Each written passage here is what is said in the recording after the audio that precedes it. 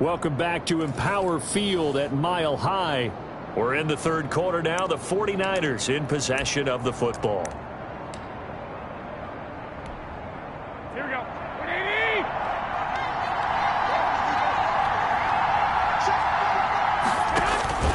On third and long, it's Garoppolo. And that is incomplete. As his old brain remembers, when I see 5 wide receivers on the field as a defender, I know the ball's coming out hot. They expected it and got there and popped it free. Here comes the 49ers punter now as he's on to kick it away. He'll send this away into the Rocky Mountain Night, and it's a good one. So a change of possession here on the punt. And the Broncos take over, first down and 10.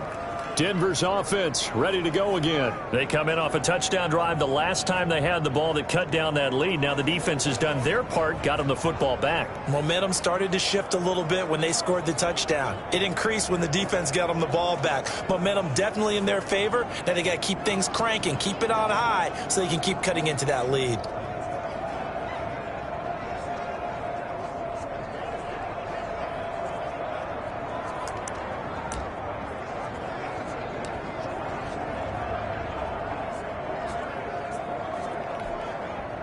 So here's a 1st and 10 now, down inside the 20. He'll start the drive with a run by Gordon. And he'll be taken down at the 20 after a gain of just 1. Yeah, things were pretty stacked up there in the middle of the line. A lot of bodies, not much space. I think ultimately he was fortunate to get anything out of that run.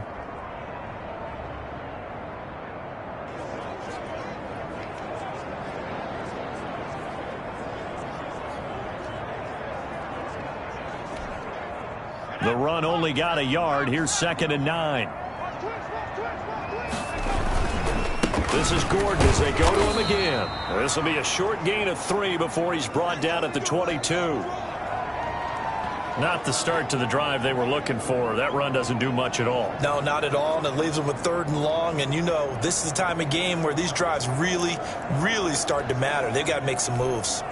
This offense in desperate need of a conversion as they come up on 3rd down.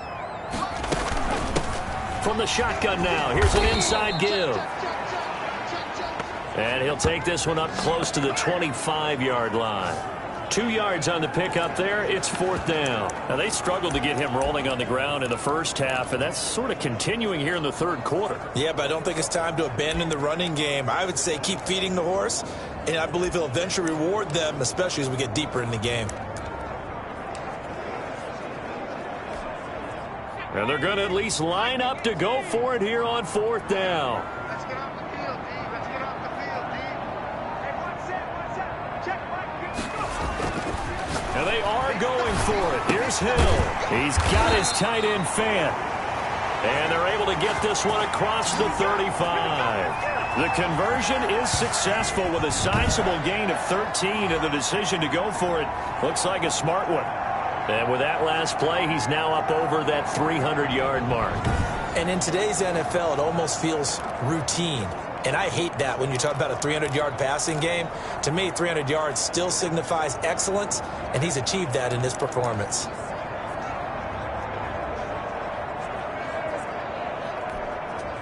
So here's a 1st and 10 at the 38. On the delayed handoff, this is Gordon. It was D.J. Jones who was there for the tackle. And the big fella stuffed that one up in a big way. I think doubling him has to be a priority because you can't move up to the next level if you don't take care of him first. And he'll get it out a couple yards shy of midfield at the 48. 9 yards to pick up there, and it's a 1st down. Well, that last run makes this a 100-yard night. I've loved the way he's hit the holes. He's been quick, he's been decisive, and he's been a whole lot of fun to watch.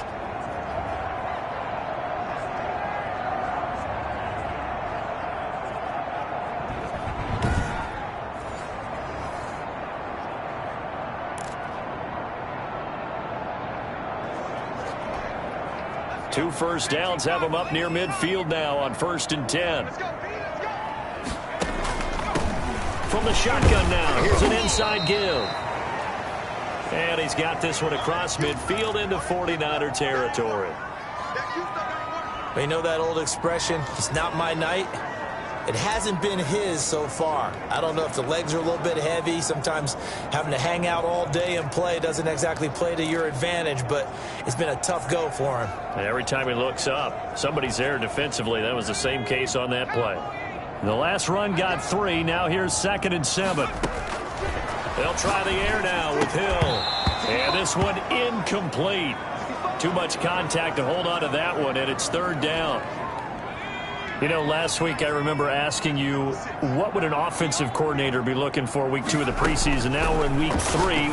Defensive coordinator-wise, what's he looking at? For the most part in preseason, you're playing pretty basic stuff, pretty vanilla defenses. You're looking for guys that play with abandon, that just go out and make plays and kind of let their athletic ability take over in order for you to notice them. You can feel the effort all the way up here. He tried his best to get there. Didn't quite make it, but down around the 2-3 yard line, gotta love the effort, and especially the big play that gave his offense a great opportunity.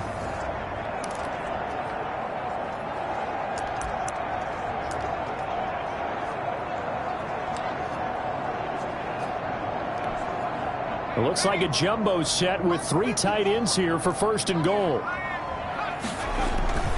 They'll try and punch it in. Gordon, and he will fight his way into the end zone for a Bronco touchdown. Taking it in from 2 yards out, and the Broncos have cut it to within a score.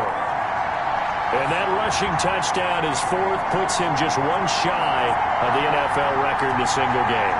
And we all know he would love to get to that record and even beyond it, but he doesn't need to in order to impress in this one, does he? What a performance. What an absolute great game that he's had here in this one.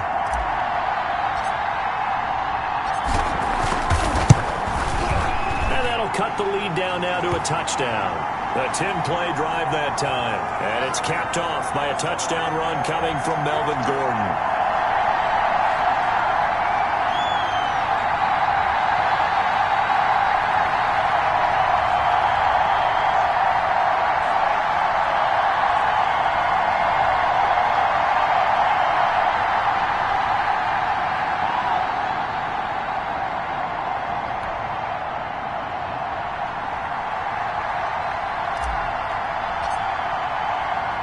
So after the touchdown, Martin now on to kick this one away.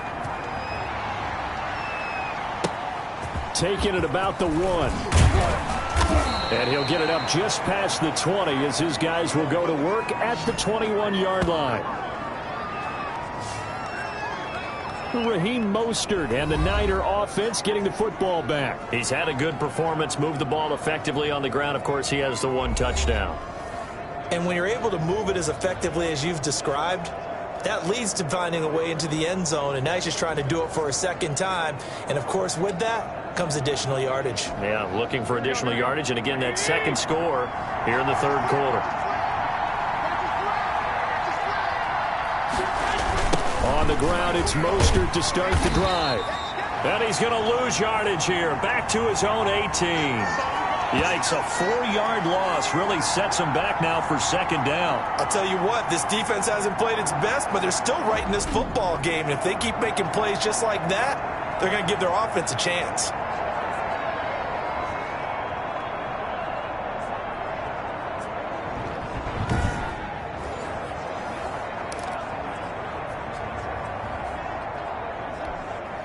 Well, the first play of the drive lost 4. Now they'll look to move it forward here on 2nd and 14. A shotgun snap for Garoppolo. This one into the hands of Kittle, the tight end. It's a pickup of 12, and that'll set up a 3rd down. And on that last play there, he's over 400 yards passing now. You know what that generally means? Success. That, and it means you really didn't miss opportunities. Usually very accurate. The ball's getting to the right place. guys are making yardage after the catch to help you out that way, I mean, the whole team has picked it up. And don't forget, that means the offensive line has had to pass protect pretty well, too. Everyone dialed in. 7 yards on the play, and it'll give them a fresh set of downs.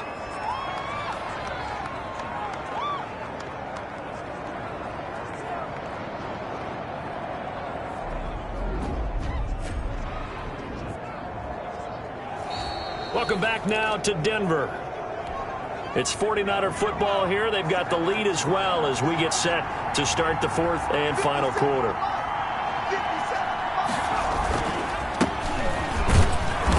And very little room to maneuver. He'll get this down to about the 39. Give him 3 on first down. It'll set up a 2nd and 7. And here comes throw number 1 for the backup QB. That's complete to the tight end, Werner. They had 3 yards on first down, just 1 yard there. Not a big window to throw. Coverage wasn't too bad there. Yeah, they had him under wraps pretty well, but somehow able to muscle his way open and catch the ball. The Niners on 3rd down. They've struggled to the tune of 2 for 8 so far. This will be 3rd and 6.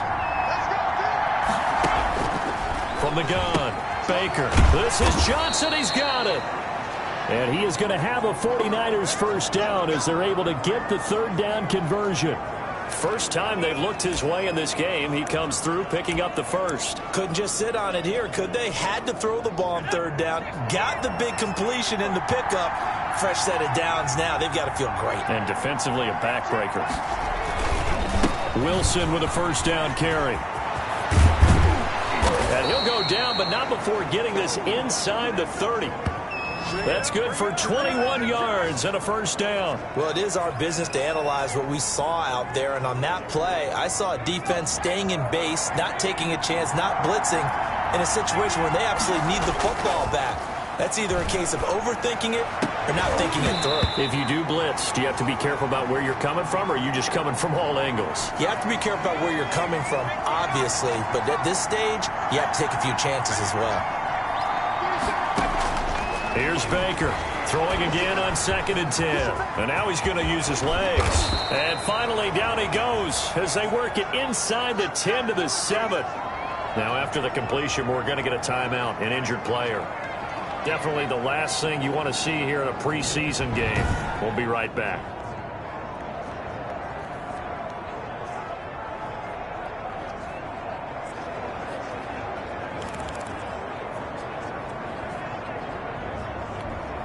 So 1st and goal, 6 points here would go a long way toward wrapping this one up. Looking to throw. Baker. Oh, it's a screen pass. It's complete. And the Niners are going to be set up with a 1st and goal on a pass play that moves them all the way down to the 1. Another nice pickup through the air, and I think a lot of people might expect him to run the ball in this situation, Brandon, but with this lead, they're looking to throw the football. And he's going to take it in. Touchdown, San Francisco. Punching it in from a yard away. And the 49ers add 6 to their lead. Well, Brandon, he just followed his nose, and his nose took him to the end zone. But how about the big guys up front? Give him at least a stalemate in order to find that space. Yeah, the O-line won the battle in the trenches there, didn't they? And the lead is up to 14. A pretty long drive that time. 11 plays all told. And it ends with a 1-yard touchdown run. After the touchdown, here's McManus now to kick it away. Fielded just outside the goal line. And he won't quite make it to the 25.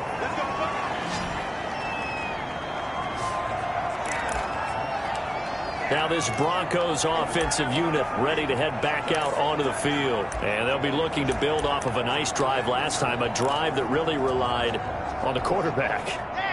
Making good decisions, distributing the ball well, distributing it accurately, keeping it away from danger. A really nicely run drive. But now the defense, what adjustments do they need to make in the passing game? Pass rush, pass rush, pass rush. Whether it's the guys up front or maybe you bring additional guys, but you've got to disrupt the timing of them throwing the football. We'll see if they can disrupt it here.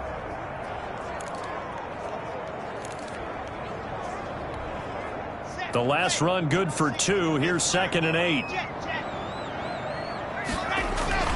First throw now for the backup Lock. And that one goes incomplete. He's maybe lucky it wasn't a fumble as he got hit as he threw it. From the snap, he certainly looked like he knew where he wanted. The surprise, that guy was covered. So that took his attention elsewhere to no avail. So the failure to connect on 2nd down, that leaves him staring up here at a 3rd and 8. They fake the handoff, now Lock. And almost picked off. I guess the good news for them now, it's 4th down. The scoreboard tells a story for him, a little bit bleak, and while it's not quite desperation time yet, it's definitely getting close, but the defense reads the scoreboard as well. They're going to back up and make them really earn it. All right, they're going to try and keep hope alive here on 4th down. They're going for it. They'll go for it. It's Lock. Rush coming, and he's taken down. D Ford. And, boy, possession here turns over with the football already being in the red zone. But down 2 scores, I guess they felt like they needed to go for it. They must have thought they had a play to dial up that they could get it, and it didn't work out. They must have thought, as you pointed out, they had a play, and they were probably looking at the number of possessions that they thought were left in the game. And down 2 scores, they must have felt like they couldn't risk not taking a shot here and giving up that chance.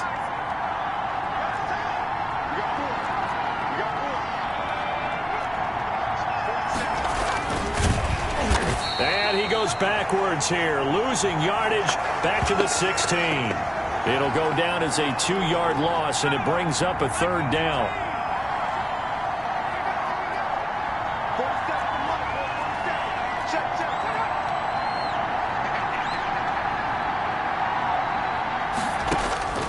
Operating from the gun, Baker. And he hauls it in the end zone. Touchdown, San Francisco.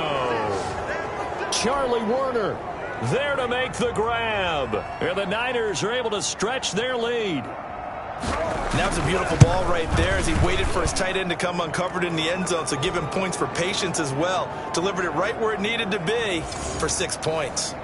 Extra point from McManus is good. And the lead now to 3 touchdowns at 21.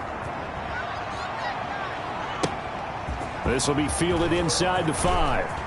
Oh, a good return up past the 30. And a nice return sets him up pretty good here right at the 30-yard line. And Denver getting set to take the field. And last time this unit was out here, costly turnover, and then that turned into 6 points. They've got to make amends. And how many times have we sat in meetings with coaches and they use the term complementary football? Offense take care of the defense, defense take care of the offense. That didn't happen on the last possession. This is a chance for them to pick themselves back up and help their team. Yeah, we'll see if they can recoup and recover. They'll keep it on the ground. It's Franklin. Takes this one across the 35 to the 36, a gain of about 4. When you find that kind of yardage, you couldn't be more confident as a ball carrier. And guess what? You're going to go back and tell your offensive coordinator, I'd like to keep carrying it, thank you.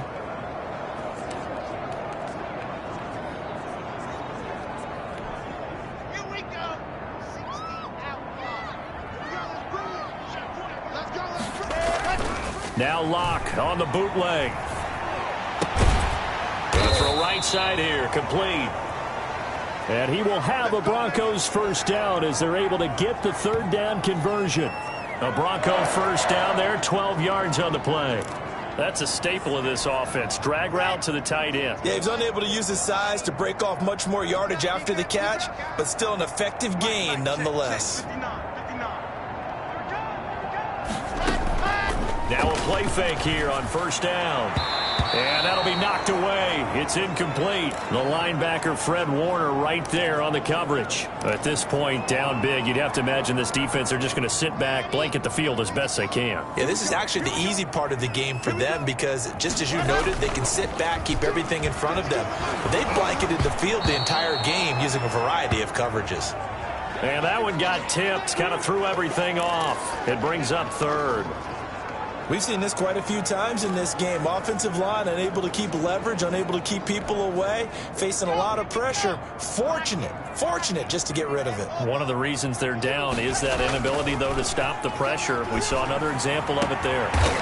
Going down the middle, and it's complete. And he will have a Broncos first down as they're able to get the third down conversion. Give them 22 there on the third down conversion. Well, I can put my defensive cap on right now, and I know they're saying don't give up any big plays now. They've controlled this game throughout, and all they want to do is see it through to the end. I think they let their guard down a little bit with that last completion. Sometimes when you're trying not to give up bigger plays, you don't react as fast as you should on other throws. So from inside Niner territory now, this is 1st and 10 as they're down to the 29-yard line. It's incomplete. Took a shot, couldn't connect. They've given up a few first downs on this drive, but getting the incompletion there, that should give them something to build on and maybe turn the tide.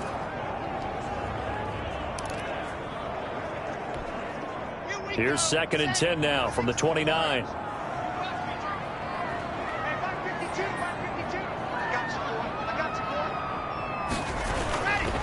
Now a handoff here to his running back.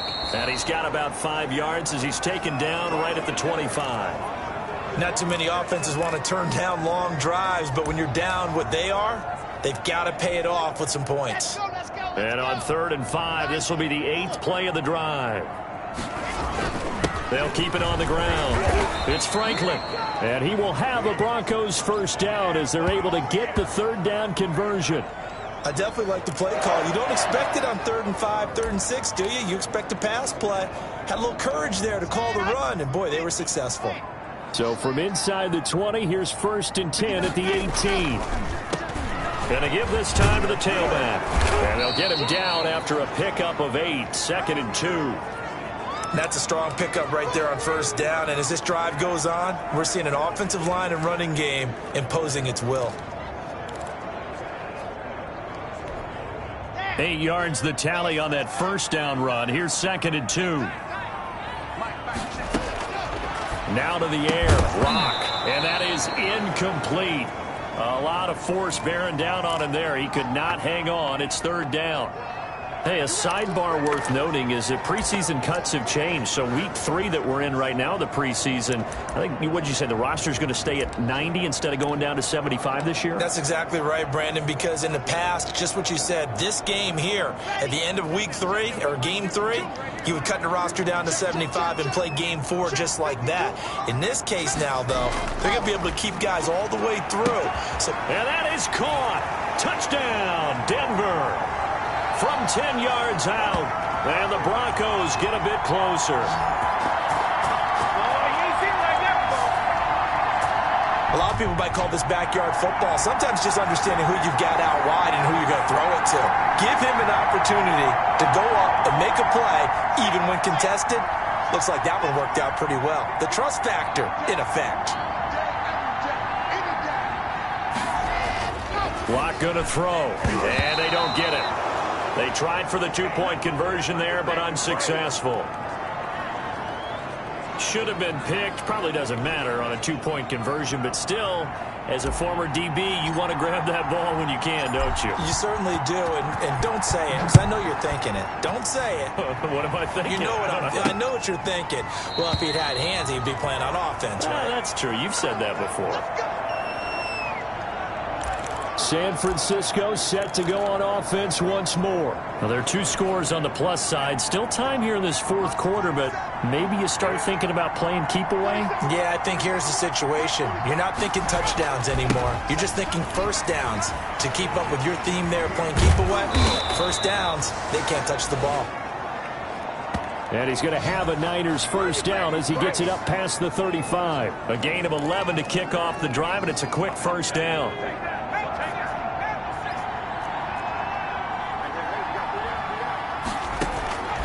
from the gun. Baker throwing middle, but it's incomplete. Charlie Warner, the tight end, the intended target. That'll bring up second down. To throw again, Baker. And the Broncos get there and take him down. Jarrell Casey with a little how do you do as he gets in there for the sack. He was trying to keep his eyes downfield. Nobody came open. He's trying to do everything that he had been taught, right? Every bit of the technique. But if no one's open, there is no technique except make sure you hold on to the ball as you go to the ground when you're getting sacked.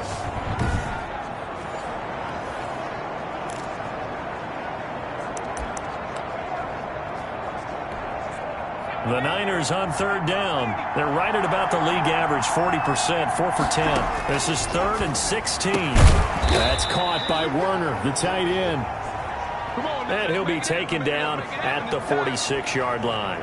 They wind up getting 16, but even that's not quite enough. It's 4th down. Still throwing the football here, even with the big lead. Yeah, I know you and I came up in a different era, and we think about sportsmanship and all that. Other people think about fantasy points and getting their numbers. That's all they care about right now. It'll wind up just a 35-yard punt, no return, and it'll be 1st and 10 Broncos from deep in their own territory. Locke and the Broncos going to come up 1st and 10 at their own 15. He fakes the give here and looks to throw. He's going to air one out. And that's going to wind up incomplete. However, we do have a flag down. Let's check in with our referee. Come on, baby, we got to do our job. Well, you won't hear any boos from this home crowd on that call. No, not at all, and it's been a long day for this crowd waiting for this game. It's been a long evening as well. Finally, they feel they got a call. And some room to roam now. And all the way home for a Broncos score. A great play there. 37 yards, and the Broncos cut into that lead. Well, partner, that was another explosive run, and one thing I've learned in our time in this game, yes, the offensive line has to get a lot of credit, but for big runs to occur, the wide receivers have to block well downfield. And then you have to have a good guy carrying the ball too, right? Oh, without a doubt. You need that difference maker lugging the rock. As this gets them back within a touchdown and a 2-point conversion.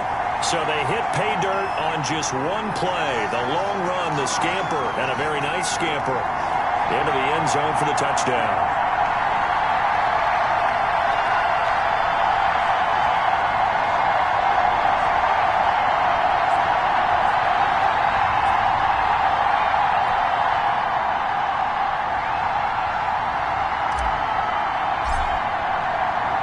Here's Martin now following the score as he'll send this one away. Taken in the end zone. And this will not be returned. It'll come out to the 25. The 49ers offense now. They work their way back onto the field. Their lead back down to 1 score after the touchdown a moment ago. First down's a must on this drive as they start out here 1st and 10.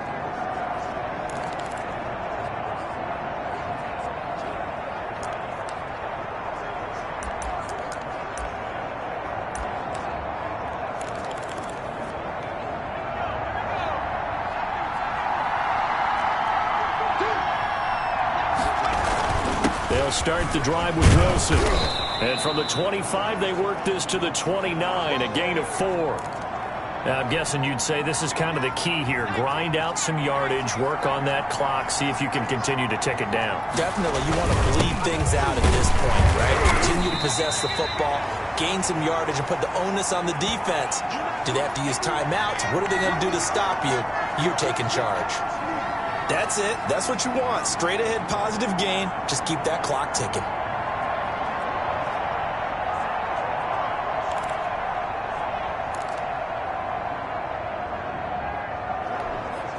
Third and 4. And this crowd urging on their defense. They're up and making noise. Operating from the gun. Baker. Open man is heard. It's complete. And he is going to have a Niners first down as they're able to get the 3rd down conversion. First down, San Francisco. The pickup, 14 yards. And that certainly appears to be a critical conversion right there because not only do they keep the drive going, they take valuable time off the clock as well. They have to feel really good about that last completion. And a minimal gain here as he's up to about the 47-yard line. Michael O.J. Mudia with the tackle. Well, sometimes as a running back, you've got to be able to improvise when the hole's not where you expect it to be. But in this case, there wasn't any improvisation that he could do that was going to work. Kind of like if you're trying to be a comedian on open mic night at the Improv and you run into a tough crowd. And he'll work it across midfield inside the 45. It's a first down on a gain of 10.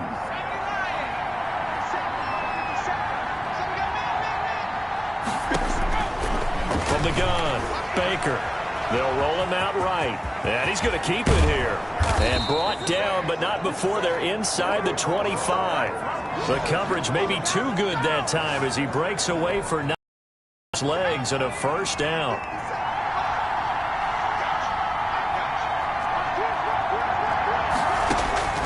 Operating from the gun, Baker. Toward the center of the field, but it's incomplete. Johnson was the intended receiver, and that'll bring up second down. They'll try and run some clock here as they keep it on the ground. And he'll get about 5 here as he'll take this down inside the 20-yard line. 5 yards, now it's 3rd and 5. As we get late in this one, is altitude a factor for a visiting team in Denver? Is that something that's overplayed? No, it's real, and I know a lot of the visiting teams like to downplay it because they don't want to get into the heads of their players, but you can't avoid it. As soon as you get to the locker room, you get to the stadium. And he's going to take it in. Touchdown, San Francisco. Jeff Wilson, ready for the regular season with his 2nd touchdown of the game. And the 49ers add on to their lead. Getting your back involved, what's the importance there in the passing game? Well, oftentimes you can create mismatches because who's going to cover him? And you get him into space, which is where he likes to operate with the ball in his hands. Oftentimes makes people miss, gets that run after the catch, and off he goes. And into the end zone. McManus now for the extra point.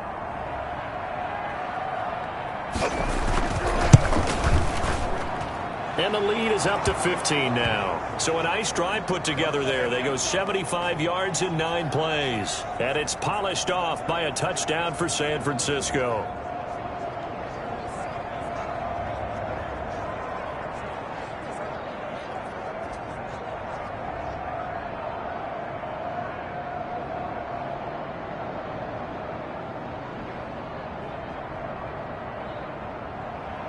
After the touchdown, here's McManus now to kick it away. Taking it about the 1. And it's a pretty good return here as he'll get this up to the 29.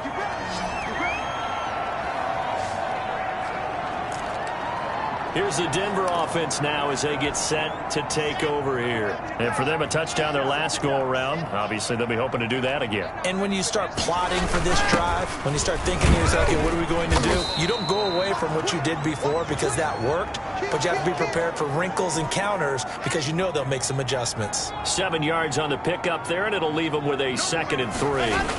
They keep it on the ground. Again, Gordon.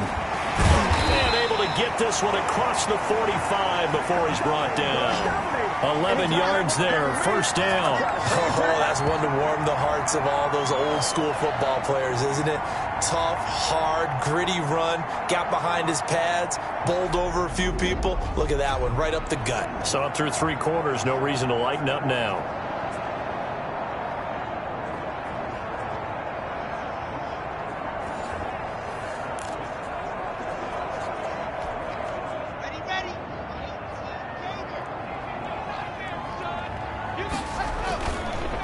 They'll run on first down. Franklin. And he'll fight his way forward to about the 48-yard line. Credit him with a 1-yard gain there to make it 2nd and 9. Ladies and gentlemen, that is a force of nature at the defensive tackle position. Yes, he's as big as they come, but still plenty agile. He's able to make a nice play there to swallow up the ball carrier.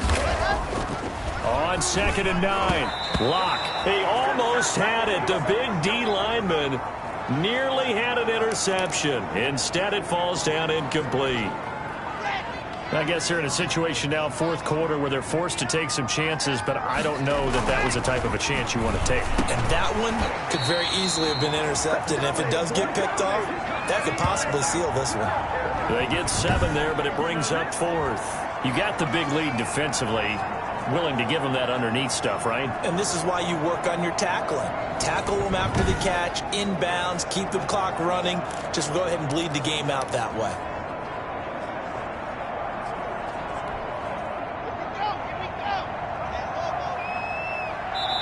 2 minutes left to play in this football game here on EA Sports.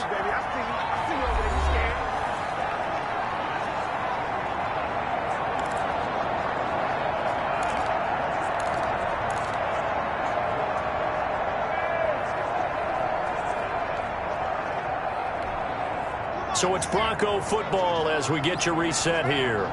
They come up on a 4th down situation with things not looking particularly rosy. He'll find his man on the comeback route, complete. And he's going to get this inside the 30. They keep the game alive, at least for the moment, as it's a first down. 4th down, trailing in the 4th quarter. They felt compelled to go for it, and they got it. Well, I'd look down at my play sheet, and what I would find, plays have been successful throughout the game that have worked at the distance you need, and that's exactly what they got done. Yeah, boy, this defense again really making things tough on him as they stop him for no gain. So after the run for no gain, here's 2nd and 10.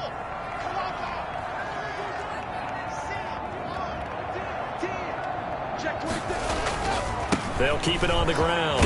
It's Franklin.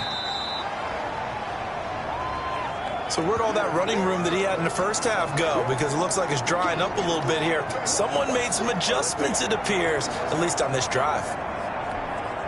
They're trying to keep the drive going. This will be play number 8. It's 3rd and 2. Now here's a look for the end zone, but that one's going to wind up incomplete. From a defensive perspective, they had exactly what you want anytime they want to throw the football. There was pressure on the quarterback. They were getting after him, and they tightened down on the receivers and forced the incompletion. And they're indeed going to go for it here on 4th down. So trailing here in the last quarter, let's see how this plays out. And it is incomplete. They had to go for it with such little time remaining, and the 49ers are going to get the football back. So with that, we can just about close the book on this one, Charles. Yeah, what's the old expression about slim and none? Well, Slim just left town on that They're one. down to none? Yes, exactly right. And San Francisco gets set to go here. And still 2 timeouts defensively, but even if they choose to use those, 3 kneel downs should be enough to get out of here with a victory. And that's exactly what's being stated into the head coach's headset. Oftentimes they have a guy upstairs who monitors this at the end of the game. A little clock management 101.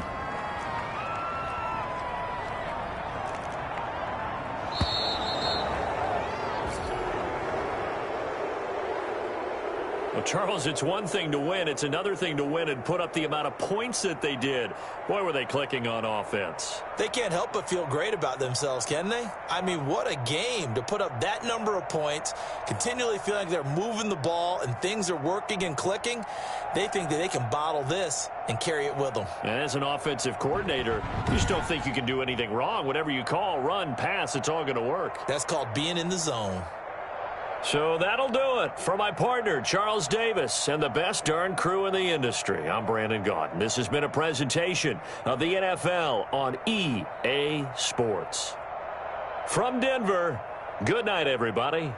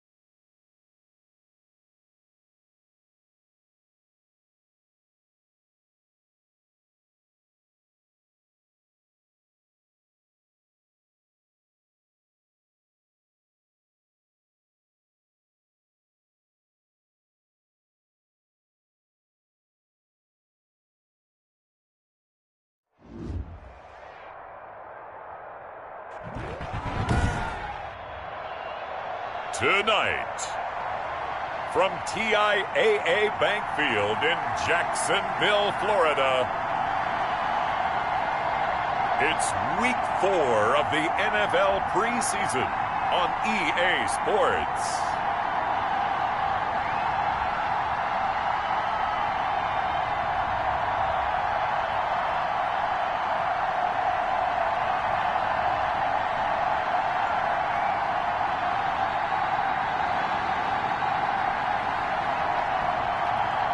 It's the Jacksonville Jaguars taking on the Denver Broncos. Smack dab in the middle of I-295 that encircles the city of Jacksonville in northeast Florida. There's a good look at TIAA Bank Field. The fanfare of introductions to an NFL game, and that was in evidence a moment ago. Fireworks, pyrotechnics, you name it. This crowd is ready as their guys get set to match up between the Denver Broncos and the Jacksonville Jaguars. Alongside my partner, Charles Davis, I'm Brandon Gaudin. Charles, you look at this Jaguar team. Things haven't gone exactly according to plan to this point, but boy, you and I down there with them before the game, they were fired up. And they understand how important this game is. Win this one, they can start to think about a turnaround. Meanwhile, for the visiting Broncos, an early season tilt. And when it's an early season tilt, should be ready to roll. Well, let's face it, the aches and pains haven't really set in yet, and both teams eyeing a really good start to get things going. A lane opens here. He's past the 30. So here are the Broncos now for their opening drive. And they'll be led out by the man running the show, Charles, their quarterback. I read something prepping for this game that he said prior to, and I think he really said it a few months ago, where he talked about he wants to have the type of season that at the end, he's buying gifts for all the guys who have helped him along the way. And I know that the team wants to hold him to that and really get into his wallet.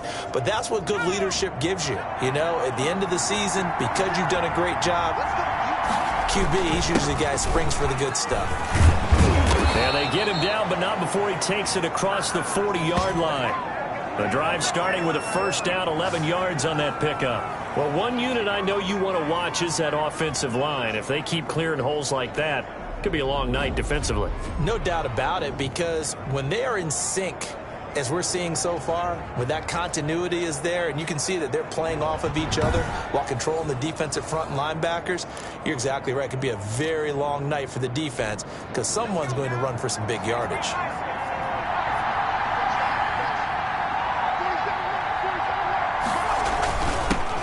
They'll run. This is Melvin Gordon.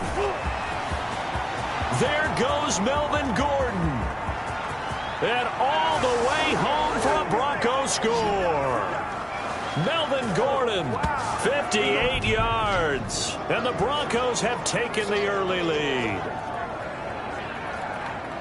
Well, if they didn't get the wake-up call before the game, they got it right now. 2 plays already in the end zone. I think of it in boxing terms because whether it's a big shot with your first one or a probing one, a little bit of a jab, the second one was the payoff. That was the big one that landed. 1-2, end zone. And he's got it. 7-0 Broncos. So 2 plays on that scoring drive. That's how they drew it up. And the long run into the end zone, and what a run it was.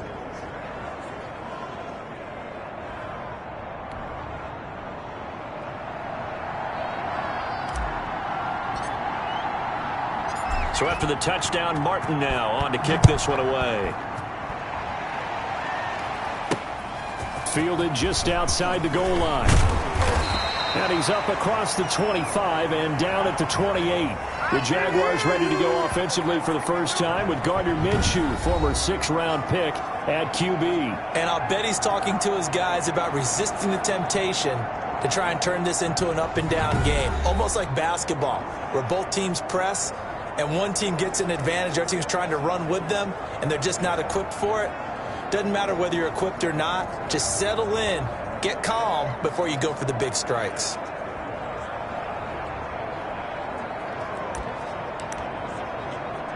Minshew and the Jags now with a 1st and 10 at their own 28-yard line. From the gun, he'll set up to throw. That one complete to D.D. Westbrook. And he'll be out of bounds across the 30-yard line. 5 yards on the catch there, brings up 2nd down.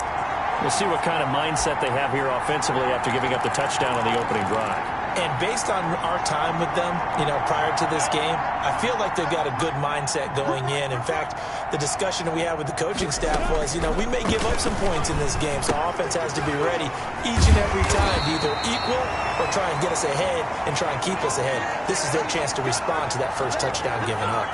9 yards the pickup there, and it's a 1st down. Here's Minshew.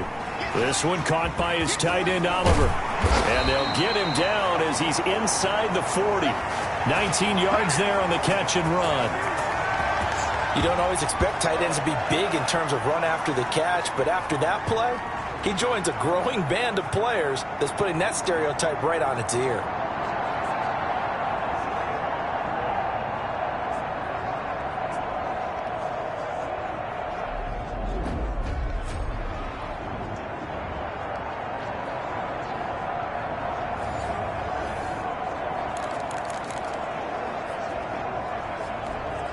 So a 1st and 10 now in Denver territory at the 39-yard line.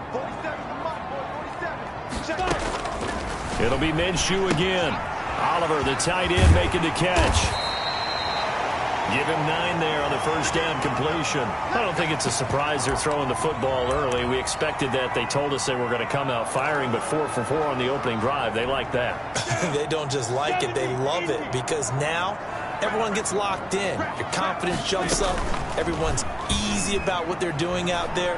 And by the way, they're looking at the sidelines thinking to themselves and expressing, let's keep throwing it. We're doing pretty well. Give them 14 on that one and a 1st down. So 5 plays on this drive, Charles. All passes, all completions. And just like that, they're in the red zone. And don't you think the playbook opens up a little bit more now? Because all they've done is throw the football. If you want to run it now. And he takes it in. Touchdown, Jacksonville. A 15-yard touchdown grab. And the Jaguars are within an extra point of tying this one up. Quarterback throws the fade, and that's one where really the receiver just has to make a play, right? Brandon, all you're asking your quarterback to do is put it up on the top shelf where the kids can't get it. Let your guy get it and no one else. That makes it a very, very difficult play to defend.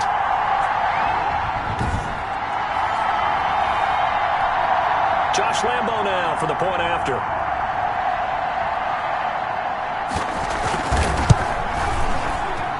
It's up and good. So these teams match touchdowns here in the first quarter, and we're tied 7-7.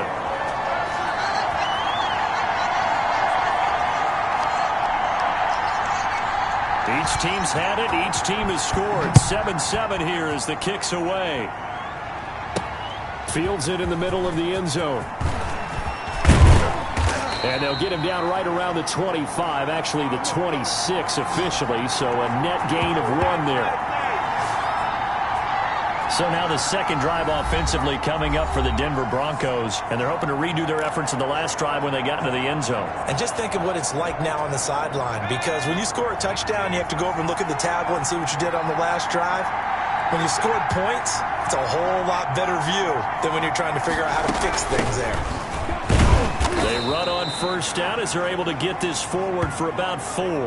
Now it looks like we've got a Bronco that's banged up on the play. Let's hope it's not anything that'll keep him out of the opener. We'll be right back.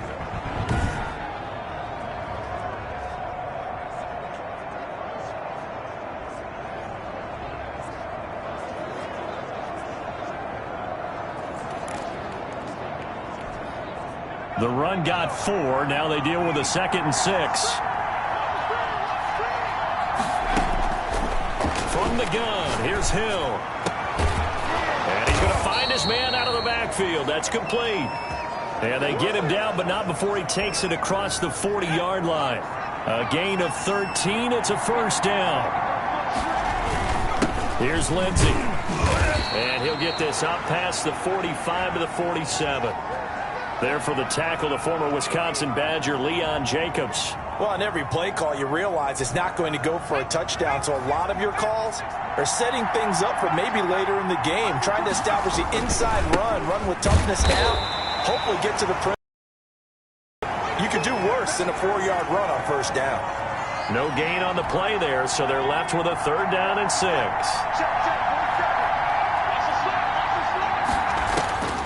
A shotgun snap for Hill. He's got a man. It's Sutton that's complete. And he will have a Broncos 1st down as they're able to get the 3rd down conversion. That one going for a gain of 11 and a Bronco 1st down.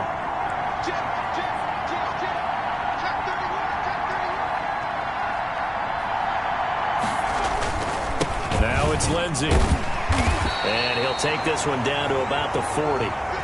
Just a yard on the 1st down carry, so it's 2nd and 9. Well, sometimes you just have to give credit to the defense. Great job there at the point of attack, holding up.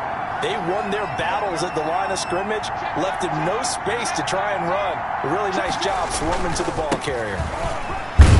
They'll wind up getting 4 down to the 36. On any running play that's called, they're always hoping that it's going to break big and go the distance. But when you get a nice gain like that, you're able to do so many things anyway. You can come back and run essentially the same play again, continue to move the ball on the ground, or you can decide to throw the ball now because usually you have the defense back on its heels. I know this may be jumping the gun a little bit, but 7-7, they're flinging it around like crazy. Look at the drive that's going on here. Partner, we may have to start thinking about one of these defenses just holding someone to a field goal and maybe trying to get an advantage that way. And he couldn't quite get there. Tackled down at the 1. 15 more there, and they're on a roll. It's another 1st down. His first carry of their 2nd drive, pretty solid. And, of course, remember back to their 1st drive, really strong throughout that one. Not only is he getting good blocking up front, but how about his vision to find it? And he is into the end zone for a Denver touchdown. Taking it in from a yard out. And the Broncos have taken the lead. That almost looked too easy, and I think thanks goes to the offensive line for making it look easy. Yeah, I agree with you totally on that one. I'm not sure how much everyone understands the preparations that go into a game for an offensive line, because there's a reason that running backs and quarterbacks give them big gifts at the end of a season after a big year. The consistency and the continuity it takes to know each other and execute their blocks is pretty impressive. And he's got it up and through. So that one a pretty time-consuming 10-play drive. And it ends with a 1-yard touchdown run.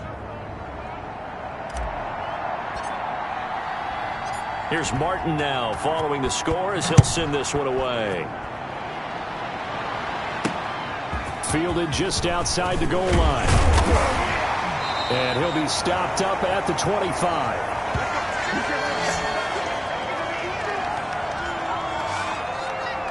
So time to see Jacksonville again on offense for the 2nd time here in this game. And that last drive, so effective in the passing game, resulting in the touchdown. Maybe not many people were focused on the trenches. There was good protection there. Excellent protection. So now defensively, you've almost got to get down to those starters blocks like you're a sprinter. Get lower than those guys on offense and find a way to roar through them or around them to get into the face of the passer. Easier said than done, though. Way easier said than done. But they've got to try something because right now they're just cutting them to shreds. Give them 13 yards on the opening play of the drive and also give them a 1st down. That's pretty much meat and potatoes right there, wasn't it? Just go right at them and let your big horse charge up the middle. Not too fancy there, was it? Nothing fancy at all, challenging that defense. And on that go-around, the offense won the challenge. Fournette a 1st down carry, but he'll get only a couple before defenders are there to meet him. The last run got a couple. Here's 2nd and 8. Out of the gun is Minshew. And he completes it to Westbrook. One thing you're hoping for when you run drag routes, you're able to hit a receiver in stride, and he can pick up a lot of yardage after the catch. But in this situation, the defense was effective, able to stop him before he could get a good head of steam going.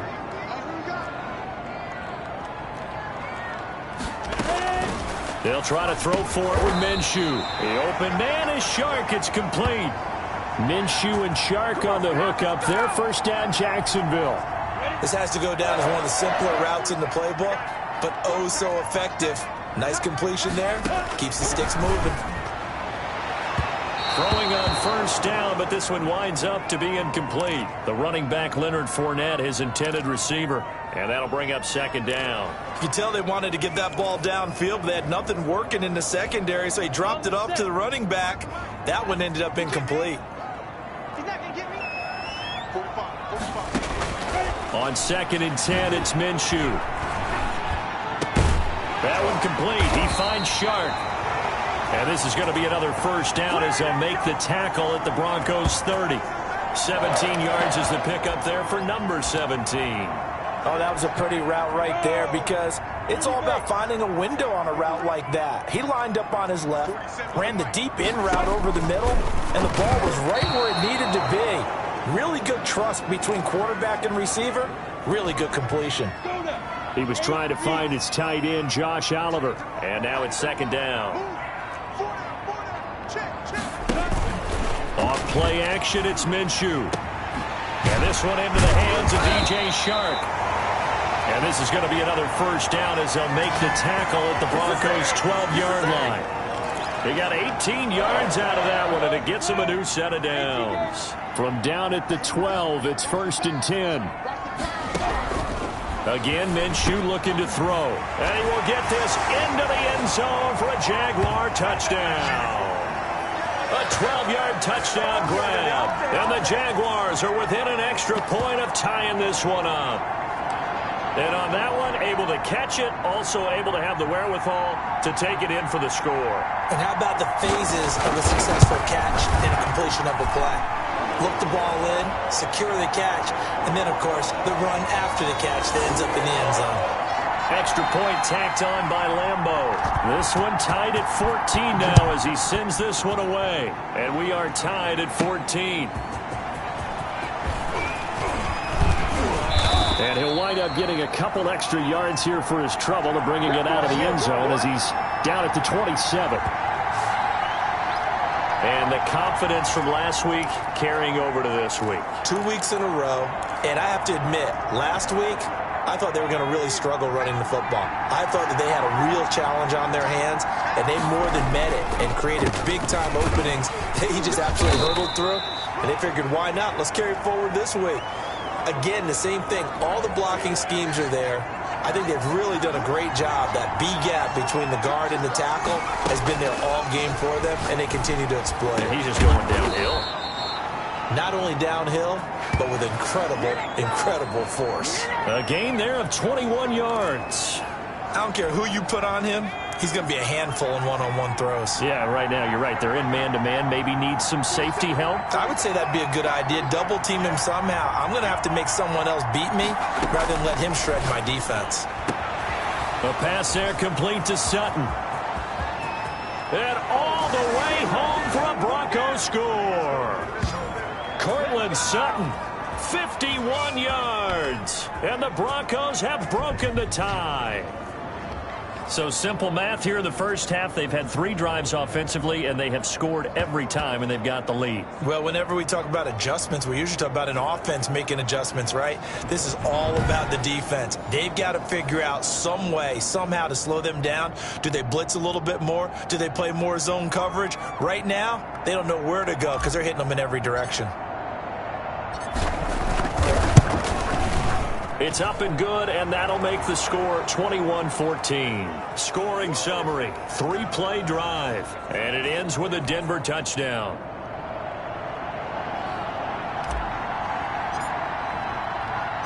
So after the touchdown, Martin now on to kick this one away.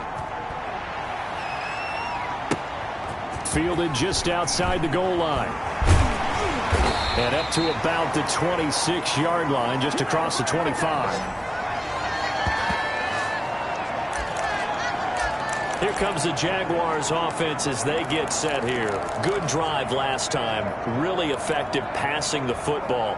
Do you maybe mix it up, now go to the ground game and surprise the defense a little bit? I would anticipate the defense making some changes, but I wouldn't necessarily just absolutely go in the opposite direction. They're doing so well throwing the ball. Yeah, well, I wouldn't change it up until they showed me a reason to do so. Just about every quarterback is trained to really look downfield first before you come back and make a nice, safe throw. And in this case, that's exactly what he did. Found his running back, let him create some space, and it turned out to be a nice play for the offense. On second down, here's Fournette.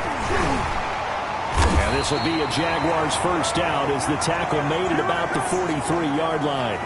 I know what you're thinking out there. I know a lot of you are thinking, take a shot downfield. It's a great spot for it. I'd say maybe later in the game, definitely in the second half. But right now, I think they were just trying to get some momentum built. Get a first down, pick it up, and keep moving. Now a nice throw here right side. He hauls it in. And he takes it in. Touchdown, Jacksonville.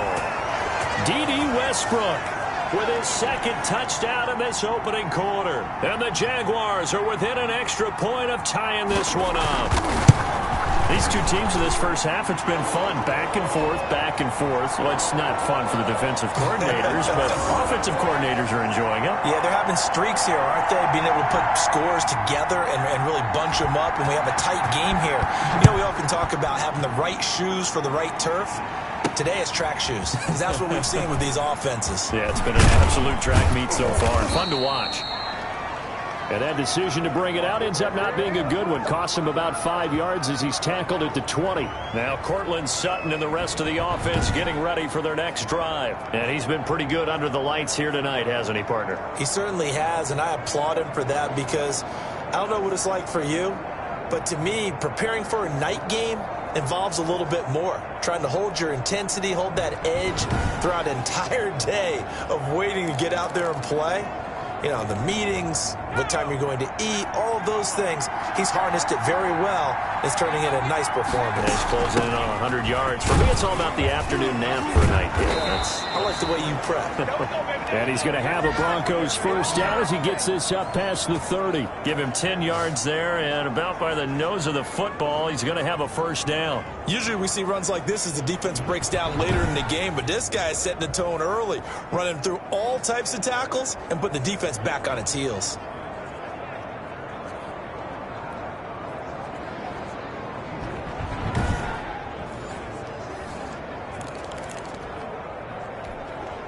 Line of scrimmage, the 31 now on 1st and 10. They'll run. It's Lindsey. It's a 7-yard carry to set them up with a 2nd and 3. A nice run here early on. It doesn't take a great play caller to realize you want to establish a guy of his caliber with runs like this early because they will pay dividends as the game progresses.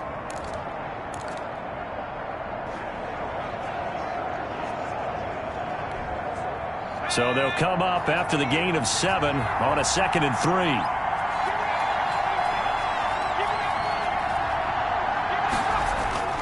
They go play fake, and it's Hill. And his throw's going to be incomplete. That time he was looking for Jerry Jeudy, and it's 3rd and short. Certainly looked like someone was very confident in his ability to fit that one in. I would say he was overconfident because there wasn't a whole lot of separation there. Had that one covered pretty well downfield and knocked it away. And that's going to be incomplete. The coverage too good there. The contact popped the ball free, and it's 4th down. He did a fine job there of not hitting him before the ball arrived, and I've got to tell you, you can often mistime that play because of the angles of approach. When you're going to get him, sometimes you panic as well and think, I've got to be there right now. Instead, in this case, timed it perfectly and knocked it free. Now on 4th down here, that pass knocked away and incomplete. So certainly an interesting call there to go for it. And the Jags take over in terrific field position. So they take a big chance here in their own territory. And you think the coach may have some questions to answer? Yeah, and, you know, normally we focus on the media, right? The social media barrage that he's going to get for this one. How about on his own sideline and in his locker room? Yeah. Because I think the team's going to look at him like, Coach, why would we go for it there? I mean, no confidence in the defense. You don't like the punter. I mean, what's going on here? You owe us some explanations. A gain of 3, 2nd down.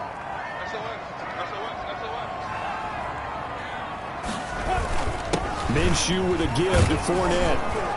And he'll get a little over 2, maybe a full 3 down to the 32.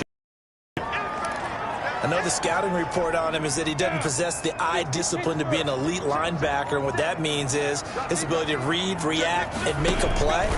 But on that one, he looked like one of those guys. Touchdown, Jaguars! LaVisca Chenault, 32 yards. And the Jaguars have moved out in front.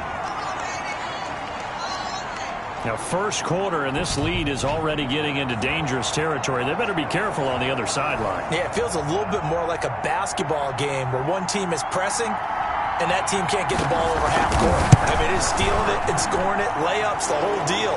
That's what it feels like right now. They are all over it. Point after by Lambeau, up and good.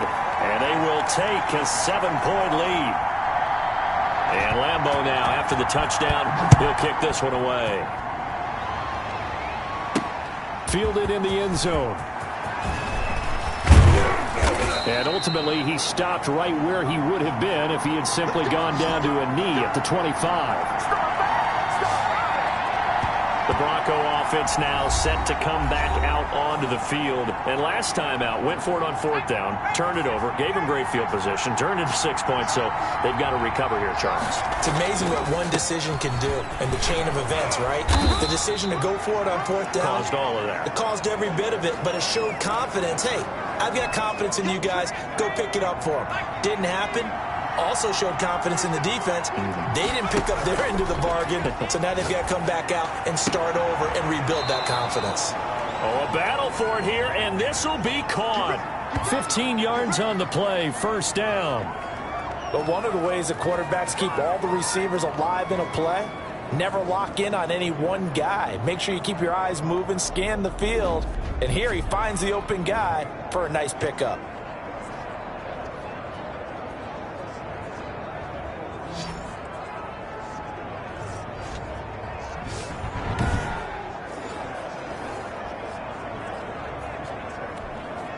Back-to-back good plays have them on the move on first down. They'll run here with Lindsey. He's got a first down and then some inside the 40. And finally taken down at the 35-yard line. 17 more yards on that one as they keep the drive rolling. Well, they came into this game saying it was important that they set the tone and show that they can run the football. And I believe that they've done that here in the first quarter.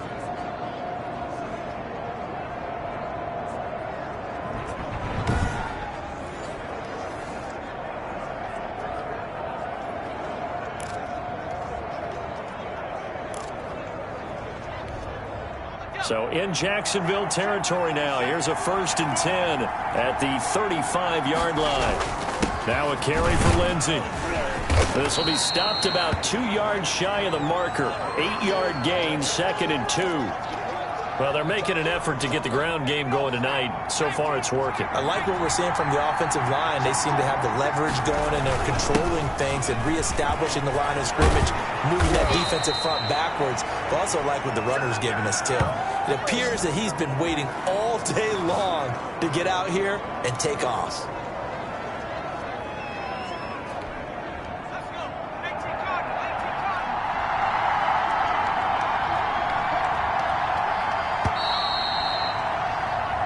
An entertaining start to this one. More to come on EA Sports.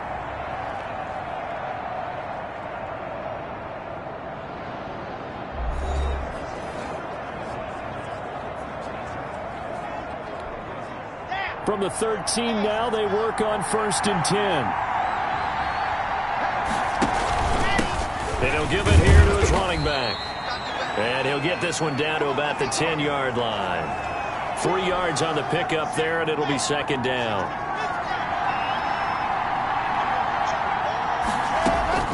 First throw now for the backup lock. The quick slant caught. And the Broncos are going to be set up with a 1st and goal on a pass play that moves them all the way down to the 1. That leads us to a 1st and goal. It's a pickup of 8.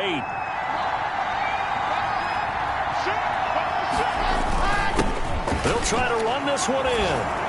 And he'll take it into the end zone for a Denver score. A great effort there. Ready for the regular season with his 2nd touchdown of the game. And the Broncos are an extra point away from tying the football game.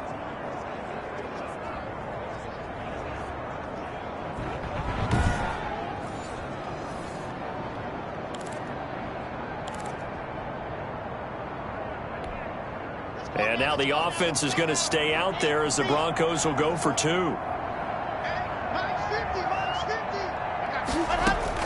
Block working out of the gun. And unable to connect. They don't get the 2-point conversion here. Tough there. Good pass. Hit the hands. He just couldn't bring it in. And every receiver's coach everywhere. Seeing that play, focus, focus, focus. Watch it all the way in and tuck it away.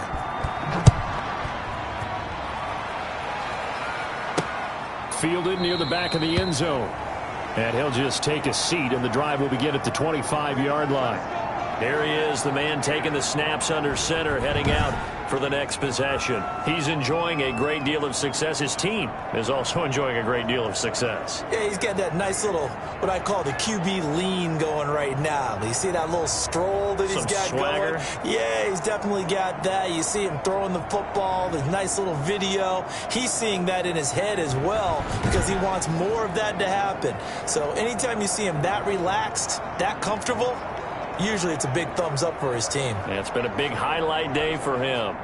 Jaguars come to the line to start their next drive. We have seen a lot of points here in this quarter. For us up here in the booth, it's been fun to watch. The defensive coordinators probably scratching their heads. Yeah, they're going a little bit crazy right now, but let's face it, all of our friends who play fantasy, they're enjoying the heck out of this show because most of them are creating and getting a bunch of points. Yeah, points certainly not at a premium here. On second down, and he is going to be stopped cold behind the line of scrimmage. Now they're going to be dealing with a 3rd and 7. Is that one officially a loss of 1? And that's what I'd like to see out of this defense, a little fire, a little toughness. It hasn't been the best first half for them, but they did do a nice job there forcing a loss on that play.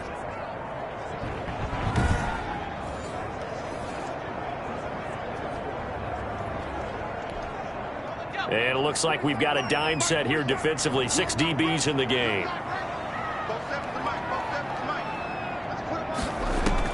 And here comes throw number 1 for the backup QB. He finds his running back, Hyde. And they're going to get him down well short of the first as he can only get this to the 30. That's going to bring up 4th down, only a gain of 2 there. And that's a good job there by the corner. And we do talk about this a lot, that a lot of corners see their job as simply covering receivers. Tackling isn't everyone's thing.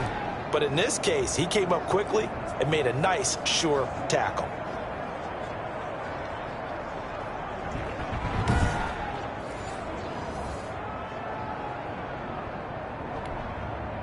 And the Jaguars send out their punter as he's on to punt for the first time tonight.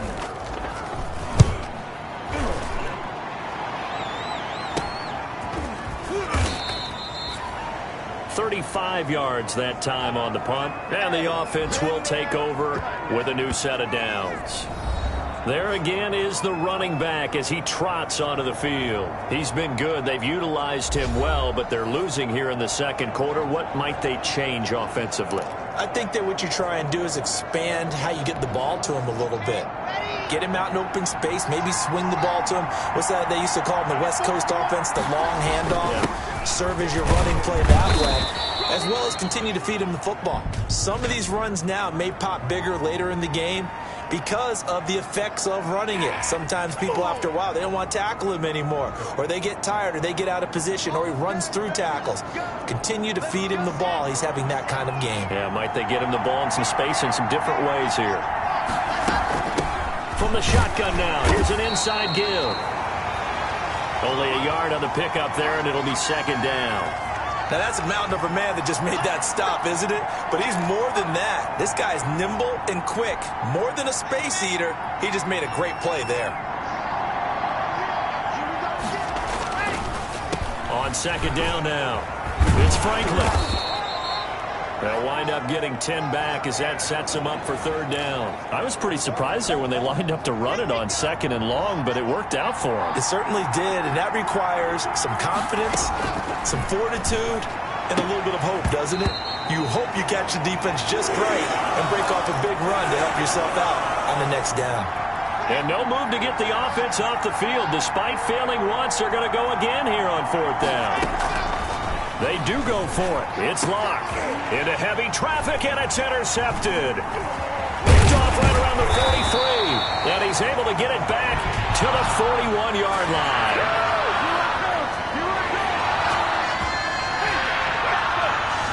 So cancel the interception, pass interference. And you know what else gets canceled? The return yardage. Makes the play, but now it's all for naught. On first down, Franklin. And they'll be inside the 35 now at the 34-yard line. On any explosive run, you can almost feel the ground shaking, and that's from the offensive linemen creating space for their runners. I had an old coach tell me before, they always told his runners, run around the offensive line in pregame. Get used to the ground shaking so you don't trip and fall when it happens in a game.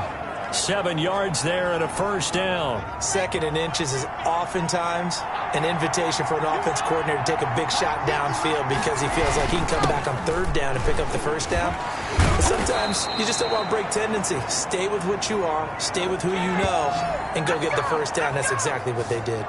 That one going for a gain of 11 and a Bronco first down. Partner, if you want more carries, I think we saw how you get him.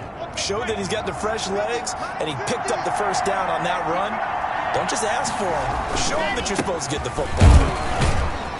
He will push his way down to about the 14. Give him a couple on the carry there. 2nd and 8.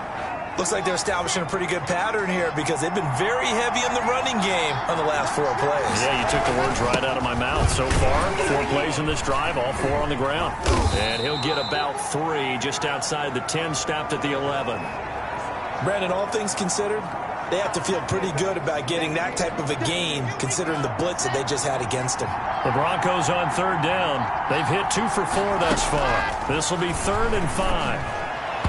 To the goal line, but it's incomplete.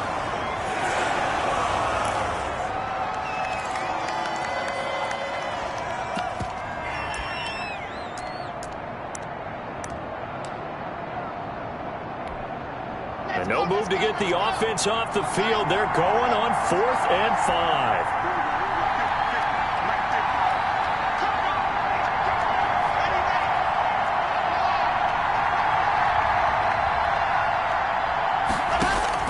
They'll go for it. It's Locke. And that is going to be incomplete. The Broncos unable to convert here on 4th. And the Jaguars are going to take possession here on the turnover on downs. Now a 1st and 10 at the 11. They'll come out throwing here to start the drive. And he was hit as he threw it there, and it forces it incomplete. An incomplete pass on 1st down. That leads to a 2nd and 10. This is Armstead on the carry. And he'll take this one only up to about his 13-yard line. He'll get only 3 there, so it leaves him with a 3rd and 7 ahead. The Jaguars on 3rd down. They've been okay, 2 for 3 thus far. This is 3rd and 7. Out of the gun, they'll look to throw. Firing quickly here, and that's complete. And boy, he is very close to a first down, but from where they're spotting that football, he's going to be a foot or so short. One of the money routes for any offense, the drag route.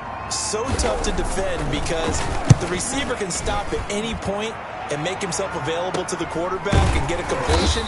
But I love the communication we saw there. All the defenders pointing out the receiver, where he was going, and then they're able to rally to the ball after the catch and stop him short of a first down. The Broncos about set to go on offense. And last time they were very fortunate, this offense. They went for it on 4, turned it over in their own territory, but the other guys held up. They didn't give up any points. So how about the guy with the #1 headset on the sidelines, the head coach? That was planned going into it, not necessarily to not get the first down or to have the defense have to hold up. But he trusted his defense. Trusted his defense very much, and I think that that's how he's going to play this game. Go for it, be aggressive, because I've got the wild bunch backing me up over here on my own sideline. Now we'll see what his offense can do. And he'll be brought down at the 50 after a gain of about 5. And now we'll get a timeout. Looks like we've got a Jaguar in some discomfort down there on the field. While the training staff takes a peek, we'll take a break.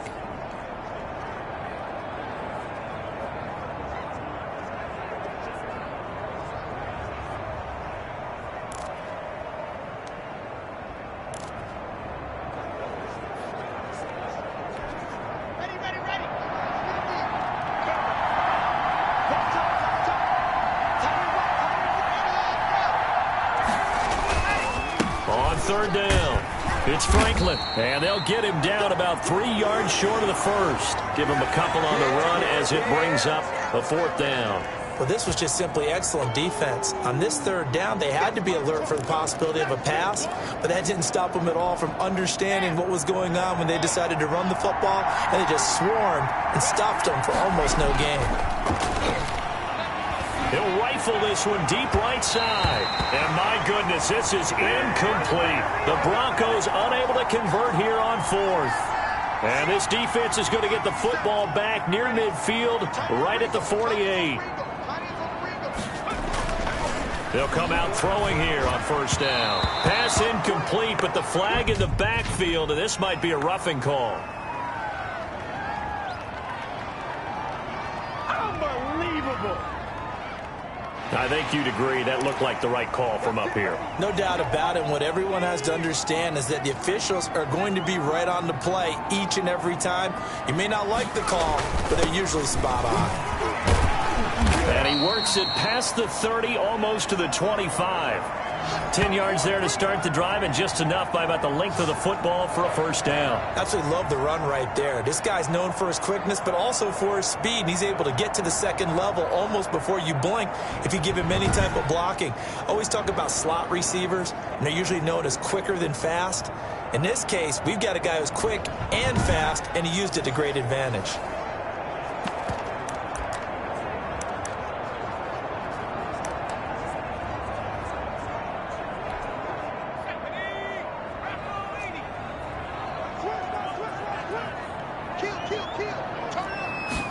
They run the option here on 1st and 10.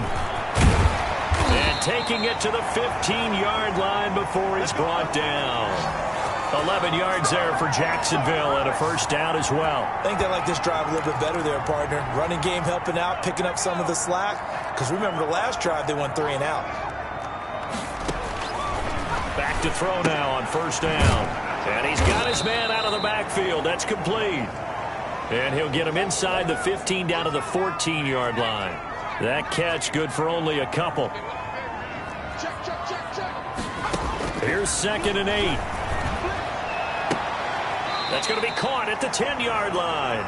And he'll be out of bounds, taking it just shy of the 10 at the 11 or the 12. That was a nice throw out there to the flat, but they defended that pretty well. The hope is to go ahead and put it on him so he can turn and get upfield and gain additional yardage. There just wasn't anywhere to go on that play. The Jaguars on 3rd down. They've hit 2 for 4 thus far. This will be 3rd and 5. Now a shotgun snap as they'll look to throw. Now the pressure gets there, and he goes down just inside the 20 at the 19. Great job defensively. I think he was trying to go through his progressions, find someone to get rid of the football. Before he knew it, he was on his back. So that just brings us right back to what you said in the beginning. A great job defensively. Nowhere to go with the football. That led to the sack.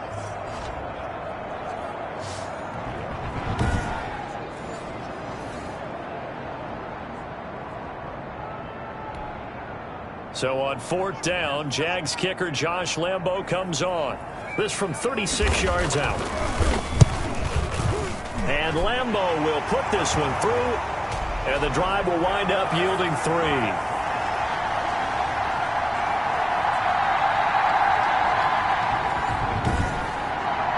So the drive stalls out inside the 15-yard line, but they do get 3. And I've talked with enough players nowadays, and when they have these types of kicks, then no one says to their guy, hey, that's just like making an extra point, piece of cake.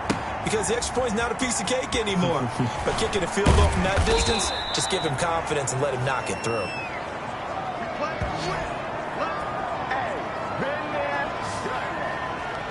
Denver's offense ready to go again. And on that last drive, went for it on 4th, turned it over. But good job by their defense, though. They held them to 3, but this offense, they've got to be a little bit better, a little bit more careful here. And sometimes when you see these calls on 4th down, when they decide to go for it, it's not necessarily the coach saying, I believe in my offense. Sometimes the coach saying, I believe in my defense. I can afford to go for it here, because if we don't get it, I don't think we'll give up more than 3. And that's exactly what happened there. You think that factored in? I do. I think that he had that in his mind going into the game, that I'm going to be aggressive on offense because I know I've got a defense that can hold up their end. On 2nd down, it's Franklin. And still about 3 yards shy of a first as the 4-yard pickup brings it to third down. I don't care what the emphasis is in the NFL at any given time. Every defense is still going to say their #1 goal every game is stop the run. And right now, they're not doing that, and that really chips away at your confidence. How about some applause for the defense there? They forced him to throw that one into coverage, and just like that, they're staring at a 4th down. Well done. On 4th down, here's Sam Martin on to kick it away. And how about this, a fake? And this is incomplete. A huge gamble, and it does not pay off. They fake the punt. It doesn't work out, and the Jags take over in terrific field position. Getting set to go again as we look at the back, heading onto the field again. He's only had a couple of carries. I mean, when you've got a horse like this, second quarter, got to start to ride that horse a little more, don't you? You can't just neglect him. He's got to touch it, and often, in order to get maximum out of him. Typically, these types of backs, it's the accumulation of carries, and that's when you see the damage as the game goes on. Yeah, let's see. They're going to try to get him into the flow, we would assume here. Fighting his way down to about the 35-yard line. They do get a couple, but they'll be left staring at a 3rd and 8 coming up. The Jaguars on 3rd down. 2 for 5 to this point. This is 3rd and 8. Typically, we think it's the strong safeties that are better tacklers, especially closer to the line of scrimmage amidst traffic. But in it, nowhere to go here. He lost the football. It's picked up by the Broncos. And his guys will set up shop at midfield at the 50-yard line. You know, if this is the regular season, partner, we'd be talking about just how costly a mistake that was, but probably good for him to get it out of his system right now. Just hope for him and the team it's not a sign of things to come. Yeah, without a doubt. Plus, you got to worry about making the team. Those types of errors don't help you. The Broncos offense now gets ready to head back onto the field.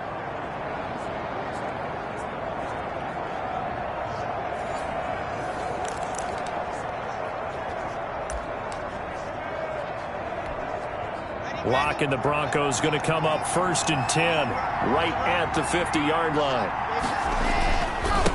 Now a handoff here to his running back. He'll be taken down at the 48 for a pickup of 2 yards.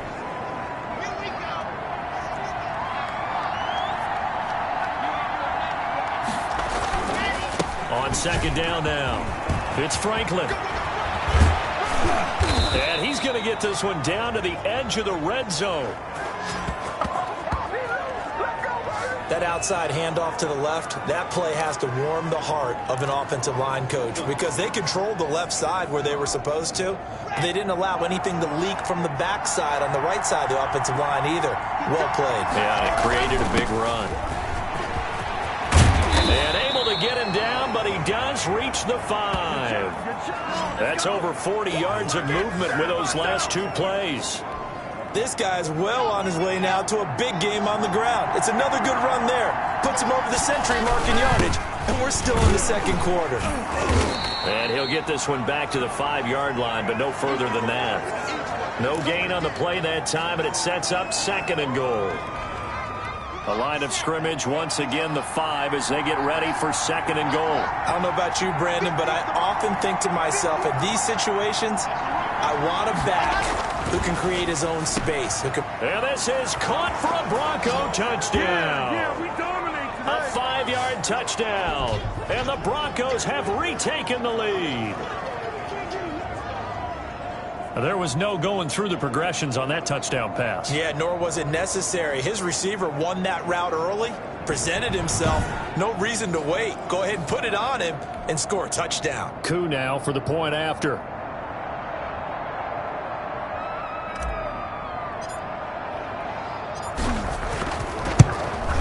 And that one gives them a 3-point lead.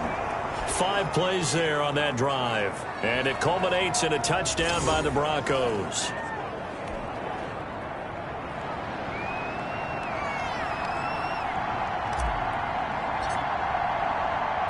Here's Martin now following the score as he'll send this one away. Fielded right around the 8. Now a crease here as he's past the 30. And all in all, a pretty solid return. Nearly got it to the 35. They'll mark him down officially at the 34. And out now comes Jacksonville as they get ready to go. And last time, not only the turnover, but that turned into 6 points. They got to make up for that here.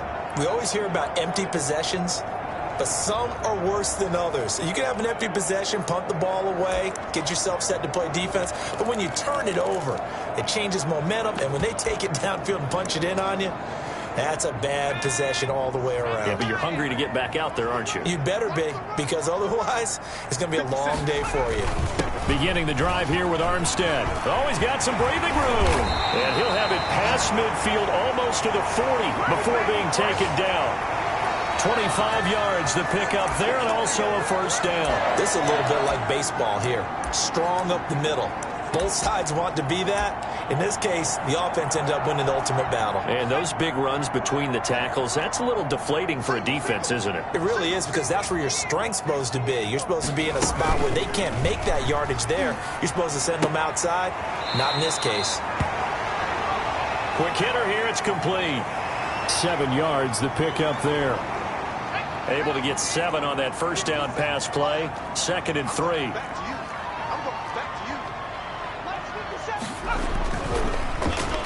He's going to float this one deep right side. Oh, wide open, complete. And he will get this into the end zone for a Jaguar touchdown. Colin Johnson, 34 yards. And the Jaguars have retaken the lead. And he's able to put it through. The drive there only spanning 3 plays. And it culminates in a Jags touchdown.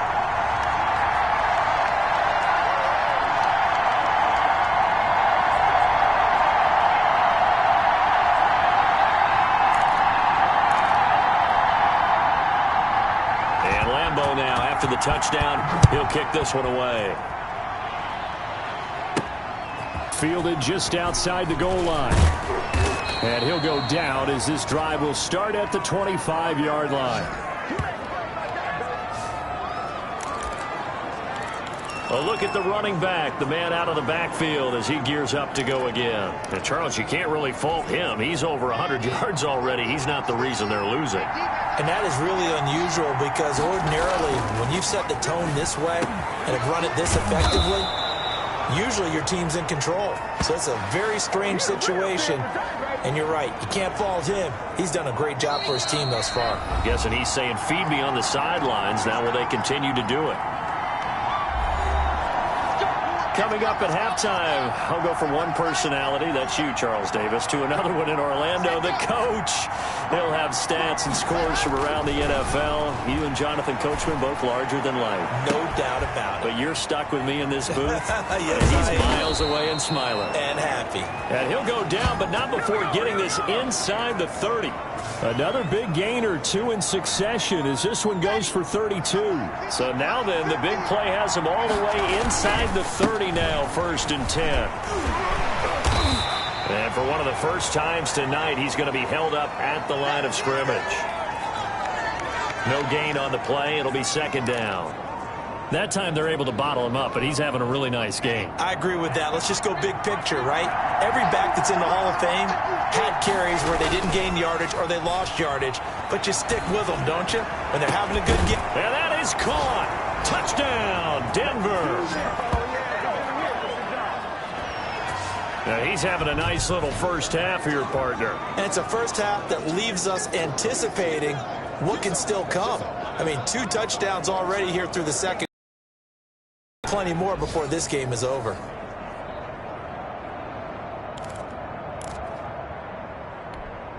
Now Younghoe Koo for the extra point.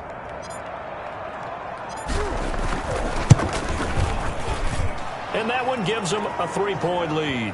The drive summary, 4 plays, 75 yards. And it ends with a Denver touchdown.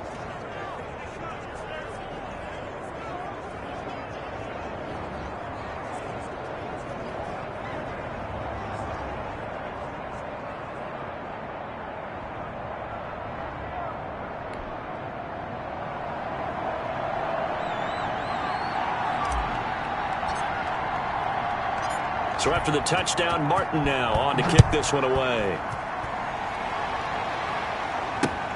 This one fielded at the 5. And a good return as he'll be stopped just shy of the 30-yard line. Jacksonville back on offense and ready to take over. And what do you think goes on here in this situation? If you got the football, you're trailing, you're back in your own territory with just a little time. Do you try something?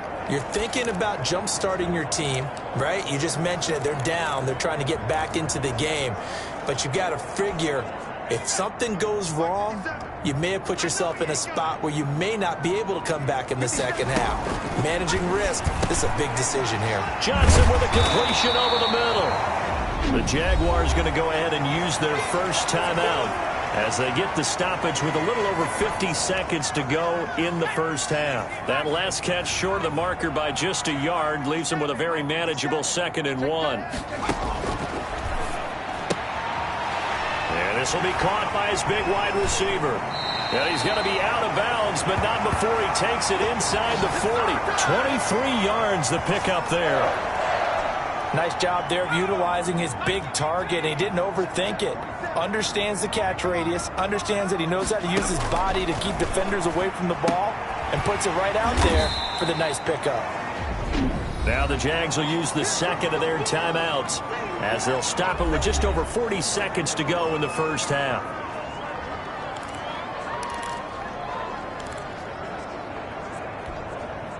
They'll come up now on 2nd and a yard.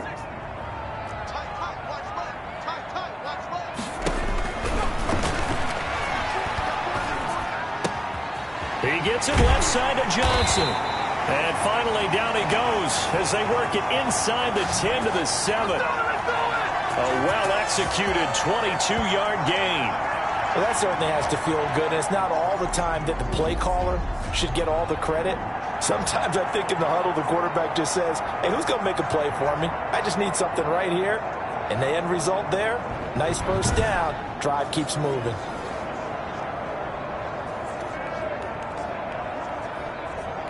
So it's 1st and goal and a great opportunity to get that lead back before the break. And he takes it in. Touchdown, Jacksonville. A great play there as the first half is winding down, as his guys are able to regain the lead. Well, I think, and correct me if I'm wrong, but his top 2 options were not available on that throw, so he went the safe route. Worked out pretty well. It was like you were in the pocket. How about you going through the progressions like that? What a lot of offenses say, touchdown to check down. Look downfield first, bring it back to the line of scrimmage. Not easy for a rookie to do. Oftentimes they get one look, and they make their decision off of that. He went through 3. That was impressive. And a penalty marker's down on the field. And they might be backing up a bit here to start the drive. That's not good enough, man. Yeah, this is going to put them back with not great field position. So they really got zero benefit at all, right? Sometimes you can absorb a penalty when you get a big return. Then the penalty brings it back, but you still have great field position. As you pointed out, not in this case. So the special teams penalty cost some yardage there as they come out on 1st and 10. He'll rifle this one deep right side. And lucky to get away with one there. That one nearly picked. 2nd down.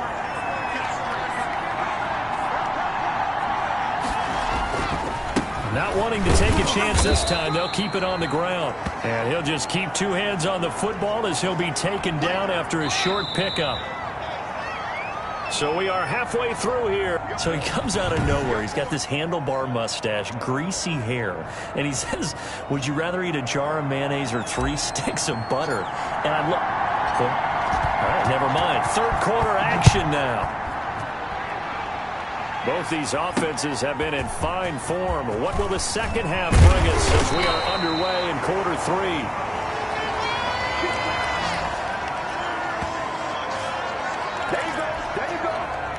The Jacksonville offense set to begin their next drive. They had a big first half. Now they have a chance to add to that lead here in the opening possession of the second half. And everyone always asks about halftime adjustments, kind of the key phrase. What did you do at halftime? Well, the way they ran offense in the first half, I think they were very calm, congratulatory, But also what they were saying is don't expect them to be the same on defense. They'll be the ones making the adjustments. Let's see what they do, and we'll attack accordingly. And we'll see how they attack here. They were looking for Johnson that time. And it's third down.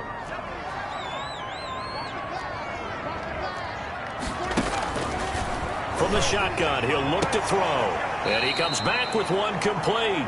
And he'll get this up past the 25 before he's out of bounds. They get only 4 that time as that leads us to a fourth down. Got to give credit where it's due. Really nice defense on that play. The pitch and catch was successful, but not any run after it. On is the punt team now as this one's sent away. We'll call that a punt of 38 yards officially. And possession will switch hands, 1st and 10. There again is the running back as he trots onto the field. And he's found the end zone twice, and now I'm guessing he's thinking, hey, let's find it 3 times. And you got to figure from the defensive perspective, how has he gotten there twice? What are we going to do to keep him out for a 3rd time?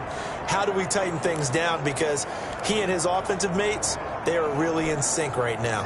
The Broncos onto the field, ready to start their next drive. Their defense just came up with a stop right out of the locker room, and now can the offense take advantage? Yeah, we don't want to turn this into something that it's not. It's only a 1-score game, so it's not exactly a crucial possession. But at the same time, they'd like to get things started and at least come away with 3 points. After the pickup of 5, here's 2nd and 5.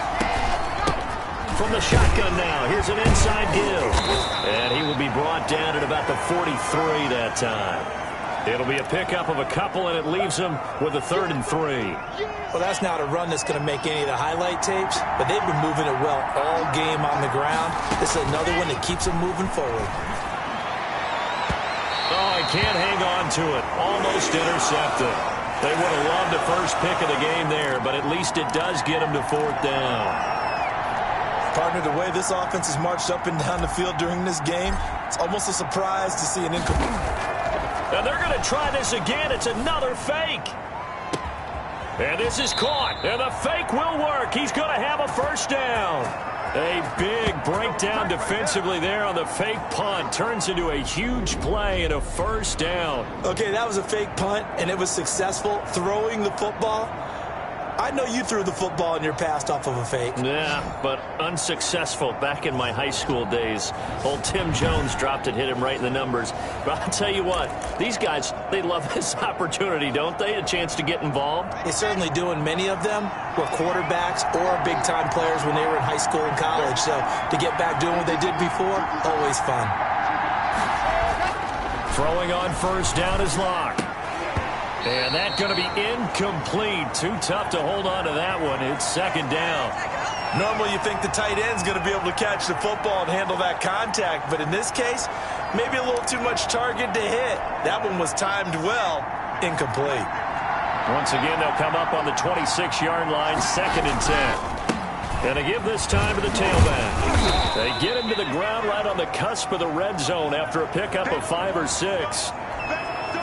This has been an up-and-down, back-and-forth type of a game, hasn't it? Maybe this long drive, take a little bit of the wind out of their sails, kind of settle things down a little bit.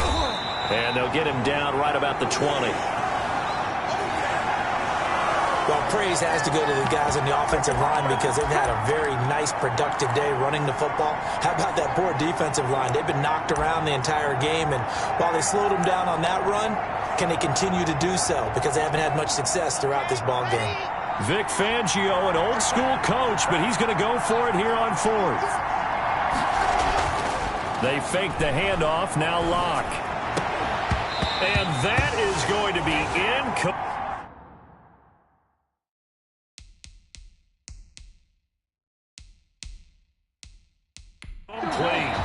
Now the Broncos are going to take a timeout. It's just their first, so 2 remaining as they burn one here in this 3rd quarter.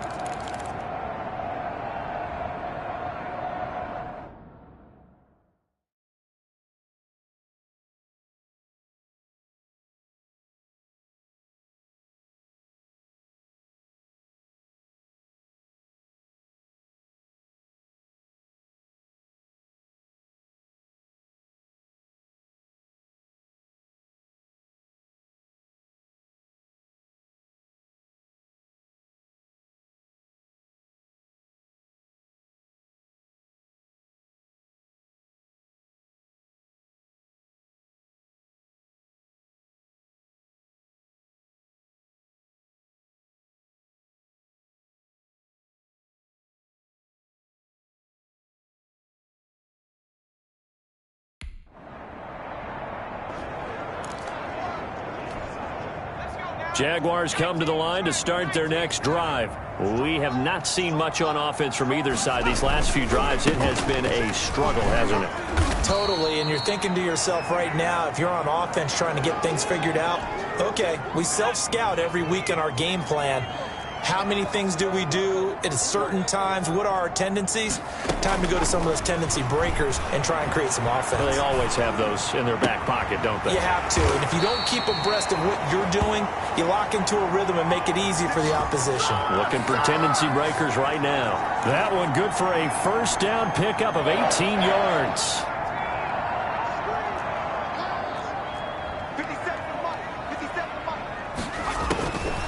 Now they'll throw here out of the gun. Wide open receiver complete. And the end zone for a Jaguar touchdown. A big play there. 58 yards. And the Jaguars had 6 to their lead. When they drew that up, I don't think they envisioned it ending in a house call, but he got it and took it all the way home. Really impressive run after the catch, wasn't it? That was really special by him. But let's face it, in today's NFL, those tight ends are often former wide receivers or maybe even sometimes bigger running backs. They just put them in a position to get a great matchup and make plays like that. This taken in about 4 yards deep. And they'll start this drive just across the 30. Pretty nice work on the return. Getting set to go again as we look at the back, heading onto the field again. And there are the numbers. Got off to that torrid hot start. We thought he was in for maybe a career day. Not the case. No doubt about it. It almost looks like a misprint after what we saw in the first half. But let's give a little bit of credit to the guys on our side of the ball. They went in at halftime, made a few adjustments, and you know what else? They didn't lose their confidence in their ability to play. Because a lot of times you get beat down in the first half, it gets ugly in the second half. They've come out with a new resolve and a renewed determination. Give them 3 on first down. It'll set up a 2nd and 7. Yeah, I don't know if it's exactly a win-win, but if you're on offense, you'll take that kind of a run, all right? It was kind of stacked up, found a little bit of yardage, and frankly, they're pretty close to staying on schedule on offense. The playbook is still open for the coordinator. On 2nd and 7, Locke. And his throw here's incomplete. As a defensive back, you have some weapons at your disposal that we don't often talk about. And you can read the receiver's eyes, you can read his hands, and you know that the arrival of the ball is imminent. And that allows you to make a play on it and oftentimes knock it away. And he can't quite pick it. No interception so far. That probably should have been their first, but at least it's 4th down. A field goal would tie it, but they want more. They're going for it. Here we go on 4th down with Locke. And this is incomplete. Boy, a curious decision to go for it. Doesn't pan out. And the Jags take over in terrific field position. Apparently they weren't interested in playing the field position game. They opt to keep their offense out there.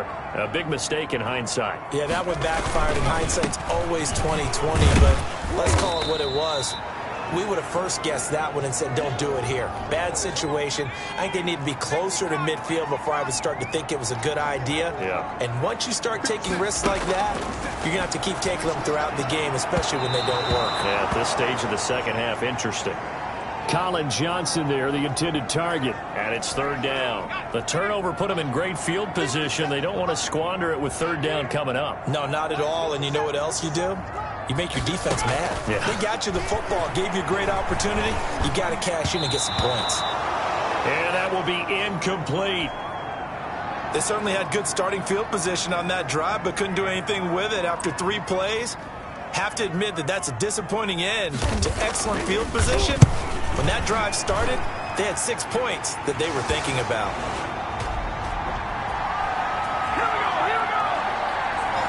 So a good kick there to polish off the drive with 3 points. Yeah, coaches always talk about finishing a drive with a kick. 2 of them give you points, either an extra point or, in this case, a field goal. And only able to get this to the 19, so probably should have opted for the touchback. The Broncos onto the field, ready to start their next drive. And last time, went for it on fourth, didn't get it. Let's see if they can pick themselves up off the mat and do better this go-around. Sometimes I have this vision of coaches writing notes to themselves before a game. And sometimes that note says, be aggressive, stay aggressive. Maybe that's what we saw in the last possession. Yeah, they were very aggressive. This time, will it result in points? We'll find out. And he almost intercepted it. They haven't picked a ball off yet. That probably should have been their first. And it's third down now. And the Jags get to him as down he goes. Jordan Elliott drops him for a 4-yard loss there, and that brings up fourth down. And they weren't in zone coverage. They were in man, and each man under pressure again, and down he goes again. A real head-scratcher there. And now possession will go over inside the 15-yard line. From down at the 12, it's 1st and 10. A run here with Armstead. He'll get this down inside the 10 for a pickup of about 3.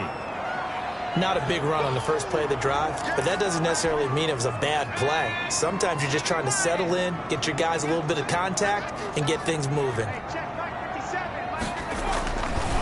They'll give it back to Armstead, and that didn't fool anybody. He's going to be dropped in the backfield. When a draw works, it can be a thing of beauty, but when it doesn't, oh, it can be ugly. And in this case, loss of yardage ugly. The chance of wasting this great starting field position, a real threat. This is 3rd and long. He'll look to throw. That's complete right around the 8. And he's going to be taken down here still a couple yards short of the first. It'll be a gain of 8, but it'll also lead to a 4th down. He wasn't the primary target, but I think it was almost like a check down situation, wasn't it? Yeah, hoping he can break some tackles, a big tight end, but he couldn't do it. Yeah, get it to that big frame and hope he can scatter some bodies, unable to get it done.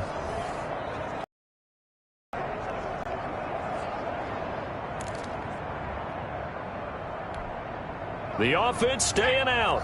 They're going to go on 4th and 2. They'll try and run for it. And he'll take this into the end zone. Touchdown, Jacksonville. Taking it in from 4 yards out. And the Jaguars add on to their lead. And certainly some credit there for that touchdown goes to the offensive line. They never get the credit they deserve in the stat sheet, but they are the reason that they got the points. Excellent job up front, clearing the way for the score. Extra point tacked on by Lambo.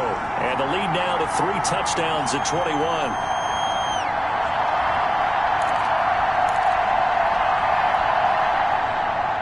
And Lambo now, after the touchdown, he'll kick this one away. This will make it into the end zone.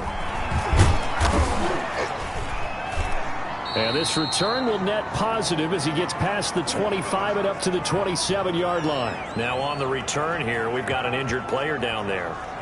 We'll check on his status when we get back.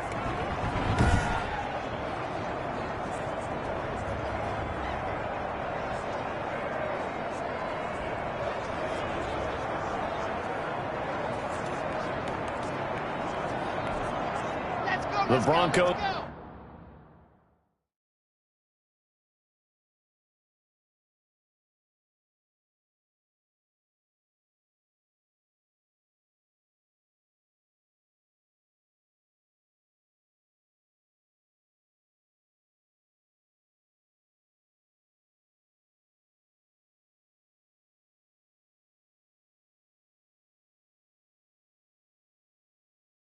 Onto the field, ready to start their next drive. They're down 3 touchdowns to this point, needing to put something together as they have it 1st and 10. He finds an opening past the 40.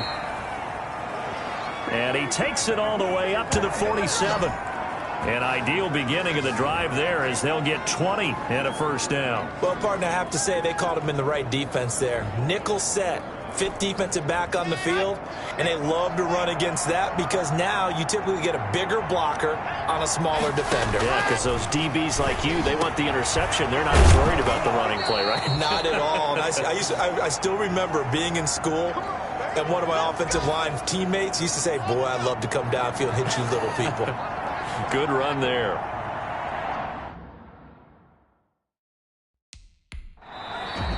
And now we won't see a play on first down. We're going to get a timeout instead. And that's going to leave him with just one timeout remaining still in the third quarter. We'll see if that comes back to haunt him. We'll be back. Back-to-back good plays have him on the move on first down. And he'll give it here to his running back. And he gets this to the 35. Good for a gain of 5. And he continues to pile up the yardage. That puts him over $150 now. And this defense has really had its problems trying to keep him contained. The first down run got 5. Here's 2nd and 5. They'll keep it on the ground. Franklin. And not much running room. Down to the 32.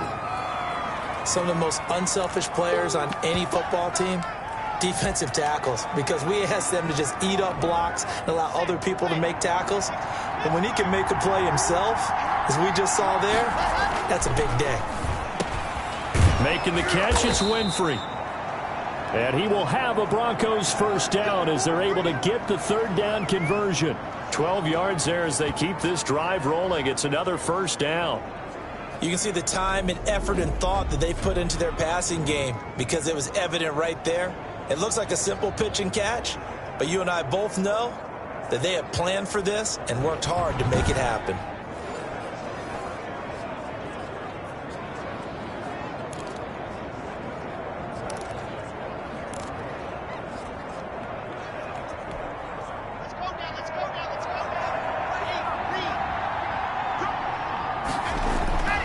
They'll run on first down. It's Franklin.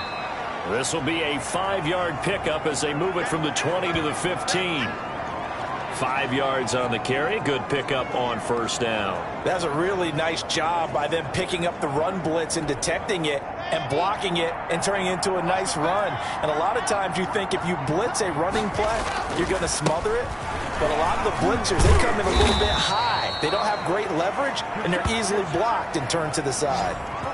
9 yards on the play there, and it'll set him up 1st and goal. Despite the score, despite the deficit, no quitting this guy. He's running angry, running through arm tackles. He wants to change what that scoreboard is saying.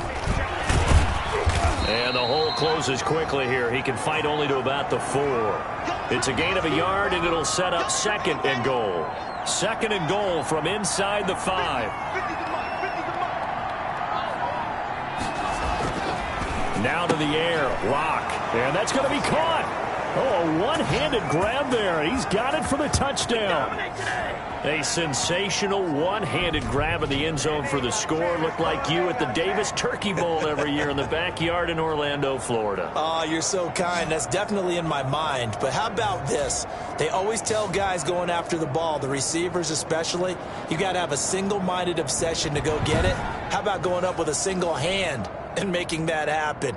I don't know if it gets much better than what we just saw there.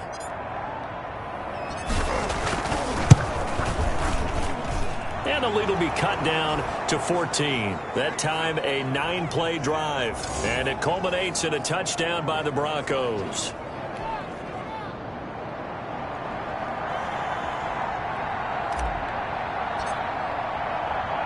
Here's Martin now following the score as he'll send this one away. Taken in at the 3. And it's a pretty good return here as he'll get this up to the 29.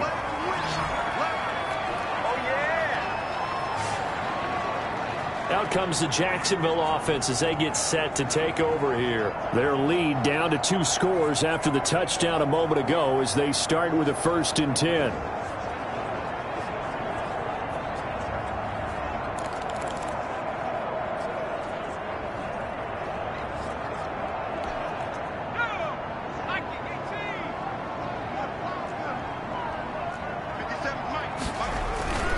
Now Armstead. And he'll slip his way up across the 30 to the 32. A gain of 3, 2nd down. Well, it's time for them to be good teammates right here. And what I mean by that is possess the ball for a little while. Get at least 2 first downs. Give their defense a chance to settle down a little bit after they give up a touchdown. Oh, a strip. The ball comes out. It's picked up by the Broncos. And they're going to take over right there at the 22-yard line. Well, partner, they went empty set there. No backs in the backfield. All receivers out in the pattern. And in this situation, you know what the quarterback has to do? Act as his own blitz control. Yeah, he's got nobody else there to protect. No one else there to protect, which means he's got to get rid of the football and absorb the hit, but not go down and fumble the ball. 2nd and 8 coming from the 19. Now Locke. Open man is Winfrey. And the Broncos are going to have a 1st and goal as he's taken down at about the 8-yard line. It's a good gain of 11, sets him up 1st and goal.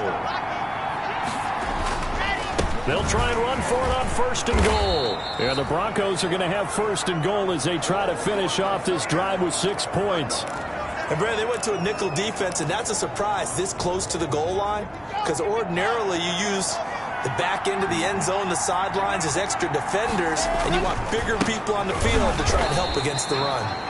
And for one of the first times tonight, he's going to be held up at the line of scrimmage.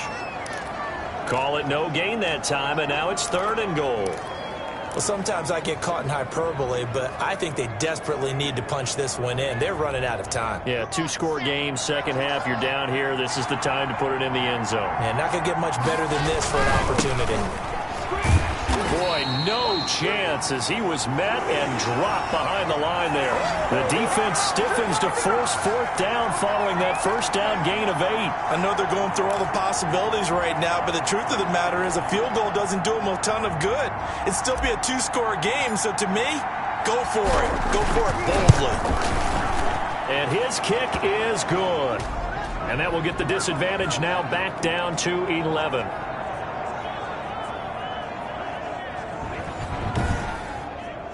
A good drive gets him inside the 5, but they could not punch it in. And credit the defense, too. Make sure that happens, because that was the old bend but don't break approach. Made sure they contained them when they absolutely had to and forced the field goal attempt that went through. Fields this way up at the 17. And they're going to start this drive in pretty good shape up past the 30. Here comes the Jaguars offense as they get set to go again. And last time they coughed it up, led to a field goal. They're fortunate that it only led to a field goal, but still, they're not happy about it. Could you sense the relief, though, when they only gave up the field goal and they were able to trot back out on the field and start this drive? A little more pep in their step because they didn't cost their team a touchdown, but they know they've got to do it a lot better than they did on the last possession. The coach will just be relieved, though, if they recoup with a score here, right? I think the coach will be ecstatic to see them pick themselves back up and now take it downfield and punch in the end zone without turning it over. I feel like I could see what he was thinking on that carry. Wanted to follow that big tackle through the hole.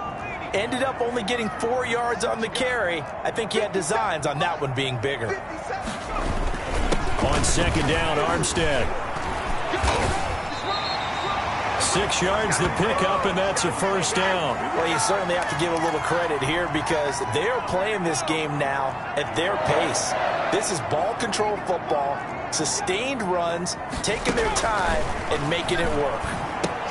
Now he's going to swing this one out to his running back. And the result here, a pickup of 8. Leaves him with 2 to go on 2nd down. For a second there, I thought that might break big. Screen pass. Looked like it was coming together. Looked like there was an opening. Still, ended up with a solid game. On 2nd down, Hyde. And he'll take it down shy of the 45 at the 46. 2nd and 2 is prime time for a little bit of a gamble, isn't it? Open up the playbook, go play action, toss that bad boy deep. But in this situation, go ahead and give it to your back. Let him pick up a 1st down. Keep the sticks moving. Going with Armstead, a 1st down carry. He'll get only a couple down to the 44.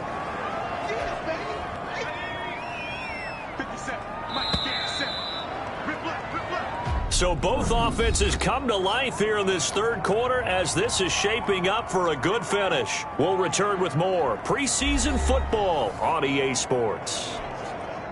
2nd and 8 coming up.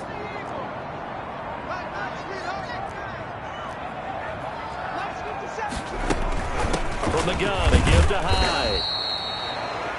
Give him 3 on the run there. Now they're looking at a 3rd and about 5. Brandon, I've got to think this offensive line has got some smiles on its faces. And I know it sounds crazy, But they practiced for this back in training camp. They knew they'd be in situations where there'd be extra defenders in the box coming after them, trying to keep... And the defense loses him. It's complete. And he takes it in. Touchdown, Jacksonville. Colin Johnson ready for the regular season with his second touchdown of the game. And the Jaguars are able to widen their lead. They were still throwing with a comfortable lead here late, and now that lead even more comfortable.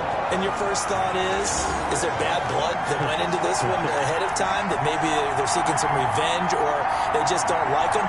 But the other thing that always hits me is, are they worried about playoff positioning? Right? Are they worried about, do you need enough points in case there's a tiebreaker that comes into play later? Fielded just outside the goal line. And he takes this near the 25. Just a little pass there. Call it the 26. Now the Broncos offense, they get set to head back onto the field. And tough to win games if you're going field goal, field goal, field goal here. They got field goal last time. Now they'll be looking for a touchdown. They're looking for the big chunk now because, as you noted, the field goal way of doing it makes it that much harder and puts more pressure on every possession for you now.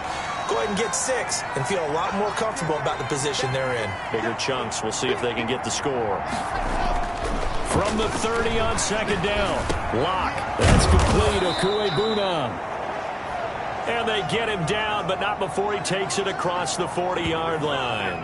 Give him 14 on that one and a first down.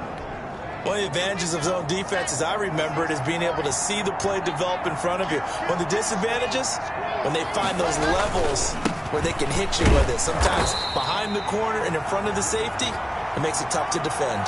They'll lose a yard there, and it's 2nd and 11. That was a terrific play, causing a loss. As a middle linebacker, simple. You can either fill holes or you can attack them, as he did there. They'll keep it on the ground.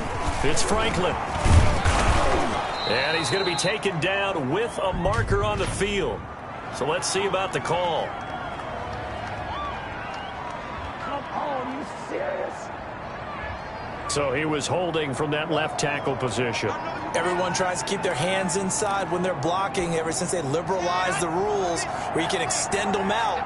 But sometimes they get out a little wide and they get detected grabbing some cloth. And now here's a deep shot that's complete. And he's going to have another first down as the tackle's made at the Jaguars' 41-yard line. A really nice gain of 25 yards. And he's certainly been a huge factor in this when he's got the 2 touchdowns to his credit. Now they look to him again. He picks up the first. Yeah, I can hear everyone saying, well, why don't you cover him? Double him, triple him, do what you have to do. But sometimes they get locked into such a groove and such a connection, it doesn't matter how many guys are in his area. He certainly looks to be in that groove right now. Officially nothing on that last run. They'll try again 2nd and 10. They'll keep it on the ground. It's Franklin. Not much there. Maybe a couple as he's taken down at the 40. Just not a whole lot of room to operate there on that carry. No, not at all. They did a really nice job staying in their proper places and not allowing any lanes to open up. Got a man over the middle, and it's complete. And he will have a Broncos first down as they're able to get the 3rd down conversion. With the kind of game he's had so far, you had to know that on 3rd down that they would be looking his way, and they did, for big yardage and a first down. I think the defense fell asleep at the switch on that one. I would have doubled him, tripled him, anything to keep the ball. And he is into the end zone for a Denver touchdown. From 17 yards out, and the Broncos get a bit closer. Well, after another passing touchdown, I don't think it'd be an understatement to say that he's in the zone, and I believe he likes it.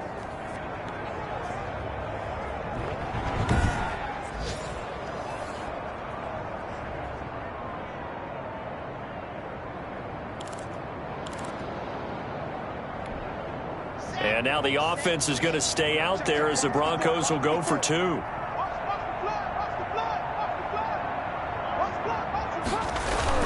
Block now to throw. And no, it falls incomplete. So the 2-point conversion, no good. I don't know about you, but I can't wait for a few years of 2-point tries and see what the data tells us? Because a lot of teams want to throw the ball in this situation, this time unsuccessfully. I just wonder if maybe running the ball might be the way to go. With it moved up from the 3 to the 2, you would think maybe a few more attempts at running. I think stats over time may bear out that running the ball will at least be the equal of throwing it in that situation.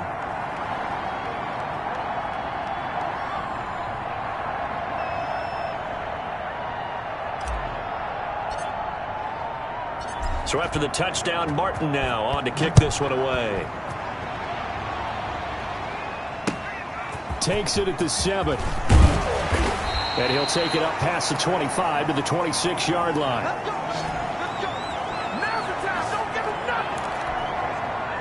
The Jacksonville offense set to begin their next drive. And they will simply, Charles, be looking to duplicate what they did last drive when they were able to push it in for 6. And they hope it'll be that easy, right? He'll be brought down by the Broncos. It's a sack. Brandon, more often than not, you'd say they've had his number, and we can count them up so far. 1, 2, 3, 4 sacks given up. But guess what? He's still been able to make some plays, and right now they have a lead. Pass protection has been a problem all night long as they come up facing second and a bundle. Let's get off the field. Now a man open down the middle of the field. And he'll get it up to the 33-yard line. The passing game continues to be their friend. Even with a stable lead here in the 4th, Charles, they're going back to that well. Yeah, with their overall philosophy, you know that they trust their quarterback. He's been able to throw it well.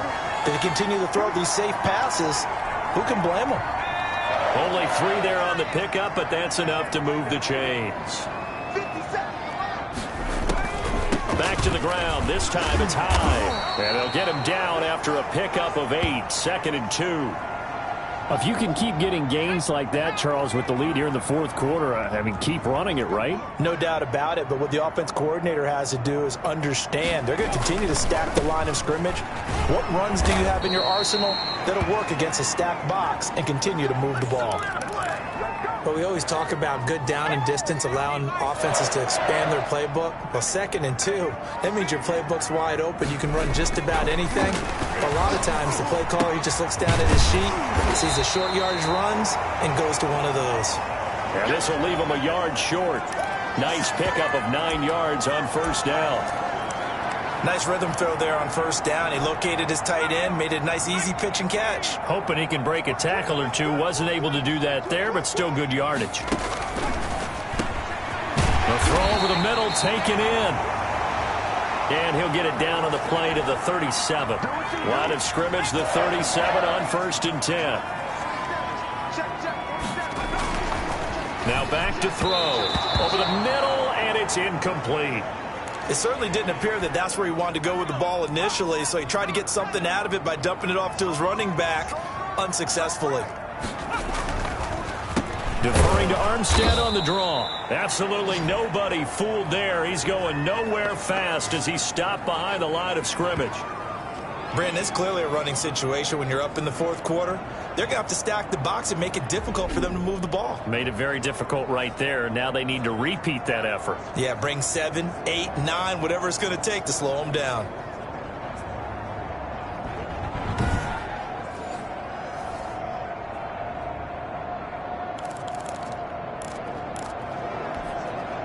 A nickel set defensively for the Broncos here on 3rd down. Pass, and he's free going down the left side. It's a foot race. And he will get this into the end zone for a Jaguar touchdown. Colin Johnson, 41 yards. And the Jaguars had 6 to their lead. He has really settled in throwing the football, and that touchdown here in the 4th quarter gives him a pretty comfortable cushion. He may be a rookie, but he's playing like 4th quarter, and the QBing is easy. How about this guy? Youngster, not worried about anything, just cutting it loose and having fun. Lambo to add on the extra point.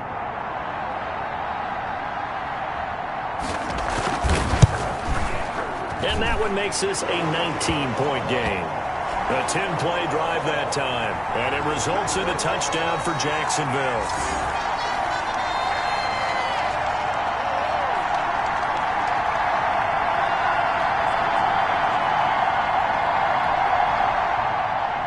And Lambeau now, after the touchdown, he'll kick this one away. This one fielded at the 5. Oh, and miscommunication on the lateral. The ball's out.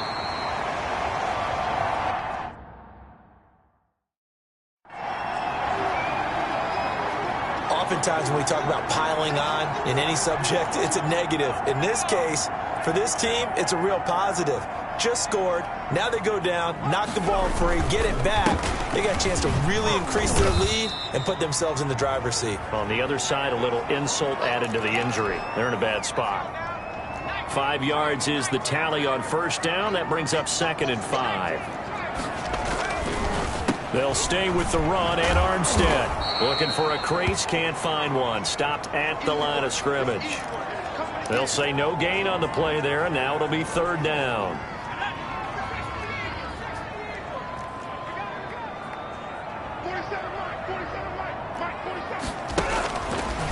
Looking to throw. Oh, there's that man again. It's complete. And he'll have the first down, getting this one to the 14-yard line. They get 6 on the pickup there as the drive will continue. He's been the go-to guy. They needed a big play there on 3rd down. Went his way. It worked out. Doesn't matter whether they've scouted it or that they think he's going to get the ball. He has a knack for finding his way open and completing the connection.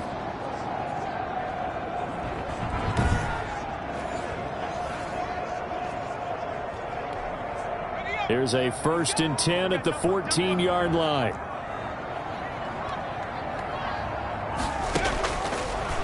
He'll drop to throw.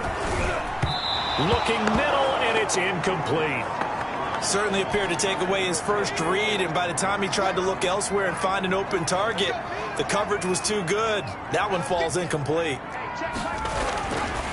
And 2nd and 10, he'll look to throw again. And he takes it in. Touchdown, Jacksonville. A 14-yard touchdown. And the Jaguars add on to their lead. They had the lead in the 4th, but still passing. Finding the big target for the touchdown. Now that lead grows even more. Everybody gets to join in the fun. You know, it doesn't have to just be the wide receivers catching touchdown passes. The tight end doesn't just have to do just the dirty work inside. He gets a chance to get into the end zone as well. Lambeau on for the extra point.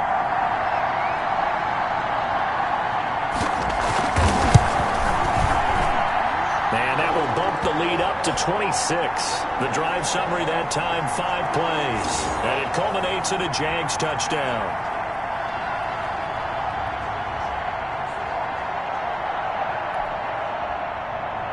And Lambeau now, after the touchdown, he'll kick this one away. Takes it at the 7. And a loose football. And the Jags grab it. And he brings this one back. A fumble return for a Jacksonville score. So they get the 1-score kickoff, get a fumble, take it right back to the house. 2 quick touchdowns within a matter of about 10 seconds on the game clock. It's like a big 1-2 punch that may lead to a knockout. Point after by Lambeau, up and good. And the lead will swell by 1 more. So here's the kickoff now as they'll get it again following that fumble return for a score. This will be fielded inside the 5. And the tackle going to be made right there at the 25-yard line. A look at the running back, the man out of the backfield as he gears up to go again. He has a chance to hit that often elusive 200-yard mark on this drive. And most of the time during a game, people aren't keeping track of it. He's got daylight. He's at the 40, 20, 10, and he is into the end zone for a Denver touchdown. A great effort there. 75 yards, and the Broncos cut into that lead. I don't think you can get any more efficient or tidy, whatever word you want to use, than that. Man, 1 play, 75 yards, end zone. Yeah, efficient, tidy, excellent words. How about explosive? 75 yards, one play. That means everyone handled their assignment, doesn't it? It doesn't just mean that the defense broke down. They really executed the way that was drawn up on the whiteboard. Big-time play, big-time result. Extra point by Koo, up and good. And that trims the lead a bit, but still standing at 26 points.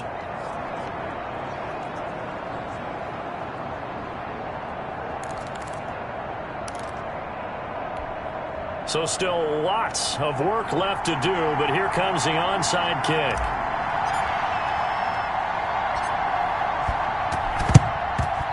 And the Jaguars are going to cover this one up. Well, fourth quarter, they felt like they needed the football back. Unfortunately, they couldn't get it. And I know we brought analytics into the game, and someone has said here that the data says that when a team's expecting an onside kick, 80% of the time, the team expecting it, they do actually recover the ball, which is what we saw here. I just wonder if that number is much more of a anecdotal type of a number, kind of like when the coaches tell, well, when you score on special teams, 93% of the time you win the game. I'm still waiting to see that number is empirical.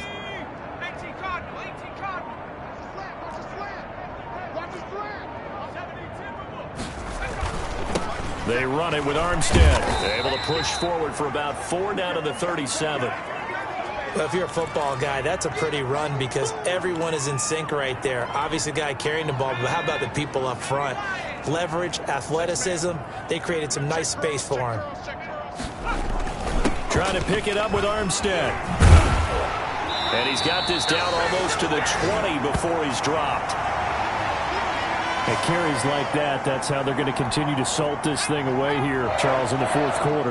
Yeah, how about that? A new set of downs. Clock continues to move. No better way to close out a game than to tap those mastodons you have up front and say, guys, keep pounding them. Let's keep the ball, keep their offense on the sidelines, and let's close this one out. Officially, it's a 1-yard loss. That's going to bring up 2nd and 11. This offense has had a lot to like in this game. I don't know that last play, though, is going to make the highlight reel. It's not going to make the highlight reel, but it will be the focus of the film session that the team has to sit through. I've sat through those before. Never any fun. You're always excited about your good plays, and they actually fast forward through those. All right, that was good. All right, great. They get to the bad ones and really illuminate them. Not cool. 47 is the mic. 47 is the mic. Now they'll switch it up here and look to throw. Over the middle, complete. That's Johnson. And they work this near the 5. He'll be stopped at the 6. 8th catch for him now. He's been a big factor. And it's a first down. They'll run high. And he goes backwards on this one. Losing yardage to the 7. It's a loss of a yard there, and it's 2nd down. I just wonder if before that last play, if someone on the defense stepped in the huddle and said, we've been run over, run around, run through all game long. Can we come up with one stop right here? And on that play, they did.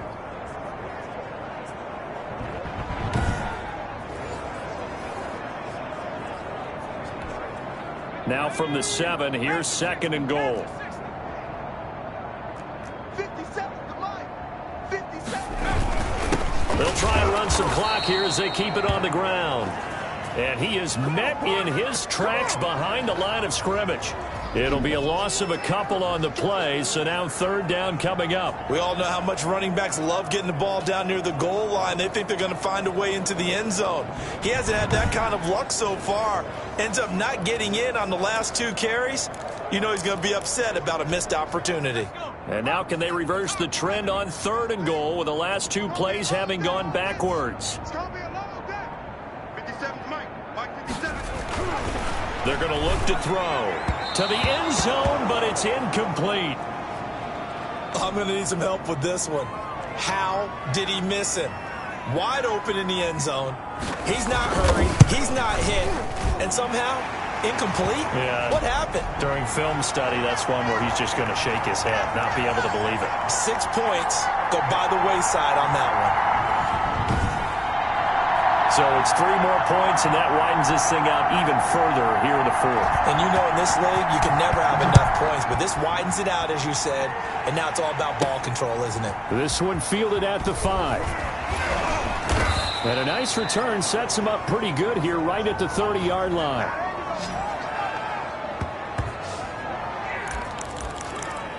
And Denver getting set to take the field. And coming off a one-play drive that was so deflating for the defense, what's their mentality? How do they rally here and stop this offense? Well, hopefully there's some determination that sets in because they weren't ready to go on the last one. Give all the credit to the offensive guys for getting it done, but to allow a run of that length, that's just not being prepared. So now, are they determined? Are they ready to read their keys and make the proper plays? And we'll see how determined they are. From the 38, Locke is going to fire one deep, middle of the field. That's going to be knocked away and incomplete. That's pretty nice to watch as he matched the route with the receiver and stayed right there, stuck to him like glue, almost hip to hip, shoulder to shoulder, helped force the incompletion. 3rd and 2, Locke's going to throw. Now a desperation throw deep. That's caught inside the 20. And he will have a Broncos first down as they're able to get the 3rd down conversion. So it's Bronco football as we get your reset here.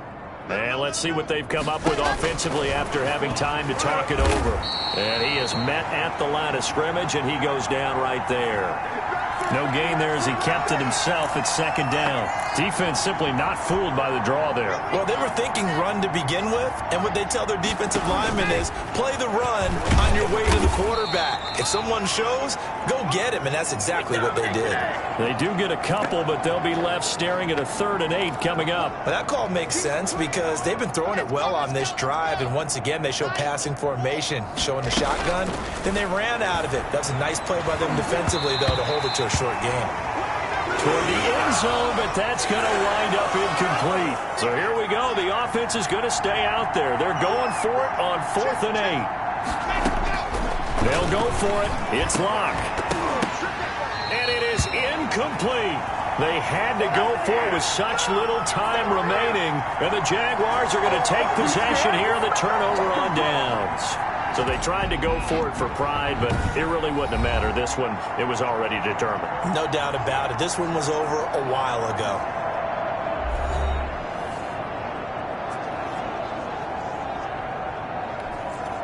From down at the 12, it's 1st and 10. They'll hand to Armstead. And some room to maneuver. And he works it across the 25 before being tackled. 15 yards is the pickup there, and the drive starting very nicely. 1st down. 57. Mike, 57. Yo.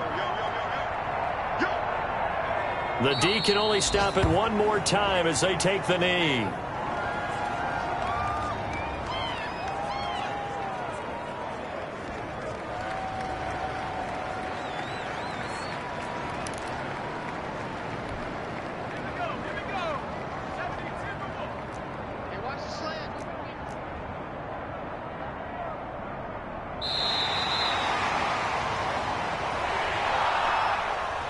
Charles, it's one thing to win. It's another thing to win and put up the amount of points that they did.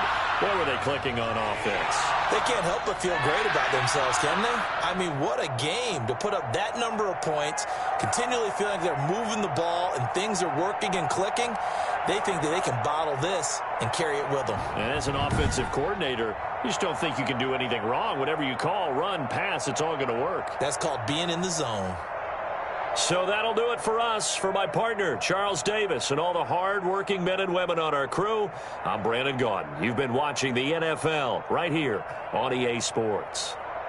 The Jaguars are winners here as we say so long from Jacksonville.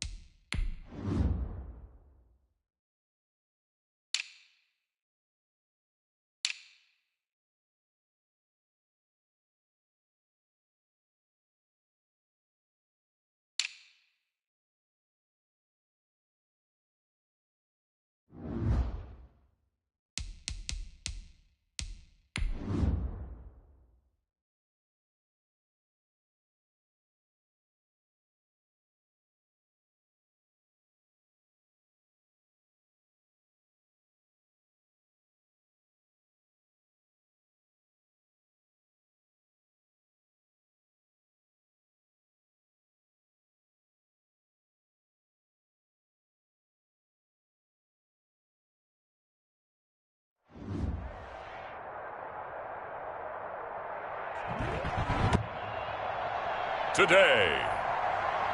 From MetLife Stadium in New Jersey, it's Week 1 of the NFL on EA Sports.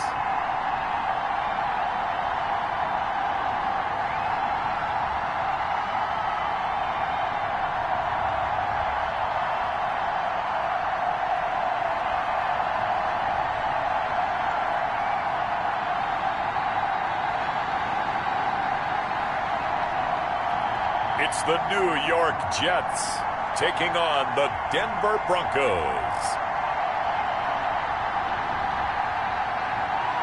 From the stadium that hosted Super Bowl 48 back in 2014, there's a look at MetLife Stadium here in East Rutherford. The scene a few moments ago, here it is. It's unlike any other in sport as both teams made their way out of the tunnel. These folks are fired up as their guys are ready to do battle between the Denver Broncos and the New York Jets.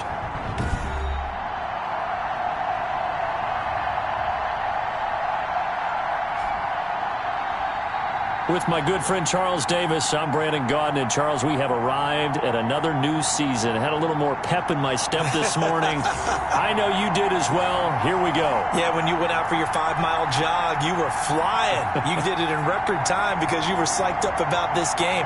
But let's be frank about it. No more radio shows, no more podcasts, no more just predicting what's going to happen. Now we get to see it on the field. Here's the punter, Sam Martin, now ready to get us started. And this one is underway here on EA Sports. And no run back on this one, so the new season will begin at the 25-yard line. The USC product, Sam Darnold, the number 3 overall pick in 2018, ready to go. Here's the Jets take over on offense. I love how he exploded on the national scene his redshirt freshman year when at the beginning of the season he was not named the starting quarterback, but when USC was struggling, he got an opportunity, and by the end of the year, the Rose Bowl MVP, an epic shootout with Penn State, and put him on the NFL radar in a big way.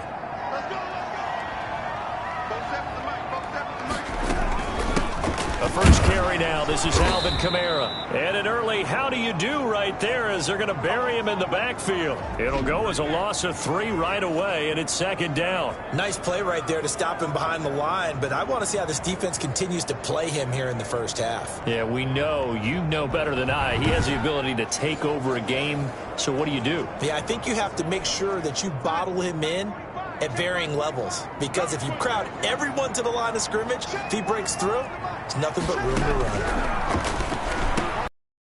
Kamara in the passing game. Accelerating, and off he goes. And all the way in. Touchdown, New York. Alvin Kamara, 78 yards. And the Jets have taken a first-quarter lead. We thought they may be a quick strike offense this season. That is lightning quick. Not bad for the first drive of the year. That has to actually exceed expectations, doesn't it? Because most teams want to be a quick strike offense. They want to score as quickly as possible and run a defense into submission. What they have to understand is, while they got it done there, long way to go. Don't get discouraged if you actually have to run a few more plays on your next drive. This one fielded at the 5. And he gets it to the 30-yard line, but the football's not going to stay there. There's a penalty marker down.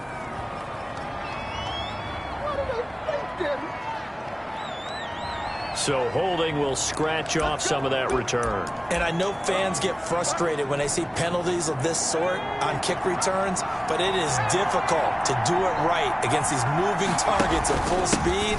Hard to do. Daquan Jones in on the tackle there. So a look here at the key inactives, and we got this list before the game down on the field.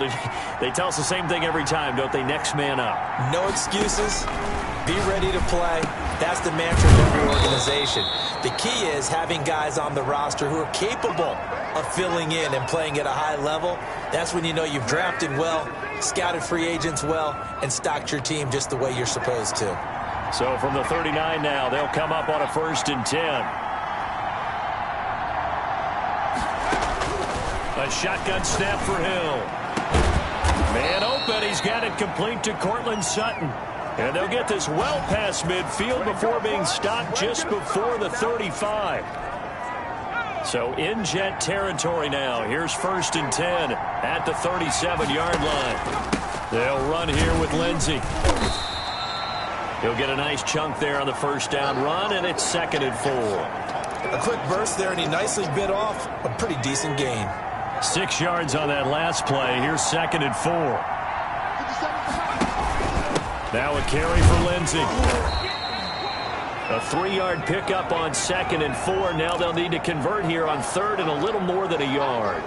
And that's some good tackling there to keep him short of that yellow line. Yeah, and defensively, all I'm thinking is that on that play, get me to 3rd down. Get me into a position where I can make one more play and get my defense off the field.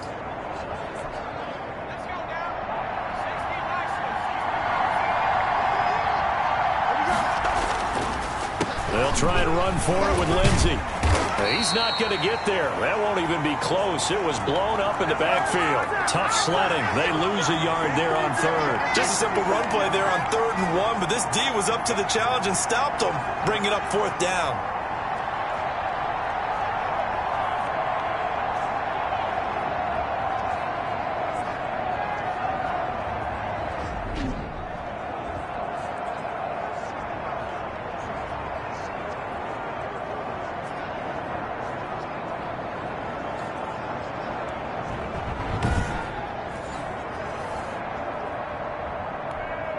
Well, they'll say no to the 46-yard field goal try. They're going to go for it.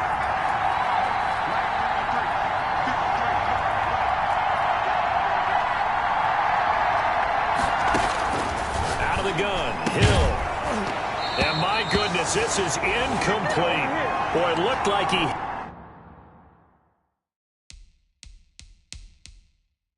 had it and dropped it. And the Jets are going to get the football back. So their first drive of the game already trailing, having given up points. A little surprised that they went for it, right? Maybe the big guy, the head coach, senses this is going to be a shootout type of a game. That they've got to match them point for point, as opposed to, hey, we'll get them later. Maybe he just has that sense, and that's why he decided to go for it there. Here's a 4-receiver look now. 3 of those guys out to the right side on 2nd and 8. A shotgun snap for Darnold. Got an open man. It's Washington. And they get him down, but not before he takes it across the 40-yard line. 11 yards there. 1st down. Well, it's almost as if they didn't leave the field after their first drive. They picked right up where they left off. Another good throw there. And this offense, humming here in the early going. Camaro with a carry there on 1st down as he works his way forward for a pickup of 4. Well, at the end of all that hitting and hollering, it was a 4-yard run, so the offense is going to go back to huddle and feel pretty good about themselves. Defensively, you have to feel okay because you didn't let it turn into a bigger run, but the goal, shut it down for 2 yards or less. That's when you start to feel good about yourself. Into double coverage, and it's intercepted. Picked off by Alexander Johnson, and he's able to get it back to the 41-yard line. Oh, timing is everything on a route like this. He tried to drive that football into a tight spot. And if you're a little early or a little late, chances are there's going to be someone there. And sure enough, this one's going the other way.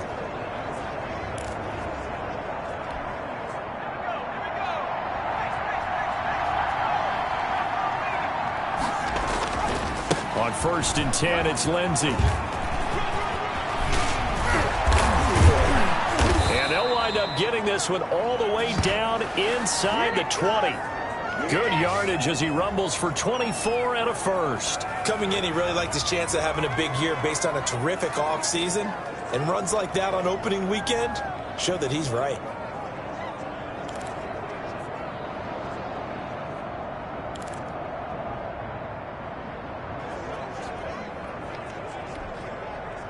So from inside the 20, here's 1st and 10 at the 18.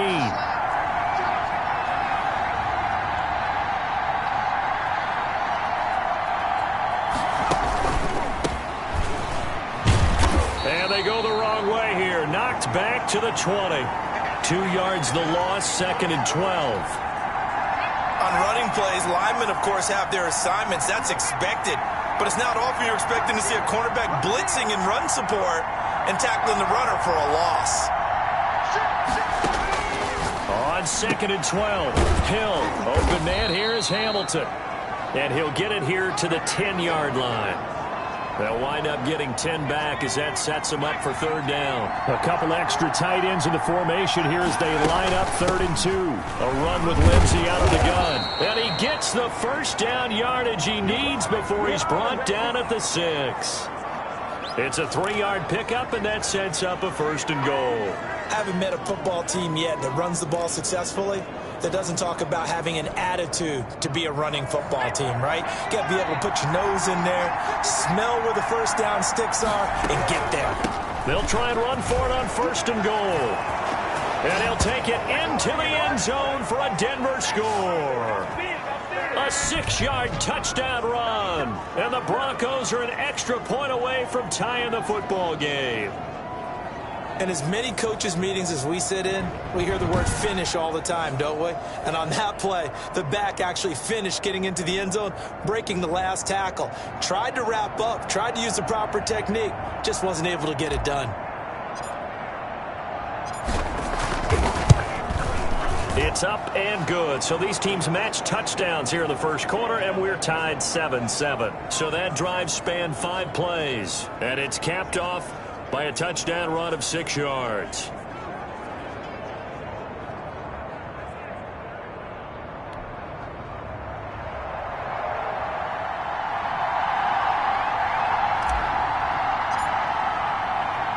So all even at 7 now as they kick it away.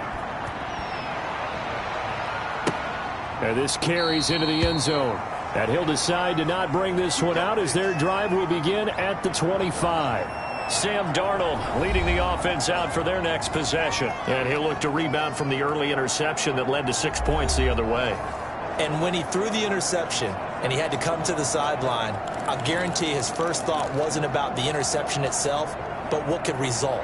And I know he was thinking to himself, come on, defense, bail me out. Well, they weren't able to in this situation. Now he's got to go out and atone for it himself, but he can't force things.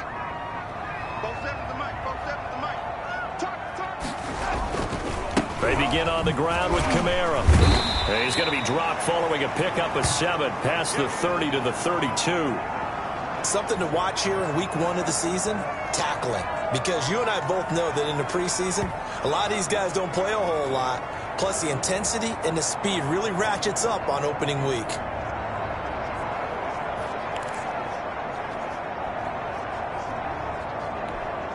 They'll operate from the 32-yard line here, 2nd and 3. And they run the option on 2nd down. And he's able to take this one up to the 35-yard line. They'll get 3 as the drive continues. It's a 1st down. Looked like a pretty smart decision that time to keep the football by the quarterback. It was, because you saw how the runner got swarmed. So you've got to pull the ball from his arms, keep it yourself, and get what you can.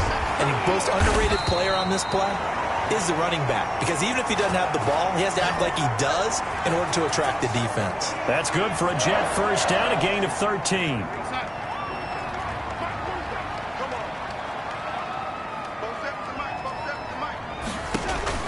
Darnold from the gun.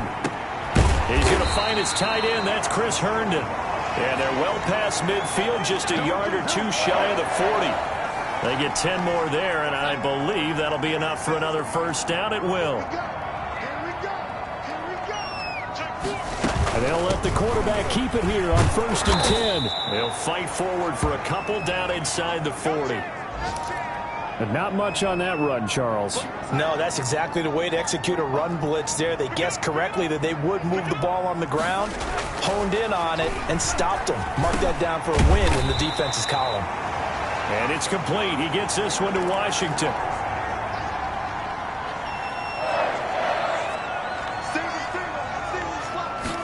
Darnold going to keep this himself. And they take him down, losing yardage back at the 27.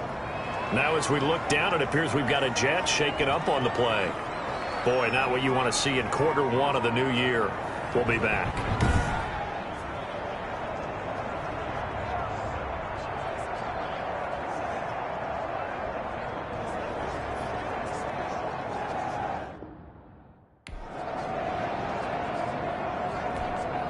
Maybe just a slight detour on what's been a strong drive. Here's 2nd and 11.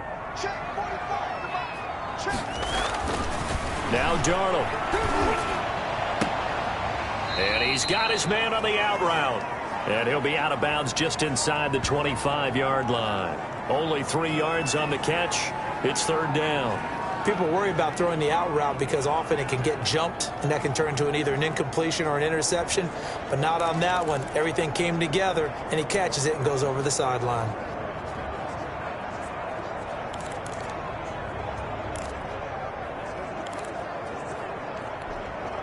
Eighth play of the drive forthcoming, and they need 8 yards on 3rd down. Here's Darnold. Good work by that Bronco defense, and it leads to a 4th down.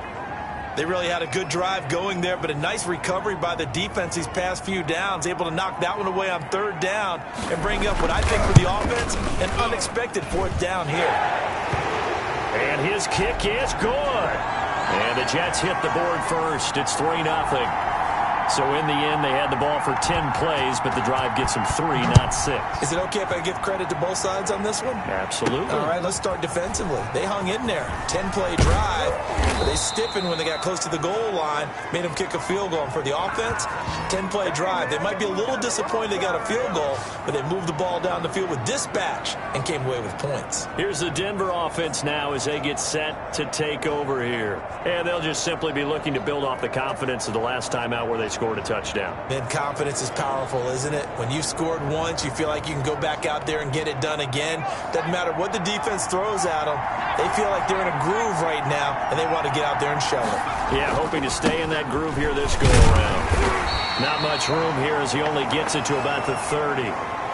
Jabari Zuniga with the stop. Defensively, we always know that he is tough in run support, and I think the way that he gets there is he understands what an offense is going to do before the ball's even snapped. A great job of scouting prior to the game, then reading, reacting, and taking the right path to the ball carrier. Officially nothing on that one, no gain, so they're left with still 10 to go on 3rd down.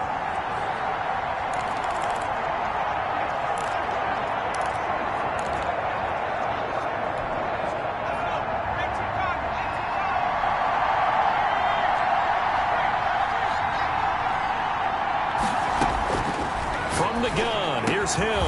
He's got a man. It's Sutton that's complete. And he will have a Broncos 1st down as they're able to get the 3rd down conversion. It'll be a pickup of 16 and a Bronco 1st down. That's a play that will likely be forgotten when you talk about big moments in this game. But plays like this are critical to keep drives going. And if points result, we'll call this play significant.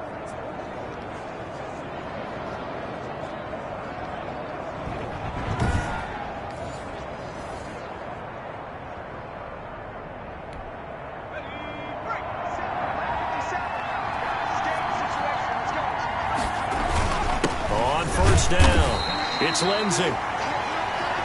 Just a yard on the pickup there, and it'll bring up a 2nd and 9. That play reminded me a lot of a former teammate of mine. We used to call him the trash man. His ability to sift through traffic and make plays was uncanny. And that's exactly what you want from your Mike linebacker.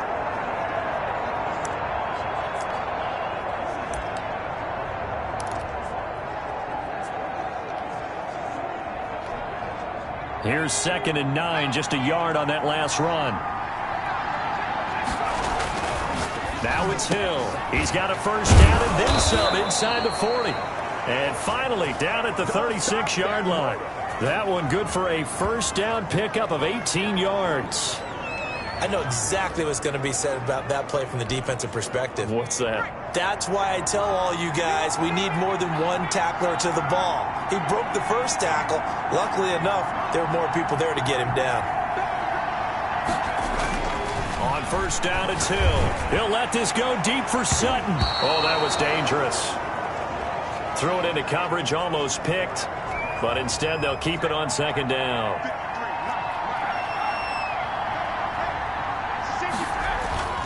Throwing again. Hill. And finally, down he goes as they work it inside the 10 to the 7. That's good for 28 yards. A nice job there, Charles. They picked up the blitz, were able to complete the pass. That had the total feel of a quarterback in control.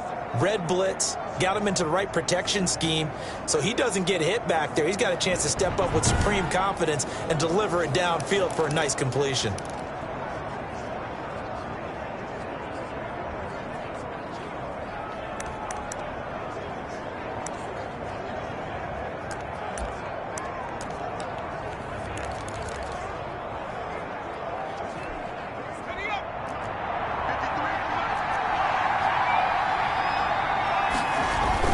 They'll run with Lindsey. And that'll move him a little closer as he takes it from the 7 down to the 4-yard line.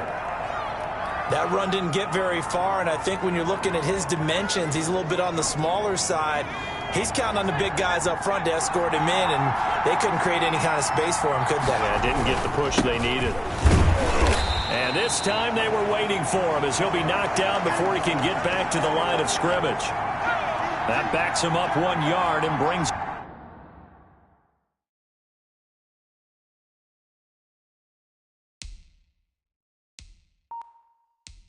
3rd down. Now whistles come in. We're going to get a timeout here by the offense. They'll have 2 remaining as we step aside here in this first quarter.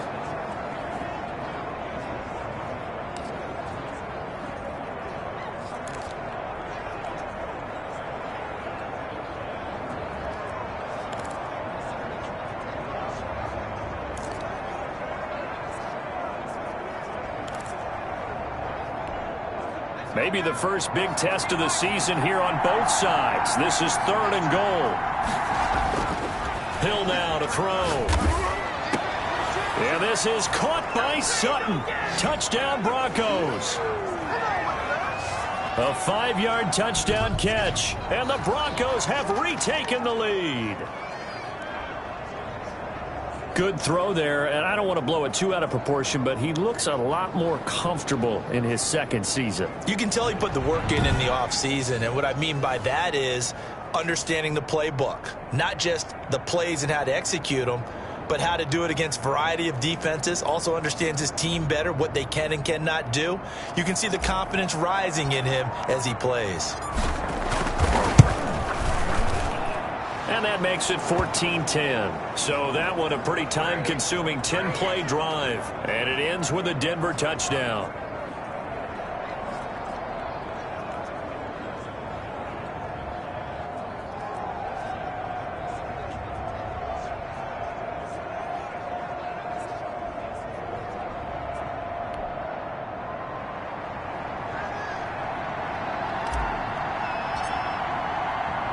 Here's Martin now following the score as he'll send this one away. Takes this about 5 yards deep. And this will not be brought out. It's a touchback. New York ready to go again offensively. And after the field goal last time, we'll see what they can get here. At least they got points out of the last drive, Charles. I never met an offensive coach that didn't want to drive to end with a kick. Most of them wanted to end with a PAT, right? In this case, a field goal, they'll take it. Way better than the alternative, which is a punt. Yeah, but you met fan bases that wanted that, that weren't happy with that field goal. I haven't met a fan base yet that wants to drive to end with a kick, other than the extra point. That's it. They'd love to just strike back with a touchdown right here, and if it's a long play, so be it. But the main goal, get a couple of first downs, run some plays, run some clock, allow their defense to get a chance to catch their breath, settle down, and relax a little bit after they just gave up a score. I do know from experience that when you slow down someone's running game, you're now doing the dictating on defense, and guess what? Now you're getting ready to tee off on their quarterback because they have to throw it all the time. But you still have to be alert for the draws and other plays of that nature to make sure you don't get hurt. And they'll let their fullback try and push the pile. And he's going to be stopped short of a first down as they'll get to him at about the 33. Just a 1-yard gain on the play, and that'll mean a call to the punt team as it's 4th down. Well, there was a trust factor in that call, turning and handing it to the big man in the backfield, trying to pick up the first down. But how about the defense? They were ready for him, and they were able to stop him.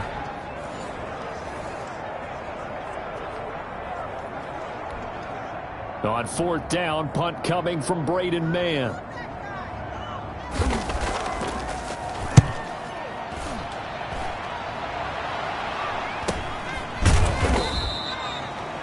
A 40-yard punt, no return, and out will come the offense as they take over. So the Broncos coming out now, and they were able to punch it in the end zone last time. They'll be looking to do that again here for the defense. Obviously, they'll be looking to stop them from punching it back in the end zone. It always is punch, counter punch, isn't it? And which team has the advantage? Well, let's just go back. Last time on offense, they rolled downfield, got into a good rhythm. You can see a little more bounce in and out of the huddle. You can see the sideline really get into the game. So defensively, you're thinking to yourself, how do we take that away from them? How do we get the advantage back? Let's see what they come up with. I think pressure is always the first way to go. You love pressure. I love it. We'll see if they dial it up this drive. And he'll be brought down right around the 37. That one, a first down pickup of 8. So they're making a real first quarter statement with a run game, no doubt. For those who remember old school football, running it, establishing things, seeing backs find holes, get through them, they've got to like what they're seeing from this unit so far. Right now, they've decided to, as you said, establish the run game, and they've been successful doing it.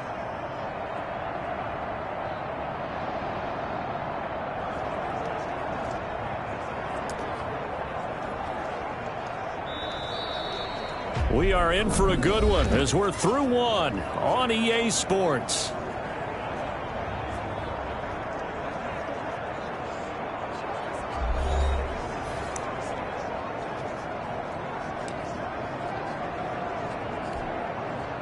Line of scrimmage, the 37 on 1st and 10. Off of play action, Hill. And able to rip off a big chunk of yardage before being dropped inside the 40.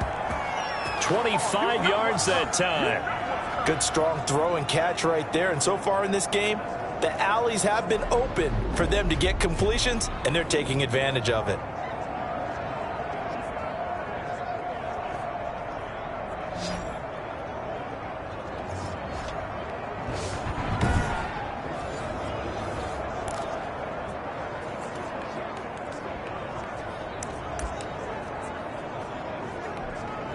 So in Jet territory now. Here's 1st and 10 at the 38. Now it's Lindsey. He'll be hit down at the 33, 5 yards on the play.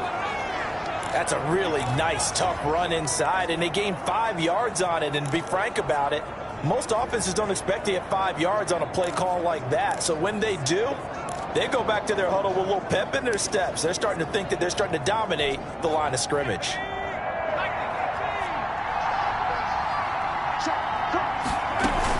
On 2nd down, a run with Lindsey. Works his way inside the 30 on a pickup of 4.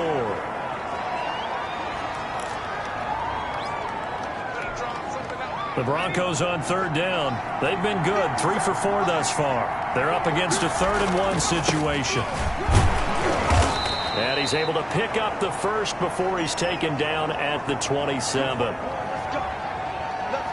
That's quite a spot there for his first carry of the game, but obviously they had plenty of faith in him, didn't they? No question about it. And here, why not go with the fresh legs? Able to push forward, pick up that first.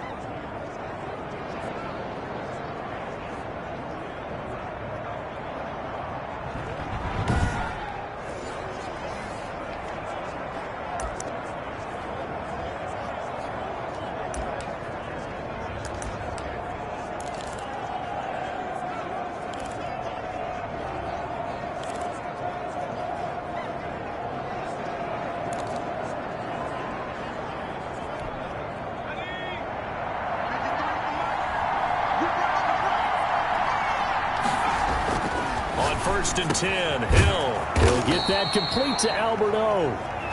And down inside the 15, shy of the 10. It'll be a pickup of 16 and a Bronco first down. When this offense can get their tight ends involved, they can move the football. Here, a nice route, able to look it in, and picks up the first down. They'll run on first down. Lindsey showed some tough running, but they'll drop him at the 5-yard line. It's a 6-yard gain on the ground, and that'll make it 2nd and 4. You know what really fires up offensive linemen? When the guy that is carrying the ball behind them can create his own space and break a tackle along the way. The last run got 6, now 2nd and 4.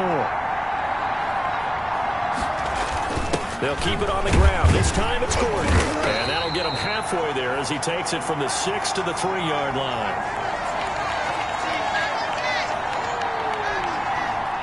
Ninth play coming up here on this drive. This is 3rd and a yard.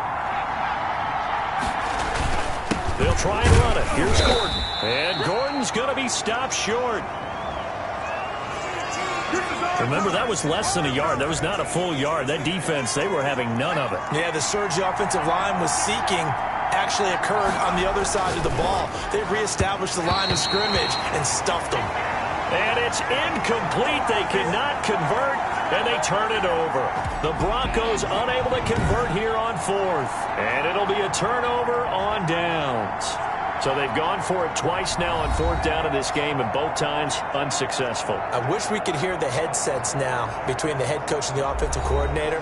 Now that they're 0 for 2, if they get into a third situation, head coach might say, hey, you got anything for this one? Might get radio silence back. On the give, this is their fullback. And he's going to be taken down shy of the 5-yard line. Credit him with a 1-yard gain there to make it 2nd and 9. That's someone who's pretty happy right there. That's the defense coordinator. Body after body getting to him before he can get started. On 2nd down, Kamara. And he's going to be taken down shy of the 5-yard line. 2 runs in a row, but only 2 yards to show for it. They'd like to avoid punting from their own end zone so they could use something here on 3rd down. Sometimes your philosophies get challenged at times you don't want them to. They did try to stick to the running game on the first 2 plays. Didn't amount to much. And now facing a 3rd and long at the outset of this drive. This will be a 2-yard loss on the play. And that'll bring up 4th down. This defense has really flown around in the first half. They've gotten to the ball carrier before they can really get started. Offense going to have to come up with something else in order to try and get this running game going. Here's the Jets punter now as he'll punt it away for the 2nd time. And he's able to get it out quickly, and this is not a bad kick here. And now a fair catch called for and taken just outside the 40-yard line. So possession goes over here on the punt. Out there to start their next drive, Phillip Lindsay and the Broncos. And he's well on his way to a 100-yard game. He's already more than halfway there. We're only in the 2nd quarter. And what I've always loved about running backs is they'll tell you, I had no idea how many yards I had. Right. Those guys have an innate sense of where they are in a ball game and how many yards they've accumulated, because you know they're always working towards 100. He's been working well towards 100 here. He has elite instincts from his linebacker spot. He's able to diagnose the run and flies in like a missile to stop that one behind the line of scrimmage. On 2nd and 11 now. He'll let this go deep for Sutton. Oh, a ball batted in the air, and now it's intercepted. Picked off by Brian Poole. And they finally put it into this return, but not before he's all the way down to the 37. That, Charles, the first interception he's thrown here in year number 2. And I know it's just the first one, but didn't it feel like what we saw from him last year, where he was plagued by this type of a play? And they thought that, you know, over the offseason, going into a 2nd season, some of that would go away. Thus far, still looks a lot like his rookie year. They'll wind up losing 3 yards here, and that'll make this a 2nd and 13. They'll run out of the gun with Kamara. And he only manages a couple here down to about the 38-yard line. The Jets on 3rd down, 0 for 3 to this point. They could use a conversion. This is 3rd and 11. They'll set up the screen down to Kamara. And he'll be taken down well before the 1st at about the 36-yard line. Instead of throwing it downfield, Charles, they just tried to dump it underneath there. You like the call? I do. I think it's a high-percentage play because you get the completion, and what you're counting on is your back to use his legs and his elusiveness to make people miss and pick up the 1st down. In this case, it didn't happen. And I don't think this has the carry. It does not. It's no good. And this score will stay right where it is.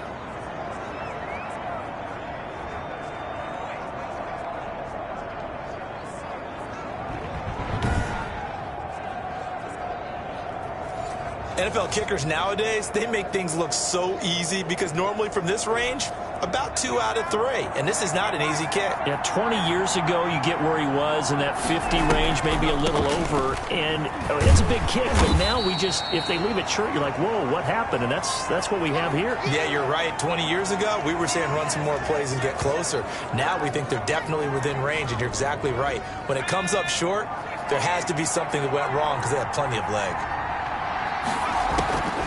On second down now. It's Franklin, and the running lane's non-existent in this first half as they'll stop him behind the line. The running lanes have definitely not been there for him here in the first half, and I don't think it's all been his fault. His offensive line hasn't given him much space. A loss results there. Throwing on third down, Hill. And the throw there going to be incomplete. That's an excellent job right there on third down. Like any defense, you never want to let them get anything started, and that would have been a first down. Instead, you saw the contact on time, no penalty, and before this drive could get wings, it's fourth down. And he'll be taken down, but not before he works it past the 50. They've been burned twice already on fourth down, but the third time's the charm as they keep the drive moving. On first down, it's Lindsey. 2 yards on the pickup there. It'll be 2nd and 8. Well, any lane that might have been open there was closed pretty quickly, and that was because the defensive front, they won that battle at the point of attack at the line of scrimmage. They used great leverage, held their spot, and stacked him up. The last run good for 2. Here's 2nd and 8.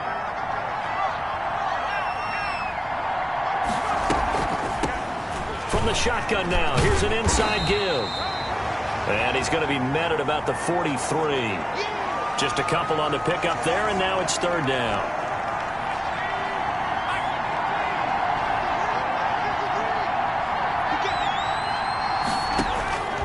From the gun, Hill airing it out for Hamilton, and that is incomplete. This secondary has been roasted in this first half, but they get a measure of revenge there. Nice play on the deep ball. Yeah, they're going to need a few more plays like that in order to get their confidence fully back, but that's one step in the proper direction.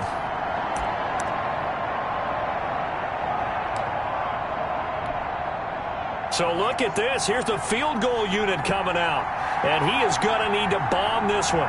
They spot it on the midfield stripe, so it is a 60-yard...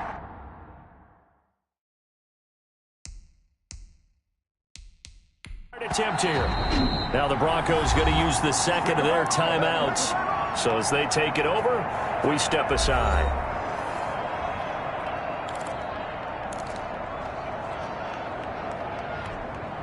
They'll break the huddle here and go for it. This is fourth down. Operating from the gun, Hill. That's complete. Okuebunam. And brought down, but not before they're inside the 25. Fourth down, no problem. 19 yards that time, but now it's 1st and 10. They go back to the ground now with Lindsey. And they'll work it inside the 15-yard line before it's all said and done. A good gain again. That's now 31 yards combined on those last 2 plays. For a lot of guys playing this game, there's no better feeling than running right through a tackle. He's able to lower his center of gravity and churn his legs for a really nice pickup. From the 13 now, they work on 1st and 10. Hill now operating from the red zone. On the slant, completes to Sutton. And he'll be brought down here at the 3-yard line. It'll be a pickup of 10 yards. And that'll bring up a 2nd and just about a few inches here. They'll come out in the pistol. On 2nd down, it's Lindsey. Give him 2 yards. That sets him up 1st and goal. Well, that was a unit that understood exactly where the first down marker was, handed it to their guy who could run it, created some space, and he got there.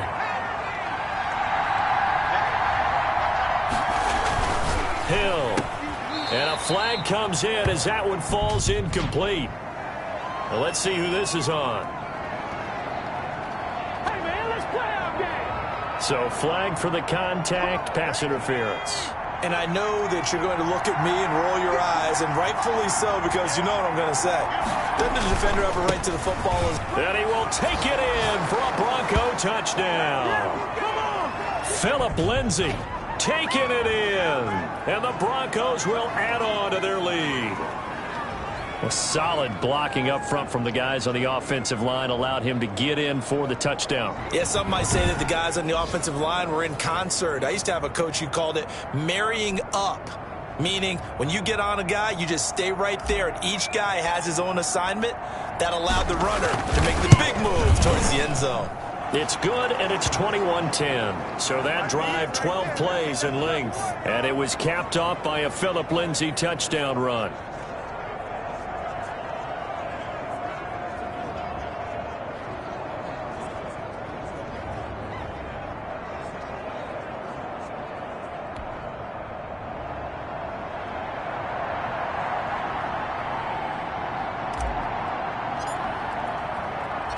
So after the touchdown, Martin now on to kick this one away.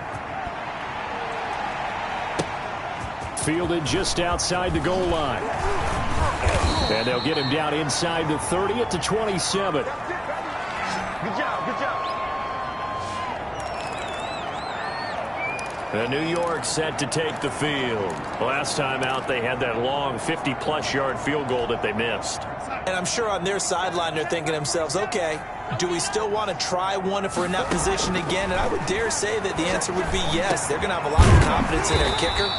But just to be on the safe side, I'm sure they told their offensive guys, can we get a little bit closer this time? Closer. Yeah, you know, I'd rather get in the end zone first and foremost.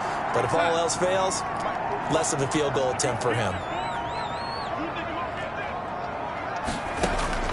On 1st and 10, Darnold. Crowder's got it over the middle.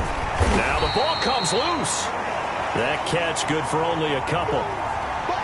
And the defense not able to get it. From a defensive perspective, what's that moment like when you realize the ball is loose? It is a moment where all concentration goes right to the football. This is something you've talked about in all your preparation for the game. And you probably talked about since training camp. Knock the ball free, take it away from the other team, and now you have that chance. There's a little bit of deflation when they end up recovering it. They knocked it free, but couldn't take it away. Willie Snead all alone. And all the way in. Touchdown, New York. Willie Snead. 60 yards. And the Jets have made this a one-score game. And correct me if I'm wrong, that was just a simple fly route, wasn't it? No, there's nothing to correct at all. You got it down pat. And I just remember as a player, when I'd be in practice sessions and I'd hear 9 from the receivers, that meant fly route, go, look out. That was the 9, and he just kept going all the way into the end zone for the touchdown.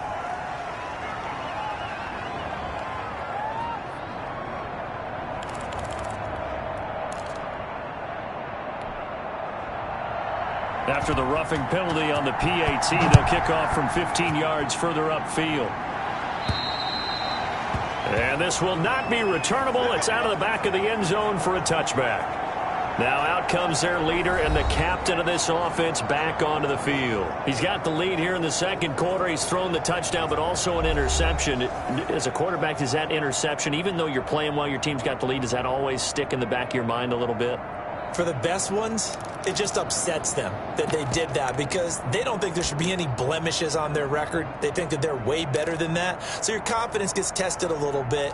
Being able to go back out there, maybe throw another touchdown, that'll tamp that down in a big way. Yeah, because he's looked pretty good to this point. Hill on first down. And that is incomplete. He couldn't hold on through the contact. Brings up second down. An incomplete pass leads to 2nd and 10 from the 25.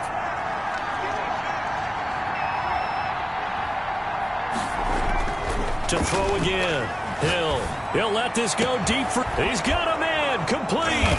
And he'll have it past midfield almost to the 40 before being taken down. It's a gain of 34. What a first half this has been offensively. I mean, defensively, what do you do when you're getting torched like this? No, these receivers are absolutely wearing them out. So 2 thoughts come to mind. 1, get some oxygen. You can fill up your lungs a little bit. And number two, talk to your guys up front. You need a pass rush to help slow them down. So the big play gets him across midfield now for 1st and 10. Here's Lindsey. And he was able to shed one tackle but could not get away from there. A short gain of just over 2 yards as the first half clock dips inside of 3 minutes. Well, that's just a pile of bodies there, and that's when you kind of find out who's a tough guy, right? Who can stand up and make a play. It was only a 3-yard run, but for both sides, they had to walk away from that feeling like, okay, I can stand up when the going gets tough in here. And brought down, but not before they're inside the 25. 15 yards on the play, 1st down. Boy, where would these guys be without his performance on the ground? That puts him over 100 yards now for the afternoon, and I tell you, he seems to be getting stronger as the day goes along.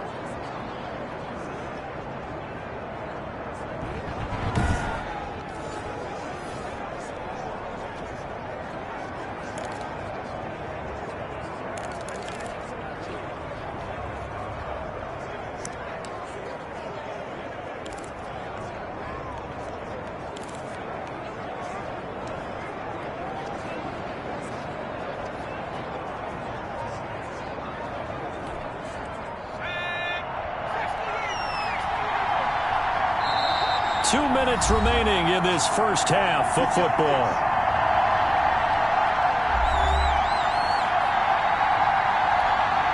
We remind you that coming up in 2 minutes, we'll again head down to visit with Jonathan Coachman in Orlando, back for another year. He'll have scores from around the NFL here on this opening weekend.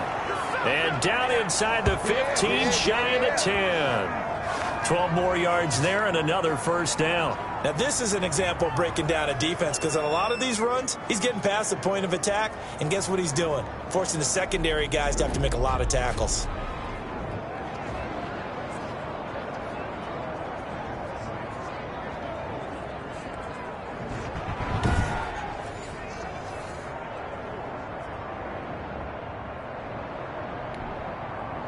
Now a 1st and 10 at the 11. They'll fake the handoff. Now Hill. And this is caught for a Bronco touchdown. Albert O there to make the grab. And the Broncos push further out in front. A nice throw there by the 2nd-year quarterback. And I don't believe that was the kind of play he would have made as a rookie, because usually your rookie season is a continuation of your college days. A lot of one read, and if you don't have it, you just take off and go. Now he's settled in the pocket a little bit more, reading the field and getting to his 2nd and sometimes 3rd progression. That was a nice play.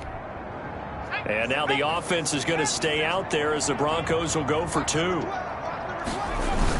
Here's Hill, and he's got it here for the 2 points, but there is a marker down, so we'll have to see what that's about.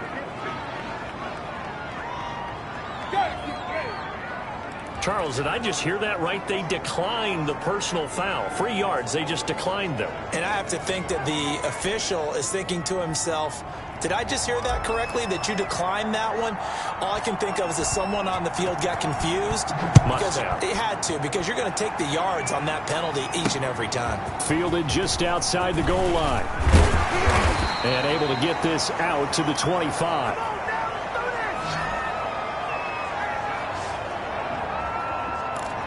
Back on offense, New York gets set to take over. It was still more than a minute to go in the half. Time to try to mount a drive. And I would think that they would have to. This is today's NFL.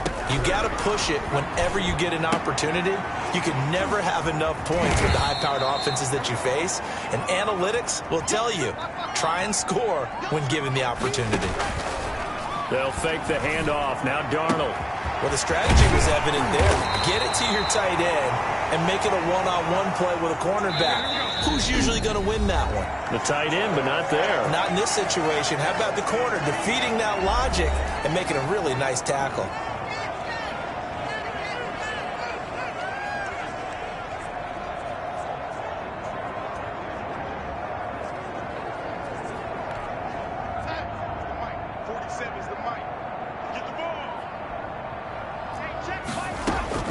On 1st down, Darnold.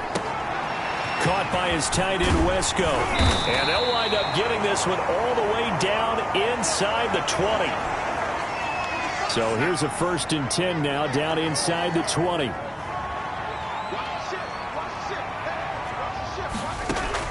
From the red zone now, they'll look to throw. Into heavy traffic, and it's intercepted. Picked up by Alexander Johnson. And the return will stop right around the 25. Charles, not only is that an interception, it's one when you were really knocking on the door for a touchdown inside the red zone. You're actually thinking points. No matter what, at worst, you're thinking kicking a field goal and getting 3. We might look back on this in the second half and say, you remember when they didn't get points on that drive? This could cost them.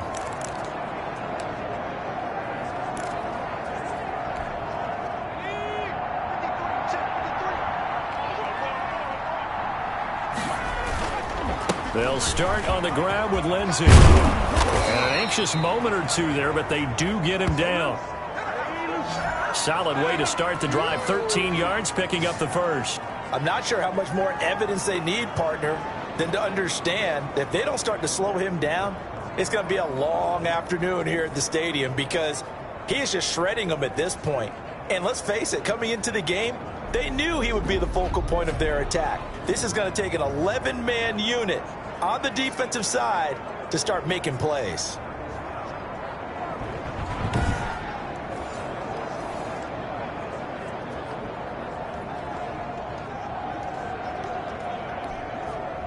So here's a 1st and 10 at the 38.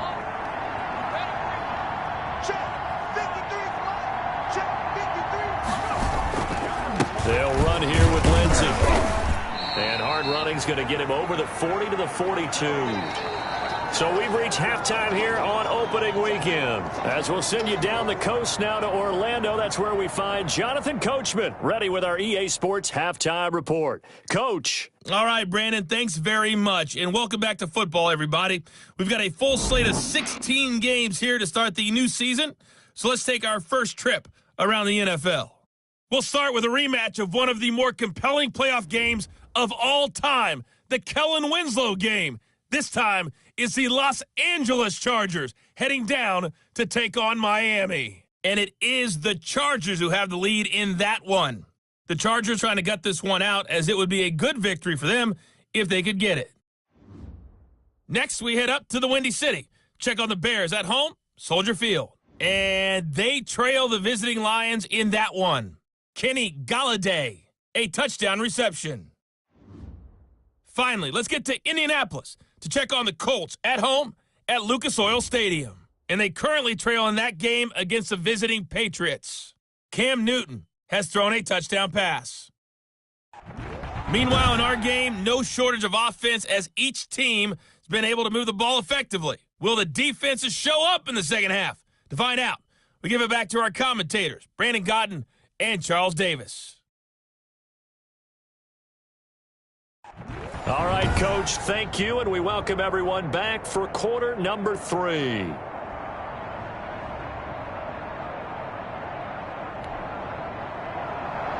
We'll see if week 1 fatigue becomes any kind of a factor as we are back underway in the second half. Fields it in the middle of the end zone. And he's up past the 20 to the 22-yard line.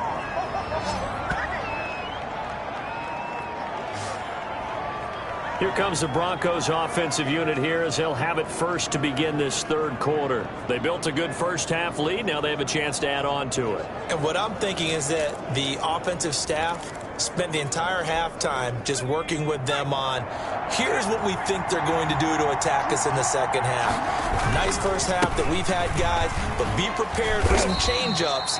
We're going to see them when we kick it off in the second half. See how they handle any adjustments that might be made defensively. Brandon, 5 yards on that run. Let's get back to the huddle and make sure if you're a back, you spend time with your offensive line and give them credit. Hard to move those 300-plus pounders at the line of scrimmage, and they did for a significant chunk of yardage. And he almost had it defensively. Could have been a game changer there in this second half. Instead, it's third down. They'll run. It's Lindsey. And he's able to get the first before he's taken down at the 36. It's a 9-yard gain, and it keeps the drive moving. We don't talk about it very often, but sometimes there's a dip in intensity when you start the second half, which can manifest itself in some sloppy tackling. And how about right there? He ran right through that weak tackle attempt.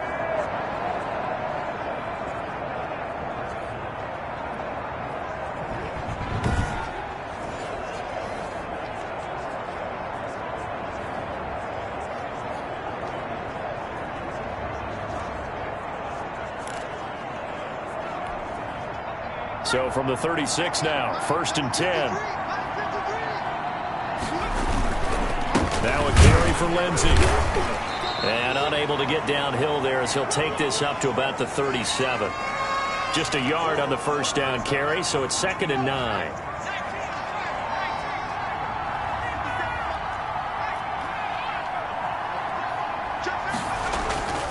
Now Hill. That's going to be caught by Judy. And they're going to have this across midfield and inside the 45. 2 catches in the first half. Now he's got a 3rd here, and it's good for a 1st.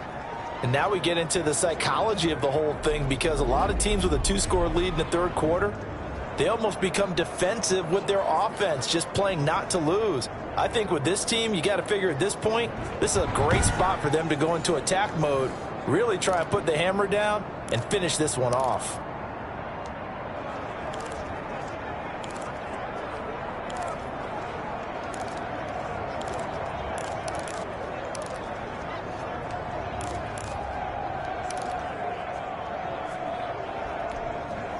So in Jet territory now. Here's 1st and 10 at the 43. Back to throw. Hill. He completes this to Sutton. And he's going to get this inside the 30. No question that they're going to continue to look his way. 6 catches in the first half and now 7 on the game.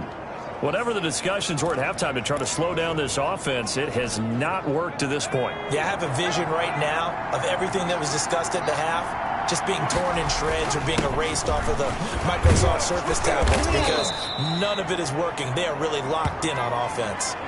Give him 9 on the carry that time, and they're set up with a 2nd and 1. Looks to me like maybe there's a little attrition setting in with this drive, because when you see that type of a run, I get the feeling the defense getting a little bit tired. And that's the last thing they need, especially when they look up at the scoreboard. The previous run, good for 9. Here's 2nd and a yard. Another run by Lindsey. And maybe a measure of revenge there. He's had his way in this one, but this time they get him behind the line. That'll set him back with a loss of 3 on the play. And that's going to bring up a 3rd down. Here's Hill. And that will be incomplete. They had enough yards for the first down, but a clutch hit right there defensively. Jars it free. No first down.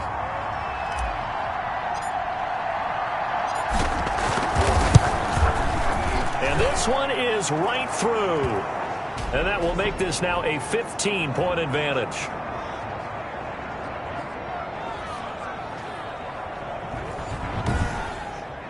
So put another 3 on the board. All things considered, a good opening drive to begin the 3rd quarter. And as a defense, the way that this game is going, you're excited to see those points go on the board. Gives them a little bit of leeway to play with when they're out on the field, but they're real excited to see their offense score. Now they get to go out there and do their part. Now it's Martin to do the honors after the made field goal. Taken in at the 3. And not much happening on the return as he'll get this to about the 23. Here's the Jets offense now getting set to start off this 3rd quarter. And they had a nice little drive going last time. Threw the interception in the red zone. Costly. Bad enough to throw it anywhere, but that drives coaches insane when they're thinking about, hey, we've got a shot at points already. We're already in a spot where you're thinking you've got 3 on the board for sure, and to come away with nothing. And now look at him go. The 30, 10, and all the way in. Touchdown, New York. Jamison Crowder. 77 yards, and the Jets are able to cut into this deficit. We were just saying off-air during halftime, could they mount a comeback, and how would it start? Well, it started in a hurry. Yeah, they have to get back into the game, right? So if you're going to do that, you think to yourself, we need points right here on the opening drive. But even in their best game plan, did they expect it to be a one-play drive and put the points on the board? Probably not. No, probably not, but they got it in a big way.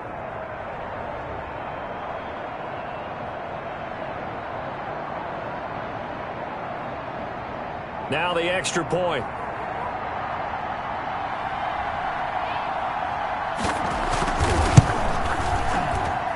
And this one's back to an 8-point game. Well, the offense wasn't out there for a long time, but they were out there for a good time. One play, and they're able to hit pay dirt.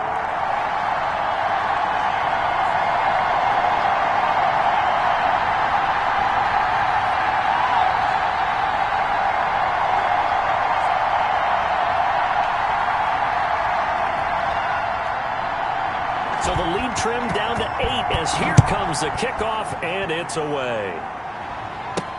That'll be taken about a yard deep. And he'll be stopped right around where he would have been had he gone down to a knee, maybe a yard shy of there at the 24. The Broncos and Cortland Sutton heading back out there. And I know that they've double-teamed him a couple times, but not a ton. Whatever they're doing isn't working. He's up over 100 yards. We'll see how they adjust. And when they do that, they weaken their defense in other places as well. And how many times have we done games where we've seen a guy have a big game like this? But it's usually not by himself, is it? Right. Usually it opens it up for other people to have big games as well. They'll try to draw Lindsey. They're going to snuff this play out behind the line. We have not seen that much today. They'll wind up losing 3. And now it's 3rd down. Well, that was one of the few times they've been able to contain him thus far. He's over 100 yards for the game, but he lost a bit off his total on that carry.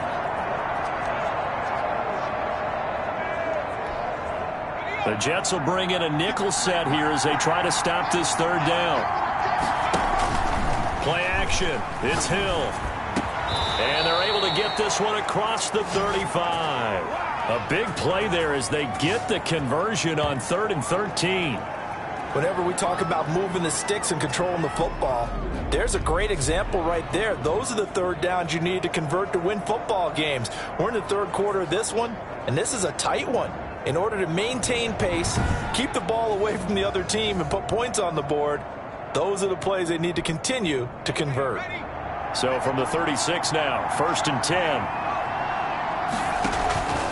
Here's a give to Lindsey.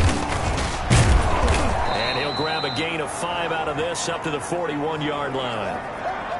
Offensive linemen love creating space for their guys carrying the ball, but when that guy also breaks tackles and creates extra yardage, they almost feel like he's one of them, and they really embrace him. From the 41, Hill. And boy, that one drops incomplete, but if he was hit a fraction sooner, it may have been a fumble. As defensive coordinators around the league tell me all the time, that throw is not for every quarterback because you've really got to drive the ball downfield. It's going to be a tight window for him to fit that one into. In this case, unsuccessfully. He's going to be marked down very close to the 1st down marker, but it looks like he's a yard short. When a good play is made on defense, oftentimes leverage is the key to everything. Defensive line not getting turned, all the other guys making sure they're in the right spot, and on that play, they were able to stop him short of a 1st down. And how about this one now? In their own territory, a gutsy call. They're going to go for this on 4th and a yard. Now on 4th down here, that pass knocked away and incomplete. The linebacker, C.J. Mosley, there in coverage. Now, they've clearly made a conscious decision here to be more aggressive in the late stages of this game here in the 2nd half. And I get it. In this situation, if you want to be aggressive out near midfield, you feel good about your defense maybe, or just, hey, I thought I had a proper play call.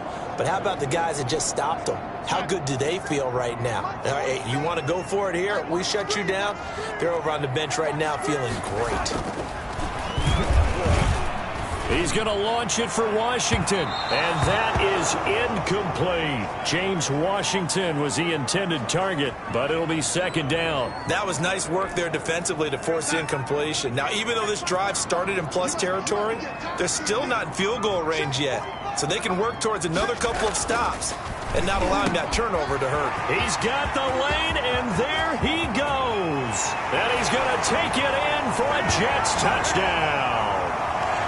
James Washington, 46 yards. And the Jets are within a 2-point conversion of tying this thing up. And a nice job by him to catch the slant and then navigate and break free. And receivers love slant routes because it gets the ball in their hands so quickly and oftentimes on the move. And when they're on the move like that, then they get to use their best asset, which is usually their speed. And their speed sometimes, like this instance, can take them into the end zone. And now following the incomplete pass, we'll get a timeout here for an injured player. Hate to see this. Week 1 of the season. We'll be back.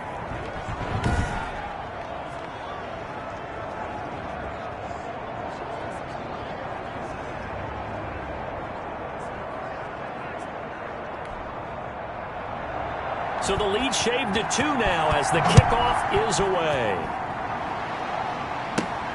Taking it about the 1. And a good return as he'll be stopped just shy of the 30-yard line. Nothing here.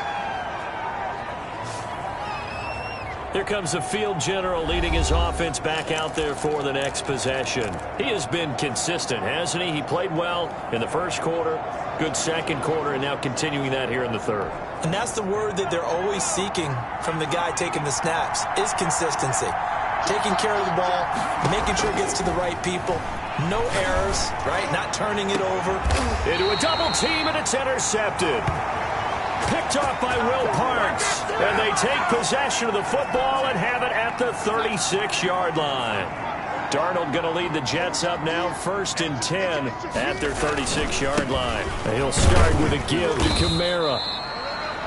3 yards on the pickup there, and it'll be second down. I have to think a major focus of the halftime meetings had to be figuring out how to create space for the running game to get operating. Well, what you pointed out to me at half seems accurate. That line has struggled to sustain blocks. Yeah, I would agree with the big fella. Wesco, the tight end, making the catch.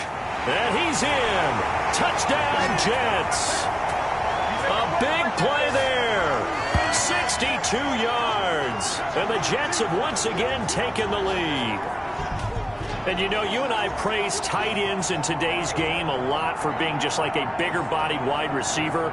Boy, a play that long from that position, you just didn't used to see that as much. No, you were really just counting on the tight end position to catch the football and get what they got on the catch. And now it's the run after the catch that makes them so dangerous. Hard to bring those big guys down when they get rolling. Couldn't bring him down here. Got into the end zone. And the lead is up to 5. Pretty clean and simple there. Just 2 plays. The long pass resulting in the touchdown on play number 2. Out is the kickoff unit as they run up and send this one away.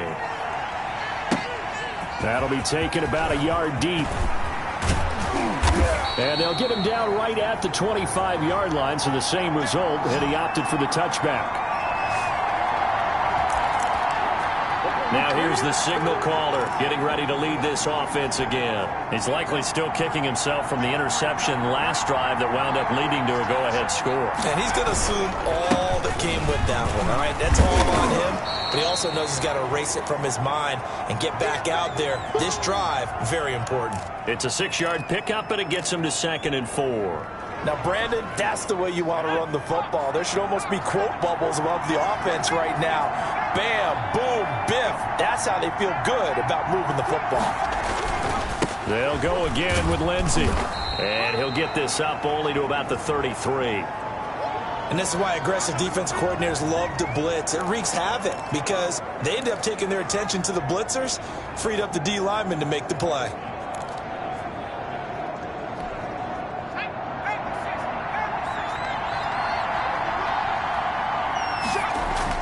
Hill on 3rd down.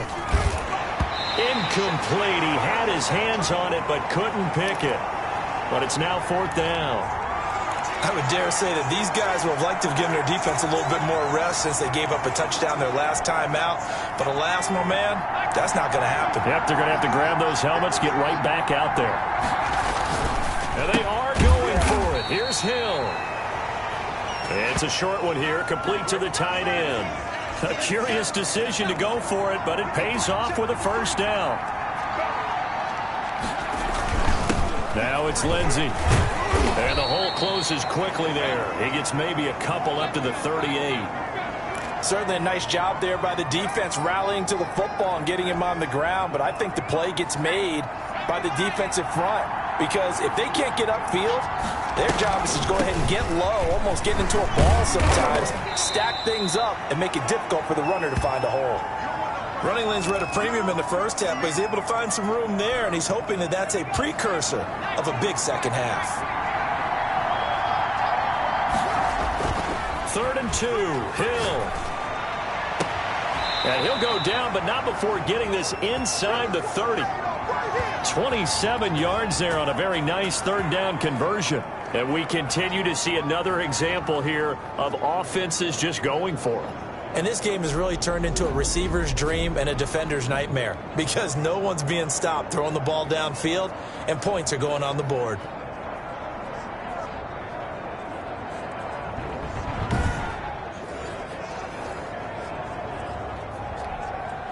So in Jet territory now. Here's 1st and 10 as they're down to the 29-yard line. This is Gordon. And only able to muster a couple down to about the 27. Well, they're hoping that the second half is better for him than the first half. They've got to find a way to get him going. He's a big part of their offense.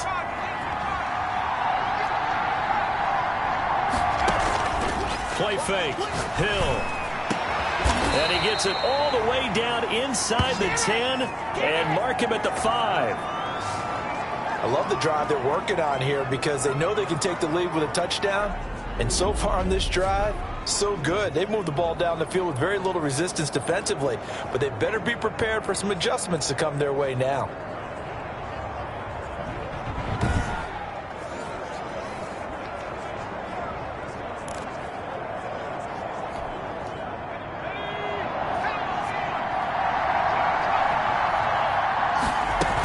They'll try and run for it on 1st and goal. And he is into the end zone for a Denver touchdown. A great play there. Already his 2nd touchdown here in this opening weekend, as his guys are able to regain the lead. He's given him a little jolt, just gave him the lead there, but 2 TDs now in the game. And that jolt puts them in the lead. What a terrific job by him. He is carrying the ball and simply saying, I want to win. And now he's hoping his defense has that mentality as they try to hang on to that lead. And now the offense is going to stay out there as the Broncos will go for 2. Hill now to throw. And this will be caught as they convert here for 2.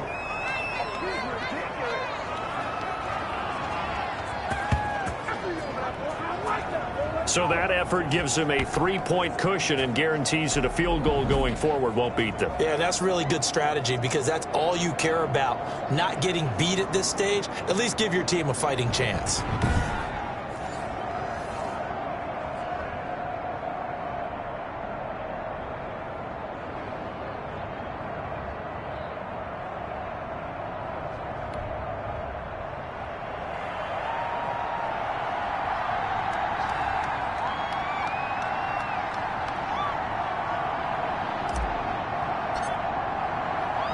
Here's Martin now following the score as he'll send this one away. This will be fielded inside the 5. And up to about the 26-yard line, just across the 25.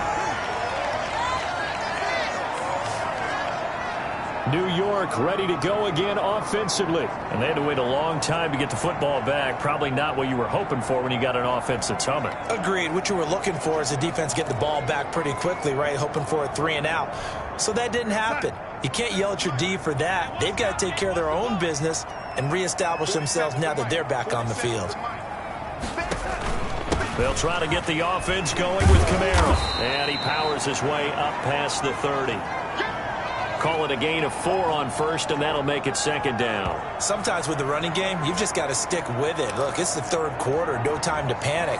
But that also doesn't mean you just do it the same way you've been doing it the entire ball game. Maybe change up some blocking assignments or run a few different plays, but stay with the overall essence of the running game.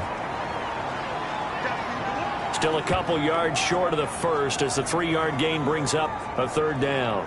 The way things have gone in this one, the running game's been something of an afterthought, and that's not been too bad for them, has it? Yeah, the offensive returns have been good, but I guess we figured he in the ground game would be a bit more involved.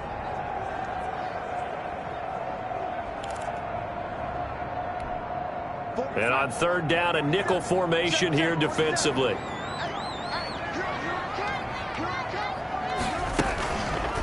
And they'll try and run the option to pick it up. And he'll have it past midfield almost to the 40 before being taken down. A big-time gain there on the keeper, using his legs to hurt him. First down. Well, he is certainly dangerous when he spots a lane, and he keeps it himself there. Worked out well. And how about the moving parts on a play like this? You know you have to practice it over and over because it's almost like a ballet that has to be choreographed. But how about once he made the decision to go, he committed to it and went. Let's face it, most teams are going to defend the running back much more than the quarterback on that type of a play. So a 1st and 10 now in Denver territory at the 41. And they'll try the air now with Darnold. Got an open man, it's Washington. And he's going to take it in for a Jets touchdown.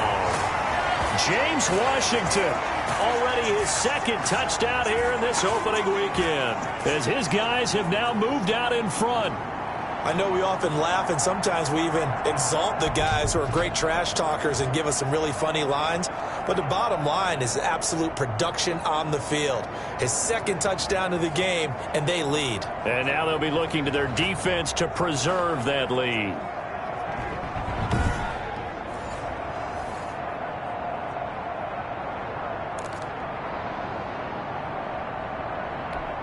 Now the try here for the extra point.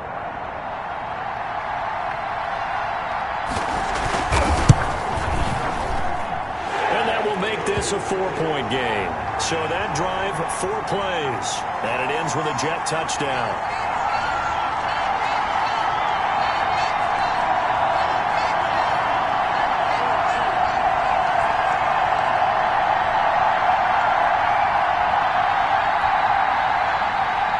The kickoff team on the field now as they will send this one away.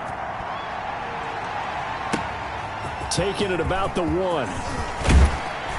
And he brings us out past the 20 to the 24.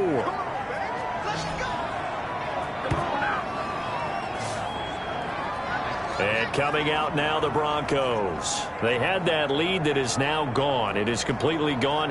How does that affect the psyche? Or am I reading into that too much? They should be okay still? No, you're not reading into it too much at all. You've got to wonder what the psyche is of a team, because once you build up a lead and things are rolling pretty well, you don't expect it to change. And for it to change this dramatically, and now they're the team doing the chasing, yeah, you want to check out where they are mentally and whether or not they have it in them to come back.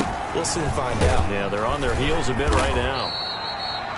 He'll get a nice chunk there on the first down run, and it's 2nd and 4. Well, I think after that run, the defense is getting back in the huddle and looking at each other and maybe starting to question their confidence a bit. They gave up a significant run, 6 yards, and now you're saying to yourself, how do we stop them, and do I have enough confidence to make a play? From the 29, Hill, and that'll be incomplete. Took a pretty good shot as he tried to pull that one in. Couldn't hang on, 3rd down. Now they face a 3rd down and 4 after that incompletion on 2nd down. From the gun, here's Hill. And the throw there going to be incomplete. Has to be a little bit of frustration there. Back-to-back incompletions. Receivers blanketed on both attempts, this time on 3rd down.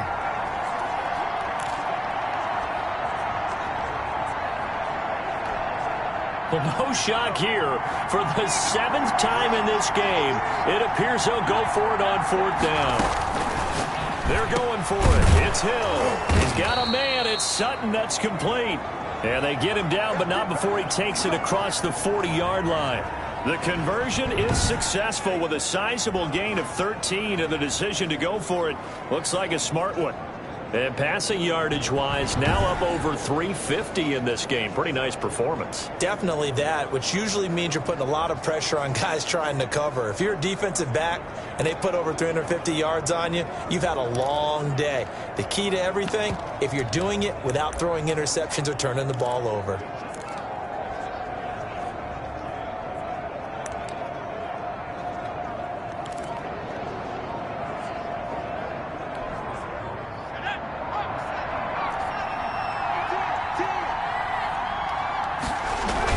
On 1st and 10, it's Lindsey. And able to work about 5 yards out of this as he's taken down up near the 47. That's a really good gain right there. They pick up 5 yards halfway to a first down.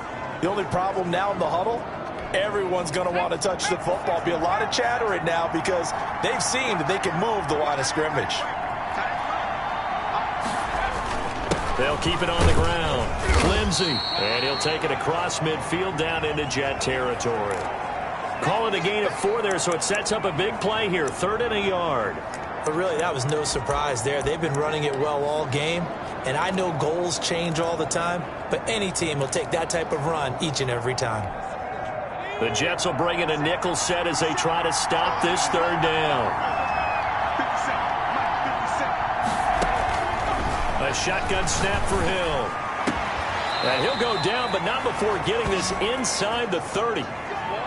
Well, they were in search of a short gain on 3rd down, and they wind up nabbing over 20 yards.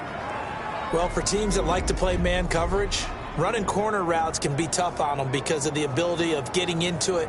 Sometimes you're squaring it off. Sometimes you're just rounding it. Sometimes there's a fake. Sometimes there's not. That makes it very, very difficult for a DB to stay with it.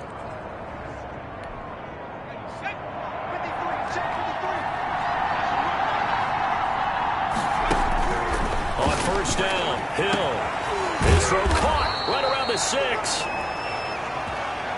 And they do get him down, but not before he's able to slip it inside the 5-yard line. And that last reception puts him over 150 yards now on the game, Charles. And now it's not just execution. It's not just performance. It's a mental aspect that's going on. Because right now, he's got the defense so much on their heels, got them looking at each other. Who's going to cover this guy, and what type of coverage can we put out there to try and slow him down? They'll try and run for it on 1st and goal. And he'll take it into the end zone for a Denver score. A great effort there, with now 3 Week 1 touchdowns as they have taken the lead. He's got the hat trick now of rushing touchdowns, also has his team the advantage. And I'm looking at it 2 ways here. If I'm on defense, I don't care what they do now. I commit as many people as it takes to slowing him down running the football. Even if they want to hit me over the top on play action, I just don't let him beat me that way anymore. And if I'm him, I'm in the huddle calling the plays myself. I don't care what play call comes in. I tell my quarterback, guess what? You're handing it to me again. And if I'm the quarterback, I'm saying, okay, that sounds good, right? Smart quarterback. Koo able to connect on the extra point, and that gives him a 3-point lead.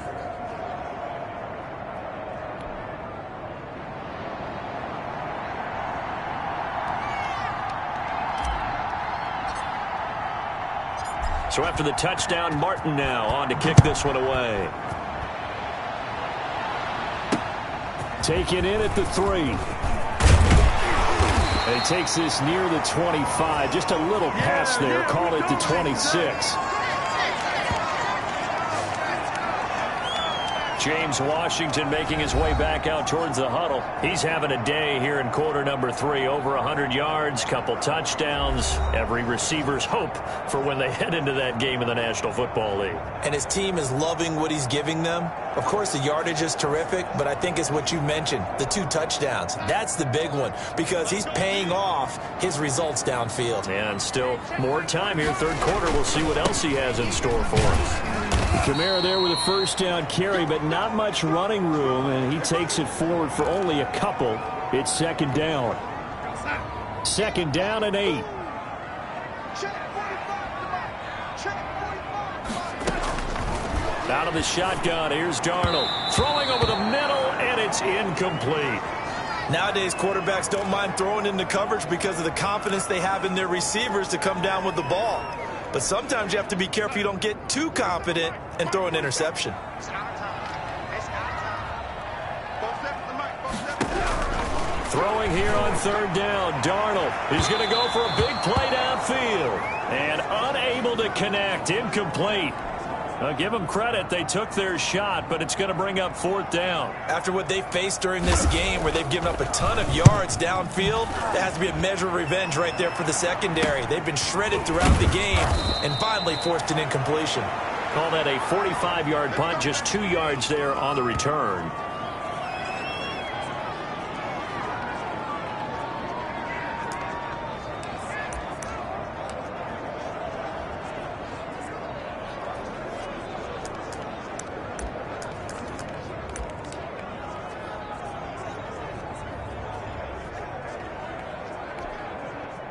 The Broncos onto the field, ready to start their next drive. And the points, they have come fast and furious in this quarter. You really don't want to be on the defensive side of the ball right now, do you? Because you're either thinking, my replacement may get an opportunity.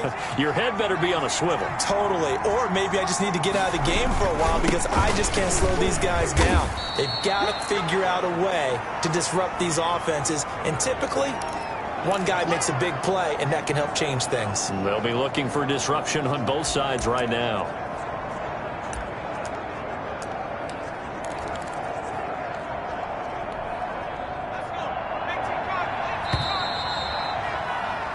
And that is going to do it for this third quarter of action. We'll return with more after this break. You're watching the NFL on EA Sports.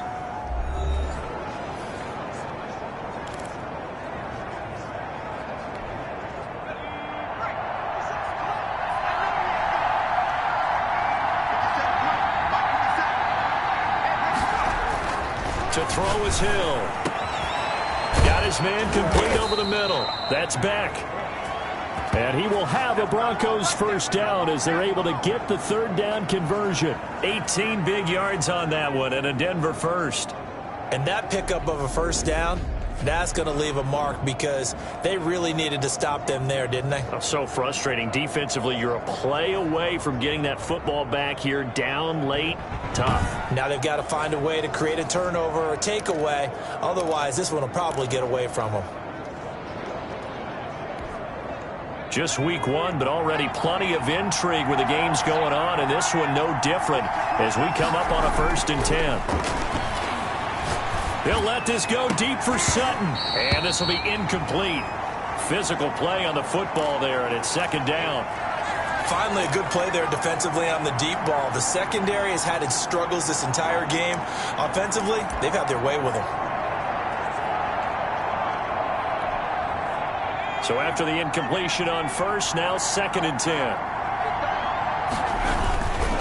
Now a handoff for Lindsey. Takes this to the 45. Broken tackle. Bought him a little extra space. They get 6. That'll leave them with 3rd and 4.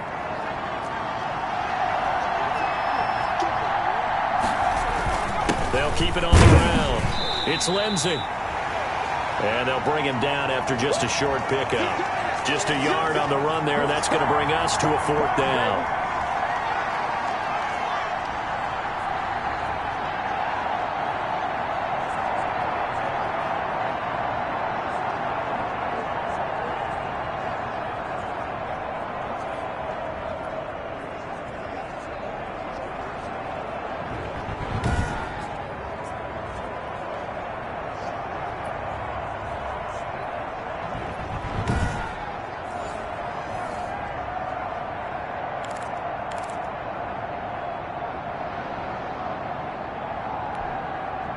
So they're going to come to the line here, and it appears trying to go for it on 4th.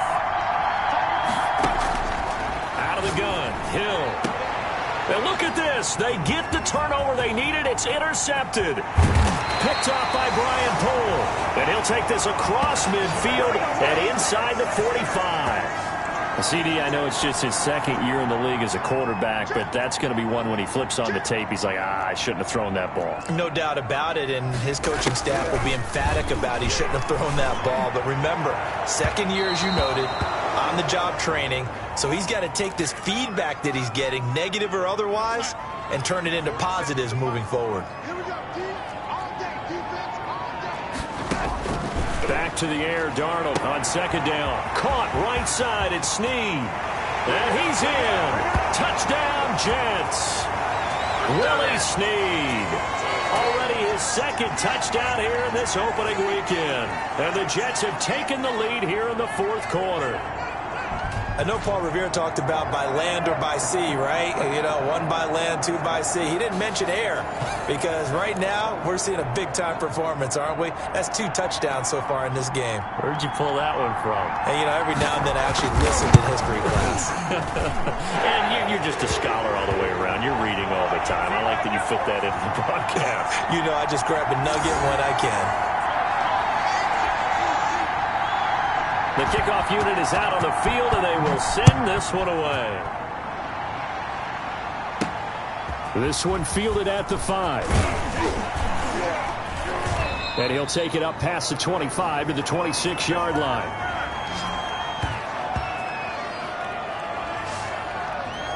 Out comes this field general once more, leading his offense back onto the field. And the interception that ended their previous drive, that might be one we look back on and say that was the turning point of this game. Hey, partner, guess what? There's still time for a few more turning points in this ball game. They're only 1 score down. Yeah, true. We could have some twists and turns. Stay tuned. And not a whole lot doing there as he'll get it up to about the 28-yard line. Just a yard on the pickup there, and it'll bring up a 2nd and 9. He continues to struggle to find a crease to break off a big one and might need to just put that aside and just try and ram his way forward and get what he can. The run only got a yard. Here's 2nd and 9. From the gun, Hill. And this one incomplete. Too much contact to hold on to that one, and it's 3rd down. After an incomplete pass on 2nd down, that'll leave him trying to convert on 3rd and 9. And they're going to get him down well short of the 1st as he can only get this to the 30. Just a gain of 2 there, and it's going to bring up a 4th down. Well, they got off the field on 3rd down. An excellent job, an excellent defensive series. We always talk about adjustments and usually only at halftime, but the best teams adjust series to series. And on that series, they adjusted so well that they got the job done in fine style.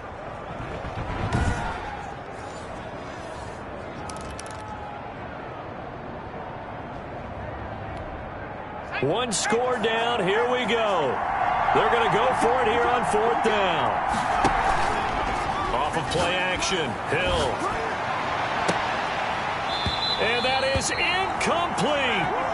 Boy, it looked like he had it and dropped it. And the Jets are going to get the football here in great field position. Well, they've got the slim deficit, decided to go for it, hoping to keep the football score and erase that deficit. But, boy, deep in their own territory like that. Let's just say that with that call, me and the head coach will agree to disagree. All right, but he knew he wanted to be aggressive there, as you pointed out. So I'll guarantee he told his defensive coordinator, have your guys up and ready. I'm going to go for it here. If we don't get it, just make sure they're ready to go out there and bail us out. So 1st and 10 now from the 30. Stop your body. A man who's been busy this afternoon, it's Kamara again. A short gain here, maybe a yard to the 29. Credit him with a 1-yard gain there to make it 2nd and 9. I'm sure that's going to be the formula. Just keep the ball on the ground, keep that clock moving. And when you have the lead this late in the game, above all, stay in bounds. Yes, take care of the football. Yes, gain yardage, but stay in bounds and let that clock tick. They run it again with Kamara, and they see right through that defensively as he'll be hit and taken down to the backfield. He lost 2 there, and it's 3rd down. Now, obviously, that's some good work there defensively, being able to stop them and bring it up a key 3rd down. But if you're on the offensive side of the ball, there's an opportunity, because I know what defensive guys are thinking right now. Just stop them, get to the ball. That means they might not be sound defensively. There could be some opportunities. And you said key third down. Highlight that word, put it in bold. Here we go.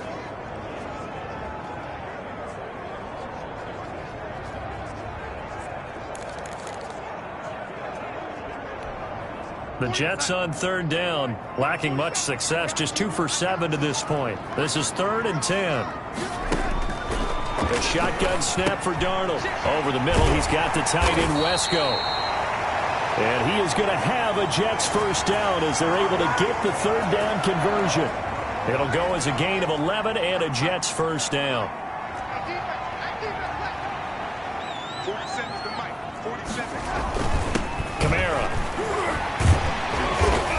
This will be a 5-yard pickup as they move it from the 20 to the 15. Good gain there on first down. It keeps them in a running situation probably. They did everything right on that play, didn't they? They got the leverage up front, good blocking, nice hold for him, ends up picking up nice yardage, stays in bounds to keep the clock rolling. They are in charge of this scenario right now. They want to stay that way. And not in any rush offensively.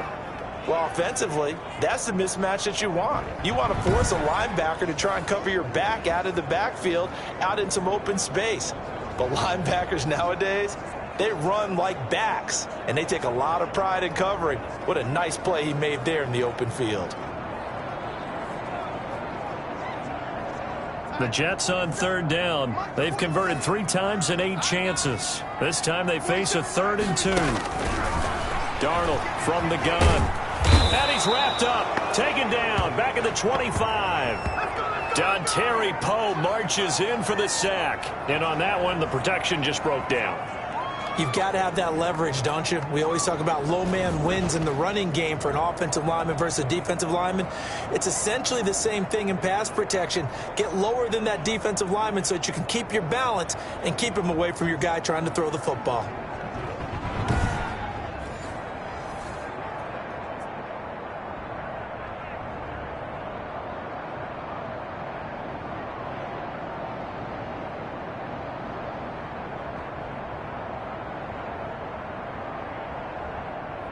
So on 4th down, out trots the kicker in a big spot here. This from 42 yards out. And his kick is indeed good. And high fives for that one as that drive ends in 3.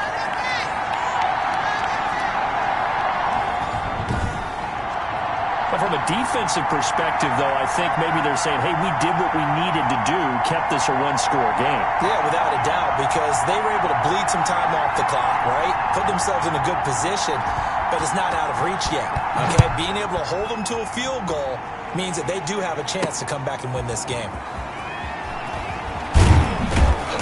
And up to about the 26-yard line, just across the 25. Set to take over, the Broncos offense trots back out.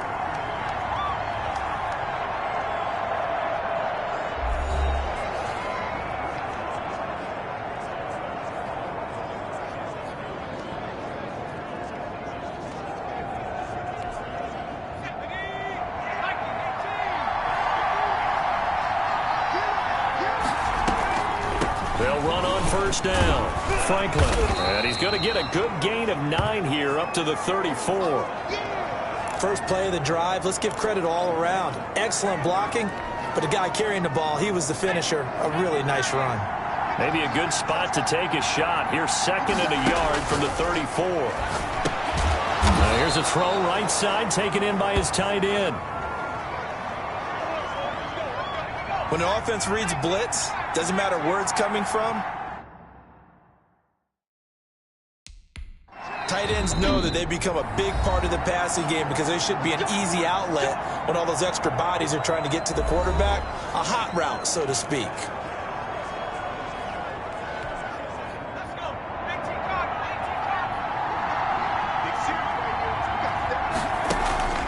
They go play fake, and it's Hill. And he's going to have the hook up to Sutton. And taking it across midfield and inside the 45. Solid gain of 18 yards and a Denver first down. Tell you what, he's been able to put the ball in some tight spots all game long. That throw, no different. Yeah, a lot of people would call it a gutsy type of a throw. I think he looks at it as, I can do it, so it's not that big of a deal to me, and I'm going to keep firing. On first down, Lindsey.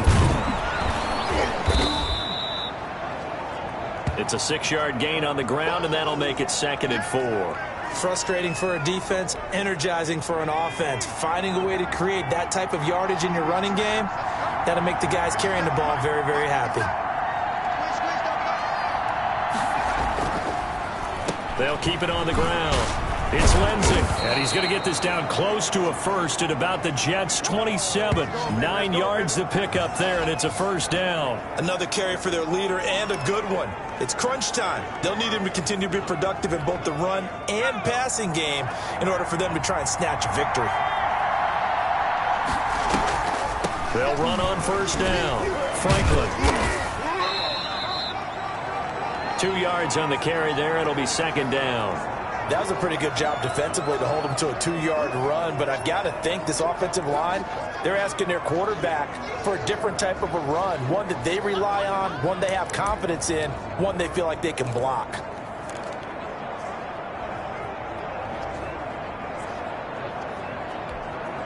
The last run got a couple. Here's 2nd and 8. They'll try the air now with Hill. He's got the first down inside the 10 and all the way down to the 5. Over 100 yards receiving for him now in the opener, and it's a first down. I like the design that we're seeing right there. This is what they need. Down by a touchdown here in the 4th. They just need to keep working their way downfield, and when they see openings, take their shots.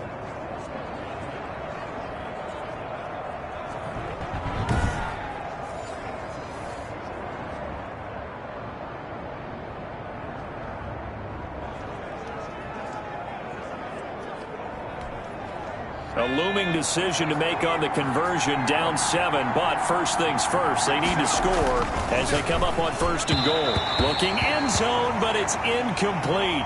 He was looking for Watkins that time, but it'll be 2nd and goal. Down this close to the goal line, first down. Surprised that wasn't a run? I am, and you know I'm old school. I want to run the ball on first down in this situation because 2nd down, that gives me that option of running play action and maybe throwing it. Caught. Touchdown, Denver. Albert Okuebuna. Already his 2nd touchdown here in this opening weekend. And the Broncos are an extra point away from tying the football game. You get down near the goal line, this is where having a sure-handed tight end becomes a luxury, and it pays off big time, especially when the defense sells out against the run, and he finds himself open for an easy touchdown.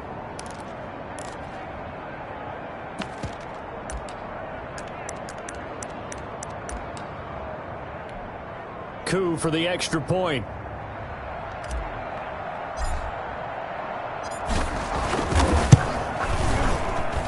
And we are tied here in the 4th quarter. So a nice drive put together there. They go 75 yards in 9 plays. And it culminates in a touchdown by the Broncos.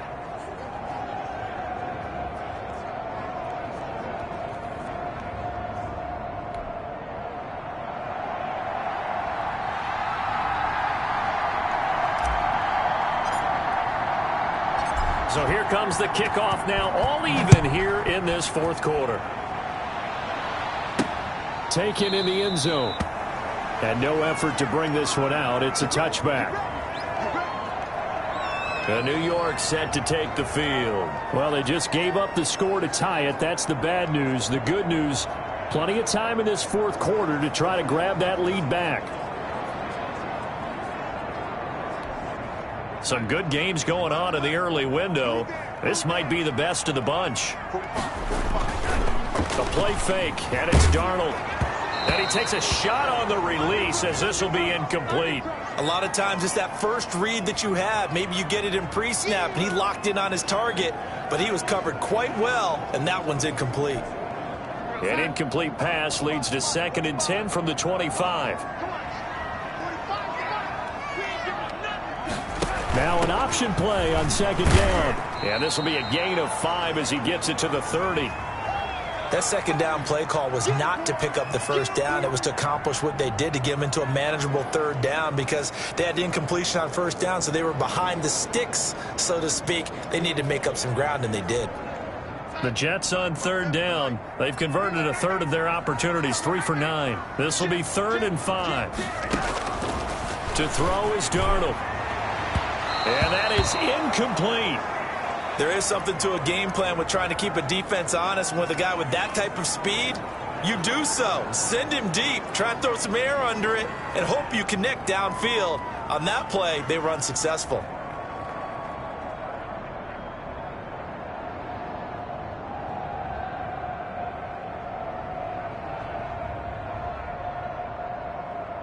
Here's the Jets punter now, as he'll punt it away for the 4th time today. His first punt, 48 yards. This one looks equally as good. It'll be a 39-yard punt. Give him a good 10 yards on the return. Now this Broncos offensive unit ready to head back out onto the field. Excellent job by their defense to force the punt and provide them with this opportunity, all tied in the 4th quarter. Good starting field position for them as they come up 1st and 10 at their own 37. The drive will commence with a run by Lindsey. And he takes this up right near the 45-yard line. A solid run on first down, gain of 7, leaves him with a 2nd and 3. Well, no matter how they phrase it, staying on schedule, staying ahead of the sticks, whatever you want to call it, 7 yards on first down, that fits the bill. A good run, got 7 on first. Here's 2nd and 3. They'll keep it on the ground. This time it's Gordon. That one, a first down pickup of 8. We use the word relentless a lot with guys who are aggressive on the field. In this case, it really fits, doesn't it? How about his ability to break tackles and his feet never stop moving?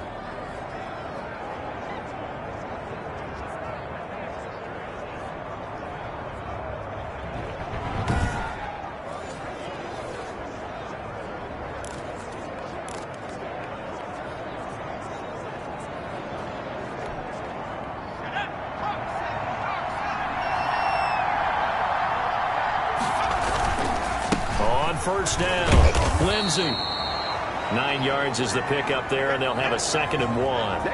Good, strong run against the 3-4 set. And that 3-4, you got to have your guys up front eat up a lot of blocks. The guy playing over the center, the nose, he usually has to take on double teams. But when you're able to successfully move him, you're often able to get some yardage, and that's when linebackers have to clean up and make tackles.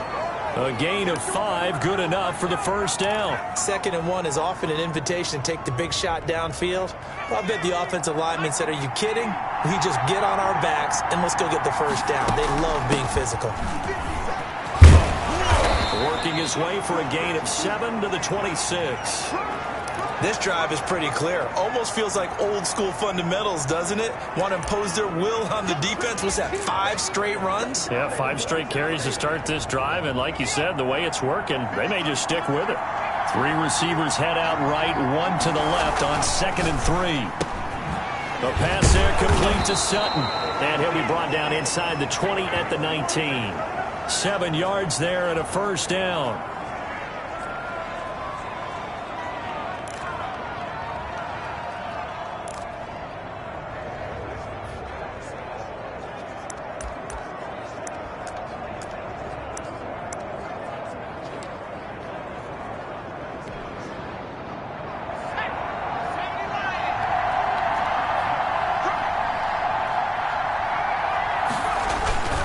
Here's Lindsey. And he'll get him inside the 15 down to the 14-yard line.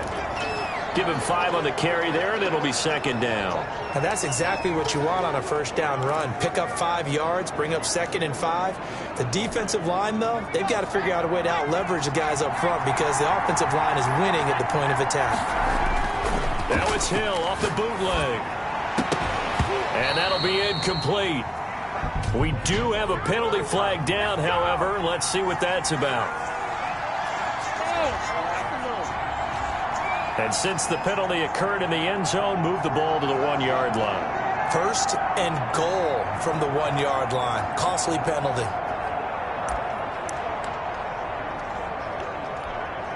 A field goal could get him the lead, but it might not be enough here as they come up on first and goal. They'll try to run with Lindsey. And he is into the end zone for a Denver touchdown. Phillip Lindsey, already his second touchdown here in this opening weekend. And the Broncos have broken the tie. Well, let the natural light of today reflect that he is now getting into the end zone 2 times. Look at you. You little Ralph Waldo Emerson, is that his name? No, I was just going with the meteorologist. Said it was a day game. I'm here. And this one's caught. And their fourth quarter lead grows by a couple more. He hits the big target for the 2-point try. Defenses hate those guys, especially around the goal line. It's hard to decide who you're going to put on him. Are you going to put a smaller corner on him? Are you going to put a safety who doesn't have maybe the same coverage skills? How about a linebacker? He may have the size, but he's not used to really covering in space. That's why the tight end gives you such a great advantage when you're throwing the football. Here's Martin now following the score as he'll send this one away. This one taken just inside the 10. And out a little across the 25 to the 27.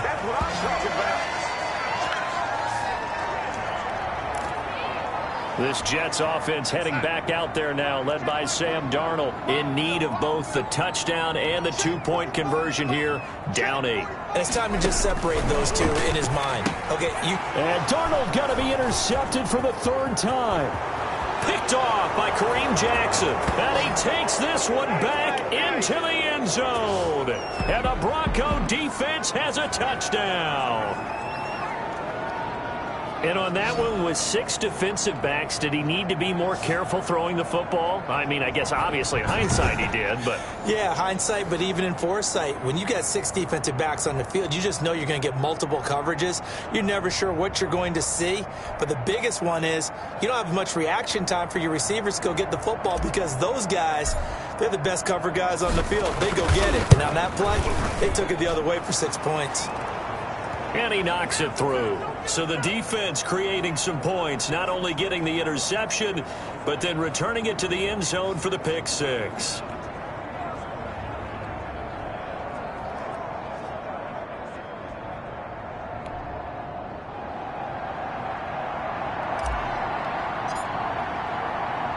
So they throw the pick 6. They'll get another shot at it now as this one's in the air. Fielded right around the 8. And they'll start this drive just across the 30. Pretty nice work on the return. Back on offense, New York gets set to take over. We'll see if they can band back together after the pick 6. It hurt badly, but still within striking distance. A 2-score game with a good chunk of time on the clock. Darnold going to lead the Jets up now, 1st and 10 at the 31-yard line. Fresh off the pick 6, it's Darnold. They'll set up the screen now to Kamara. And they get him down, but not before he takes it across the 40-yard line. Right off the bat, it's a first down to start the drive, 12 yards. At this stage, this drive's got to be touchdown or bust because you need 2 of them. And if I'm the offensive play caller, I'm not just looking at my dagger plays downfield. I'm looking at some of my specials, something that can fool them and give you a big play now. With a sense of urgency. No doubt. A first down throw, Darnold. And it's complete. He gets this one to Washington. And they'll get this well past midfield before being stopped just before the 35. A good pickup there, a 22. Now that was pretty. They executed that curl route versus zone coverage, and that changes things a little bit because against man, it's often a tight curl, tight, sharply run route. Against zone, you're just looking for that open spot, that dead area, so you make curl a little bit wider just to get to that place. And usually a tight window. He fired a bullet in there for the completion. Not much there, only a yard. I think it's okay there. They didn't get a whole lot on that play, but it's nice to have a safety valve that's built like this guy. Big target, guy you can spot pretty easily. Put it on him when your other targets aren't open.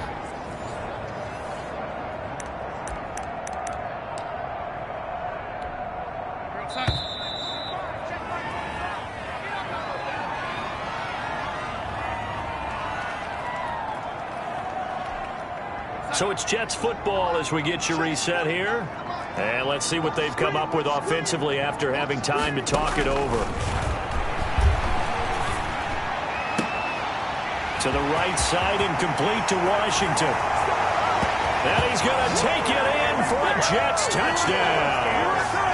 James Washington with now 3 Week 1 touchdowns. And the Jets are able to close the gap just a bit. Okay, so they got the score. Do you go for one here and save the possible two-point conversion for later? I think you do, because if you go for two here and you don't get it, that's deflation. Yeah. Now you're wondering why you're even going for it. Take the easy one now and come back and try and get it later.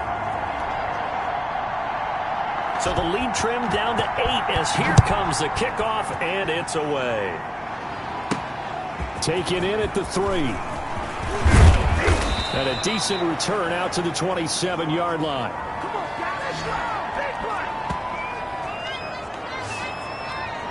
The Bronco offense now set to come back out onto the field. And this game not quite over yet. And we'll likely see them take all 3 timeouts defensively, so they can't just kneel this one out. They're going to have to try to run a few plays. You're exactly right. They've got to get a first down and make them use up all their timeouts in order to feel like they have this one in hand. Coming out with a jumbo package to start the drive. They'll try and grind some clock with Gordon. And able to stay on his feet past the 30 to about the 33-yard line. The Jets are going to use the first of their timeouts as they'll talk things over prior to this upcoming second down play.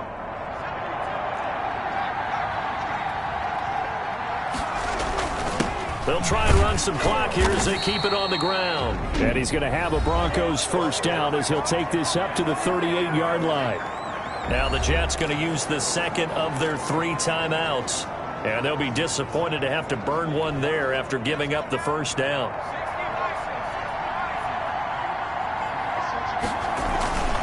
Now a carry for Lindsey.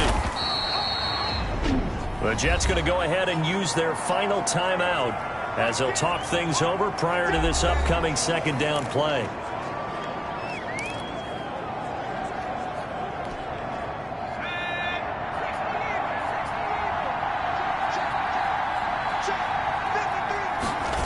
They'll go jet sweep here with Sutton. And he takes it past the 45 and down at the 46. Call it a gain of 4 there, so it sets up a big play here. 3rd and a yard. Let's just make this one succinct. Nice job there. All 11 guys on defense diagnosing the jet sweep and putting it down. Here comes a big one as this crowd gets up making some noise. It's 3rd and short. Off the bootleg. Hill. And this is caught. That's Watkins. And he will have a Broncos first down as they're able to get the 3rd down conversion. Call it a gain of 11 yards, and that should just about do it. 3 tight ends in the ball game here on 1st and 10. They'll run here with Lindsey. Give him a couple on the carry there. 2nd and 8. Charles, why didn't they just take the knee there? You're asking the question that I'm asking as well, because we've seen a lot of football where coaches decide maybe they get a little greedy. I don't know if they're doing it for stats or for what reason. We've seen it happen in college. And how about in the NFL? The miracle of the Meadowlands. All they had to do was take a knee and the game was over. The Giants ran it one more time. Ball popped free. Philadelphia picks it up and wins the game. What year was that? 1978. I think it was in November. And it's off the left upright. Oh, my goodness. Heartache. It's no good. And this score will stay right where it is.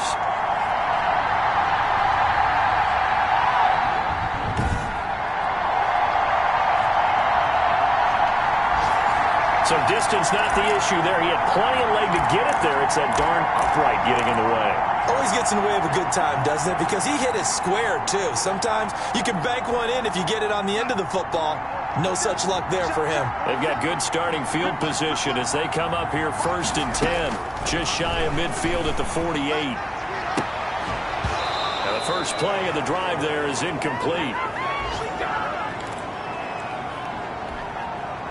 So now 2nd and 10 after the incompletion on first down. Darnold now to throw. And this will be incomplete. 1 second left to go. An important play right here, 3rd and 10. And I would expect pressure here. One last throw now for Darnold. And it's incomplete. So their final drive comes up empty. And with that, the ball game is over. So this one will wind up a Denver victory. And with that, our journey begins, Charles. Week 1 in the books. Going to be a great season. Oh, man, so much to look forward to. Isn't it nice to get a really good game right out of the gate? Preseason behind us. All these games count now, don't they? Yeah, this is the exciting time with just 1 week gone and plenty of weeks to come. So for Denver, hey, you get a win, you get it on the road. You can't ask for much more than that to start the year. And they will get another road test next week as they head to Vegas to take on the Raiders. Meanwhile, for the Jets, they go down to defeat here in the opener. And they'll try to get back on the beam next week as they'll head to Cleveland to take on the Browns. So for our entire crew, alongside Charles Davis, I'm Brandon Gaudin. Thanks for watching, everybody. We'll see you next time.